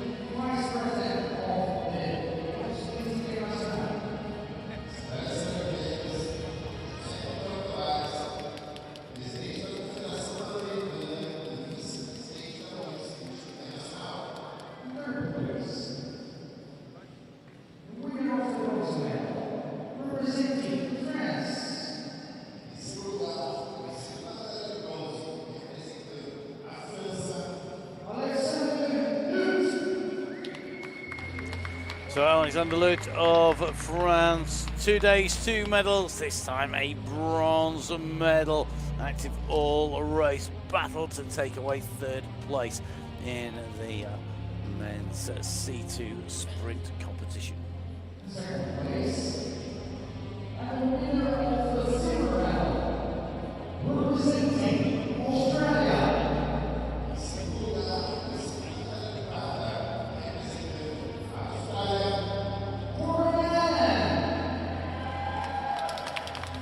Gordon Allen of Australia, fast sprinting, fast speed, really tried everything to take that top spot. It's a silver medal today for the rider from Australia.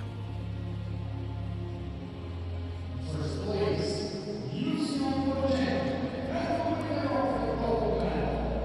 representing the Netherlands.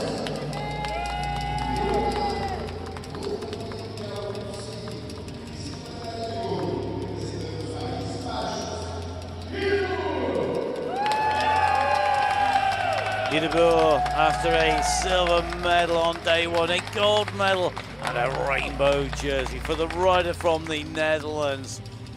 A phenomenal race, fantastic sprinting by the Netherlands rider to take a race victory.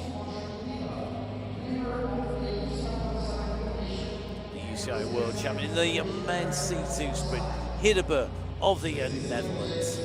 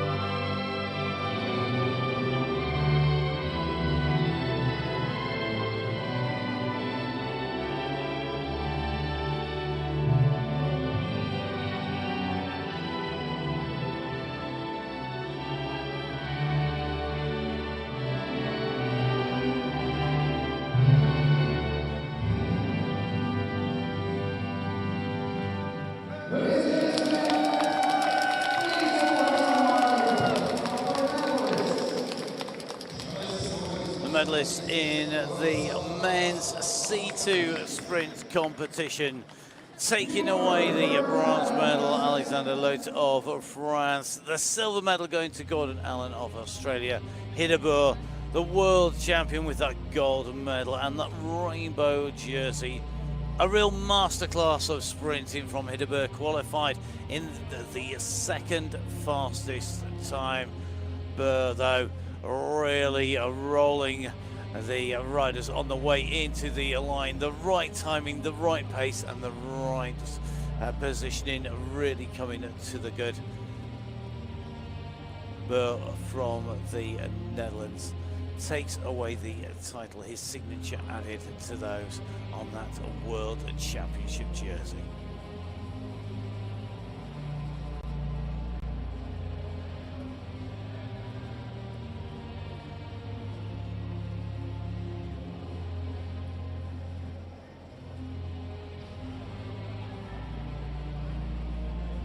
Ladies and gentlemen, welcome to our ceremony. The 2025 UCI World Championships men's C3 1 km time trial.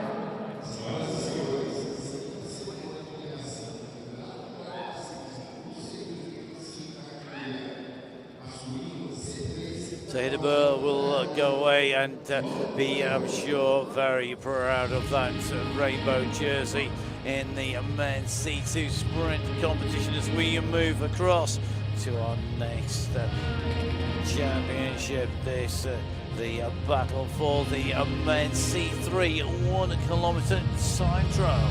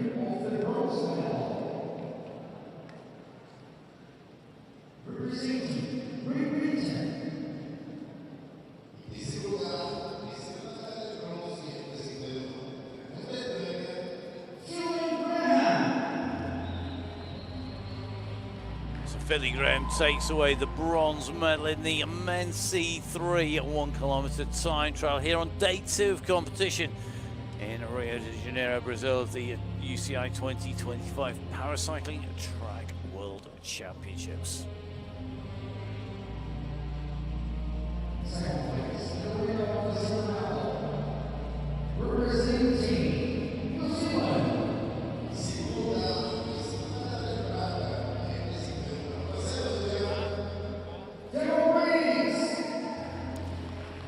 Phenomenal performance from Devon Briggs on his way to that silver medal here today. Briggs coming in 1 minute to 6 second time to come through just over 54 kilometers an hour to take that silver medal. First place, UCI World Champion, and the winner of the gold medal, representing Australia.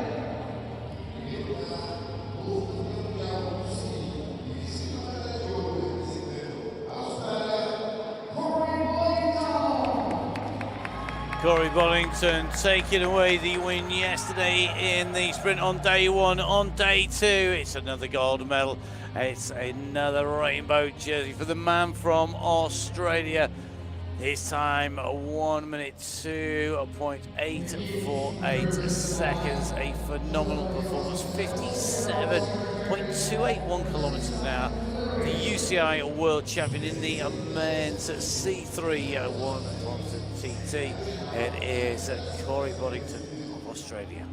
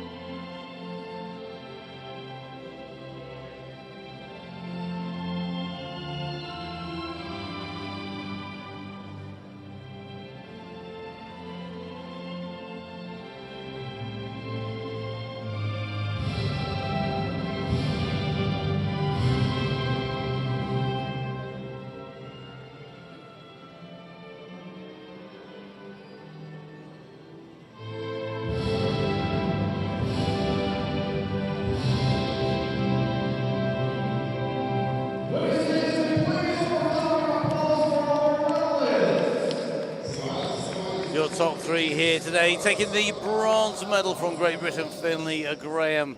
Taking away the silver medal, Devon Briggs from New Zealand.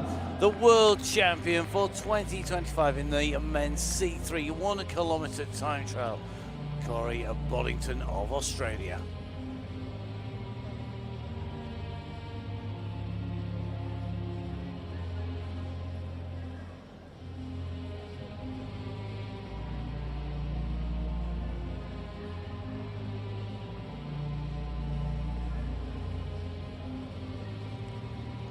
So Corey Boddington with another rainbow banded mug from Rio 2025. And don't forget, it is hashtag Rio 2025 if you're going on to social media for the images for the reels from Rio here at the UCI 2025 Paracycling Track World Championships, where we have just seen Corey Boddington add the title in the kilo to his sprint title yesterday on day one. 2 days complete for Boddington. We'll see what he gets into the rest of the racing over the next 2 days, Saturday and Sunday, coming to you.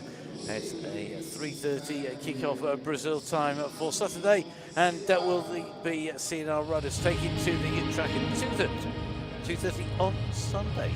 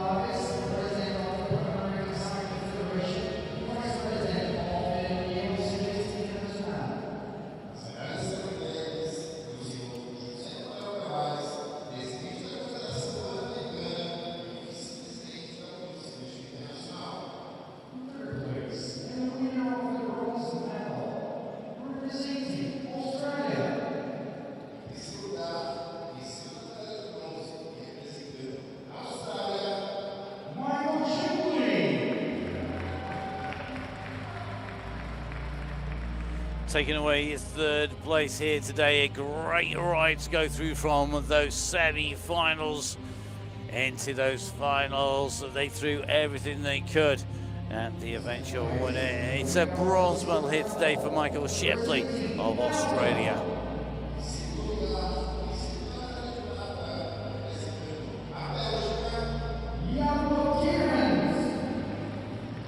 A great ride by Yana Thierens, really wanting to keep that pace high into the sprint finish. He takes away the silver medal with a second place in the men's C4 sprint. First place, UCI and winner of the gold medal, representing Great Britain.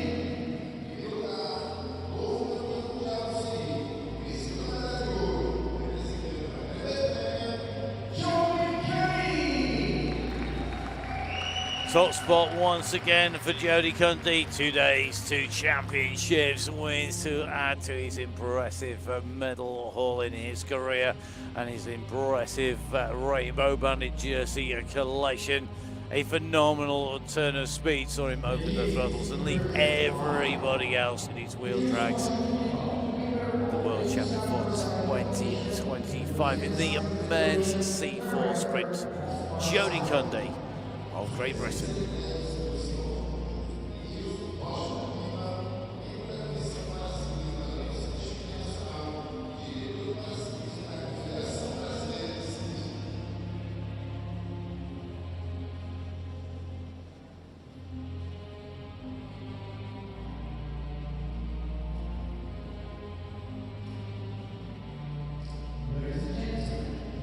Your former new UCI world champion, representing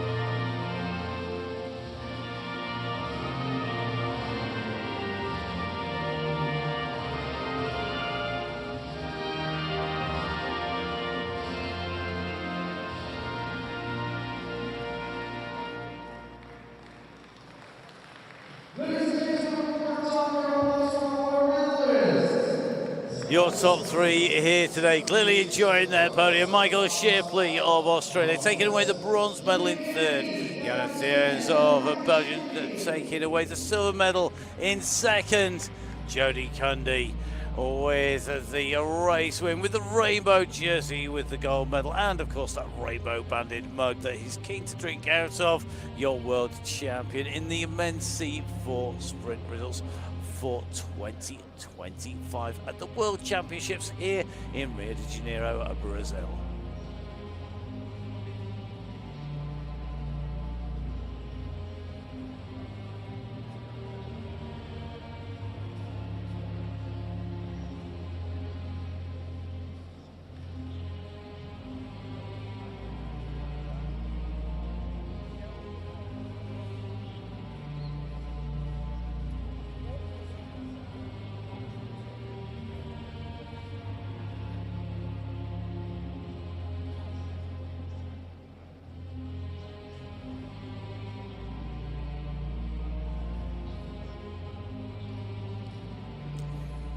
So we're going to be getting ready to move on to our penultimate awards ceremony here at the UCI 2025 Paracycling Track World Championships.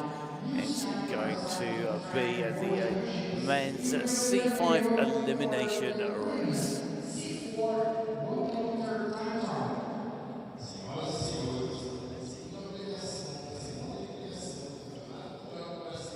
Apologies, it's not. I'm getting ahead of myself already. It's going to be the next the women's C4 1 kilometre time trial. There we go, out of order.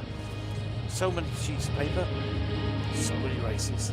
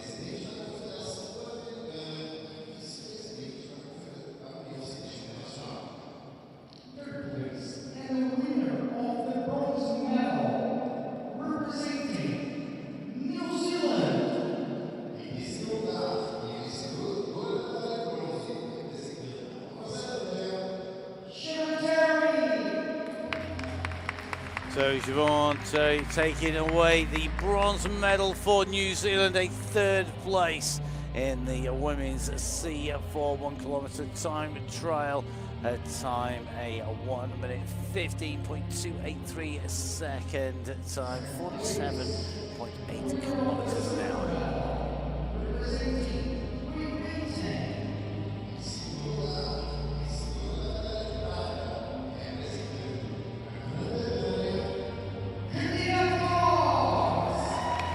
Taking away second place in the women's C4 1 kilometre time trial, awarded the silver medal for that second place, Kadina Cox from Great Britain. First place, UCI, and the winner of the gold medal, representing Australia.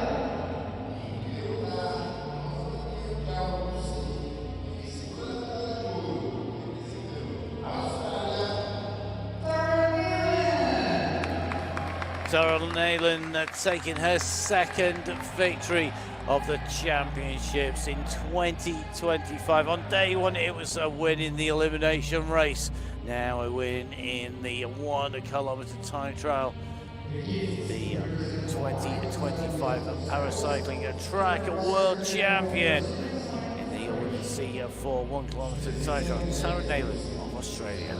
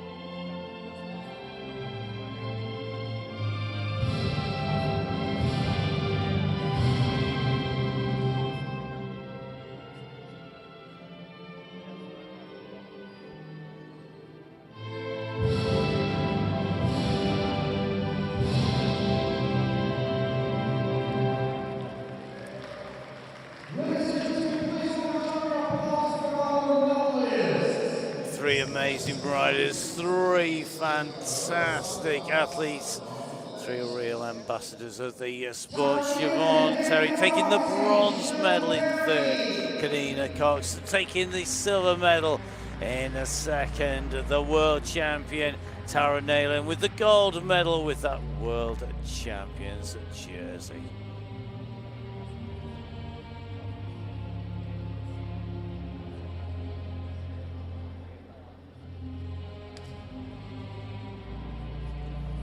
Phenomenal racing, phenomenal riding, phenomenal sportsmanship and phenomenal care of their fellow competitors. The world champion alongside Kadina Cox here, and that is what sport is all about. These riders battle it out, race against each other. They have so much respect for each other, and that shows time and time again. Fantastic to see here at the World Championships, at the 2025 Paracycling Track World Championships.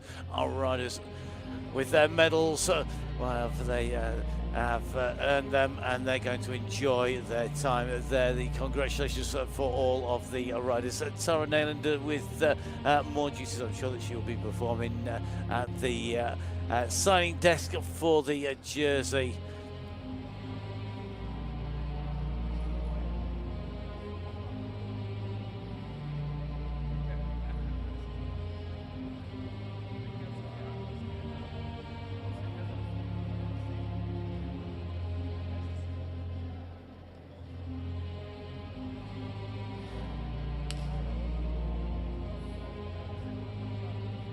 So Tara Nayland adds her autograph to the jersey. Phenomenal performance by her in that time trial. Her winning time, a 1:10 time, just ahead of Kadina Cox, taking 2nd. Siobhan taking away that 3rd place. More signatures, more autographs on that jersey from Tara Nayland. One of our fantastic stars, as are all of our athletes here at the Paracycling World Championships, as we do indeed move on to the men's C5 elimination race of victory ceremonies.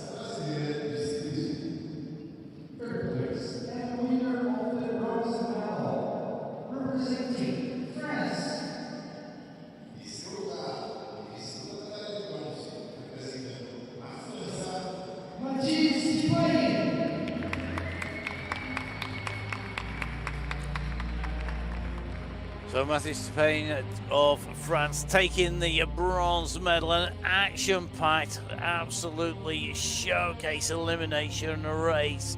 You had to be in the right place all the time just to make it into that selection for the medals. Mathieu Spain rewarded with a bronze medal here at the World Championships 2025.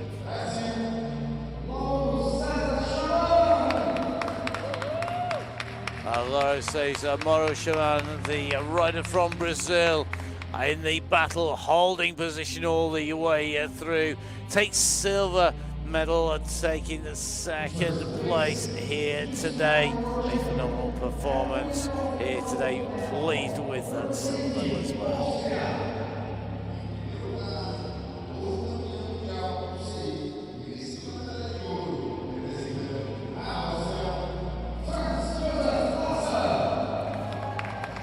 What a performance by this man to take away the win in the men's elimination race. He really positions himself in absolute superb fashion all the way through the racing to take away the win, to take the gold medal and that rainbow jersey the UCI 2025 World Champion in the men's C5 elimination, Franz Josef Lasser of Austria.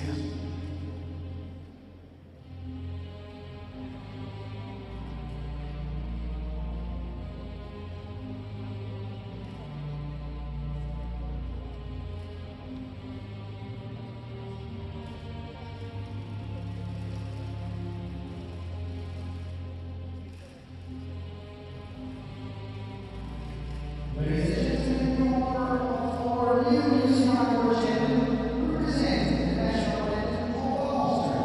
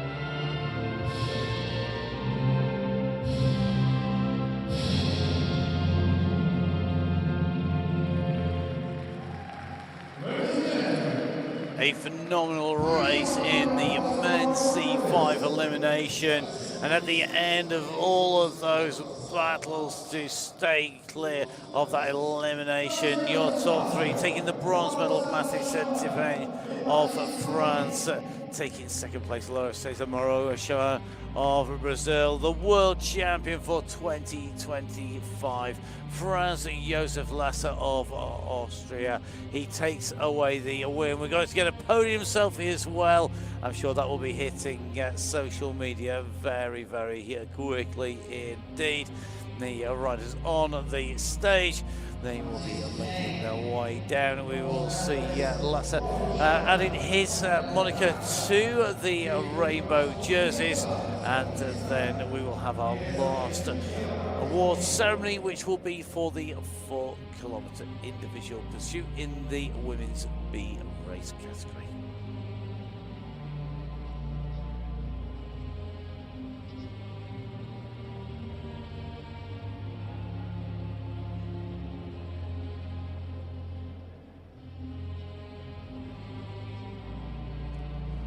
So Lasser with the medal, with the pen, the smiles done, the photographs are done. Time for the signature to be applied on to that fantastic Santini jersey, which will be, I'm sure, very proudly displayed for a long time. And I'm sure very proud rider in France, Josef Lasser. Fantastic result, taking away that gold medal at the end of smart riding, smart positioning, with the speed to finish it off as well when he came into the finish. A great rider, a great race, and really a great way to lead us into our very last race of the night, which was our women's B 4-kilometer individual pursuit. Well, those boxes will get heavier when those medals go in. They are real serious pieces of metalwork, believe me. If you've ever been lucky enough to see one and feel one, they are seriously large. They are pretty weighty. Well, our presentation party having to carry 2 of each of those medals as the riders make their way to the stage in our final presentation of day 2 of the UCI 2025 Paracycling Track World Championships. It's our women's B individual pursuit of victory ceremony.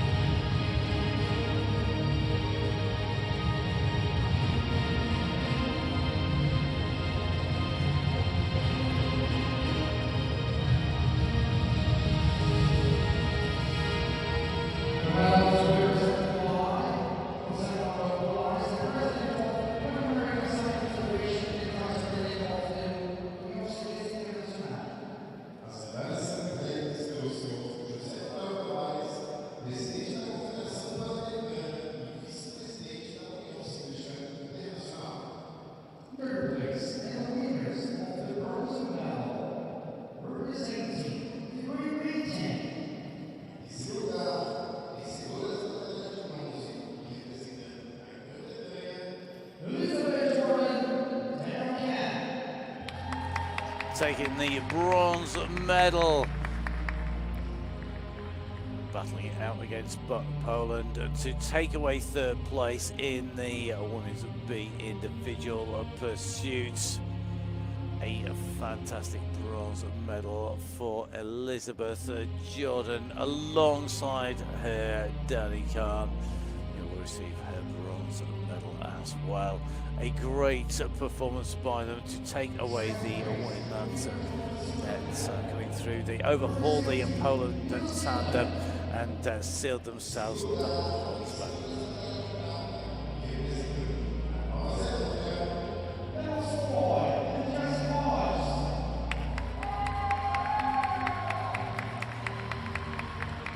Taking away the silver medal, a return to racing for Emma Foy and Jessie Hodge. A fantastic result for them, battling against Great Britain, really putting them under pressure. A phenomenally fast start. Emma Foy receiving her medal there, the silver medal going to New Zealand.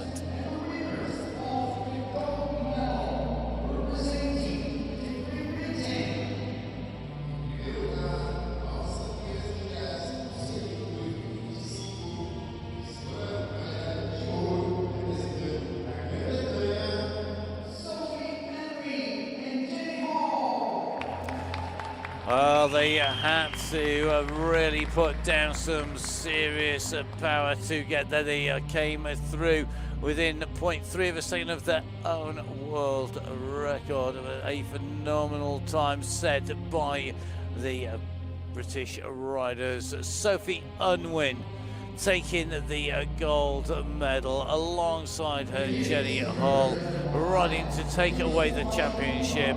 Great Britain with the gold medal, the world champions in the women's B individual pursuits.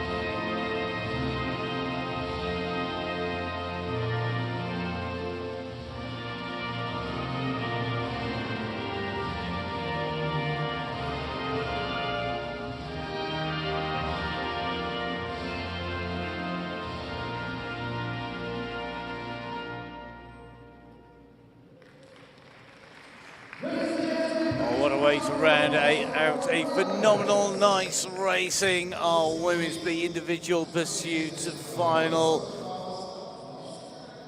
Making the catch to go to third place, the Great Britain tandem of Elizabeth Jordan and Danny Khan. A phenomenal performance from the team from New Zealand. Emma Foy and Jessie Hodges taking second place in the silver medal. They came here as world record holders. They beat their world record in qualifying to set a new world record of 4 minutes 32.697 seconds. Sophie Unwin and Jenny Hull overturned an initial deficit to take away the win, to take the final gold medals and the final rainbow jerseys of day 2 of 4 amazing days of competition here in Rio de Janeiro in Brazil at the UCI 2025 Paracycling Track World Championships. The action continues tomorrow and on Sunday, with tomorrow's action coming to you at 3:30 local time here in Rio de Janeiro. It's going to be at 2:30 on Sunday from Rio de Janeiro in Brazil. So make sure you see, get that time adjusted wherever you are in the world. Thank you very much for watching all of our fantastic athletes, some amazing performances. Our champions crowned, the medals are handed to our medalists. It's time for them to celebrate, for our riders to rest and recover, ready for day 3 coming to you tomorrow. A massive thank you to you for watching, for our riders for keeping us on the edge of our seats all the way through the racing, and a big thank you for everybody who makes it happen behind the scenes. But from me, Matt Payne, time for some sleep. I'll see you again tomorrow for day 3 of the UCI 2025 Paracycling Track World Championships from Rio de Janeiro in Brazil. Till then, goodbye.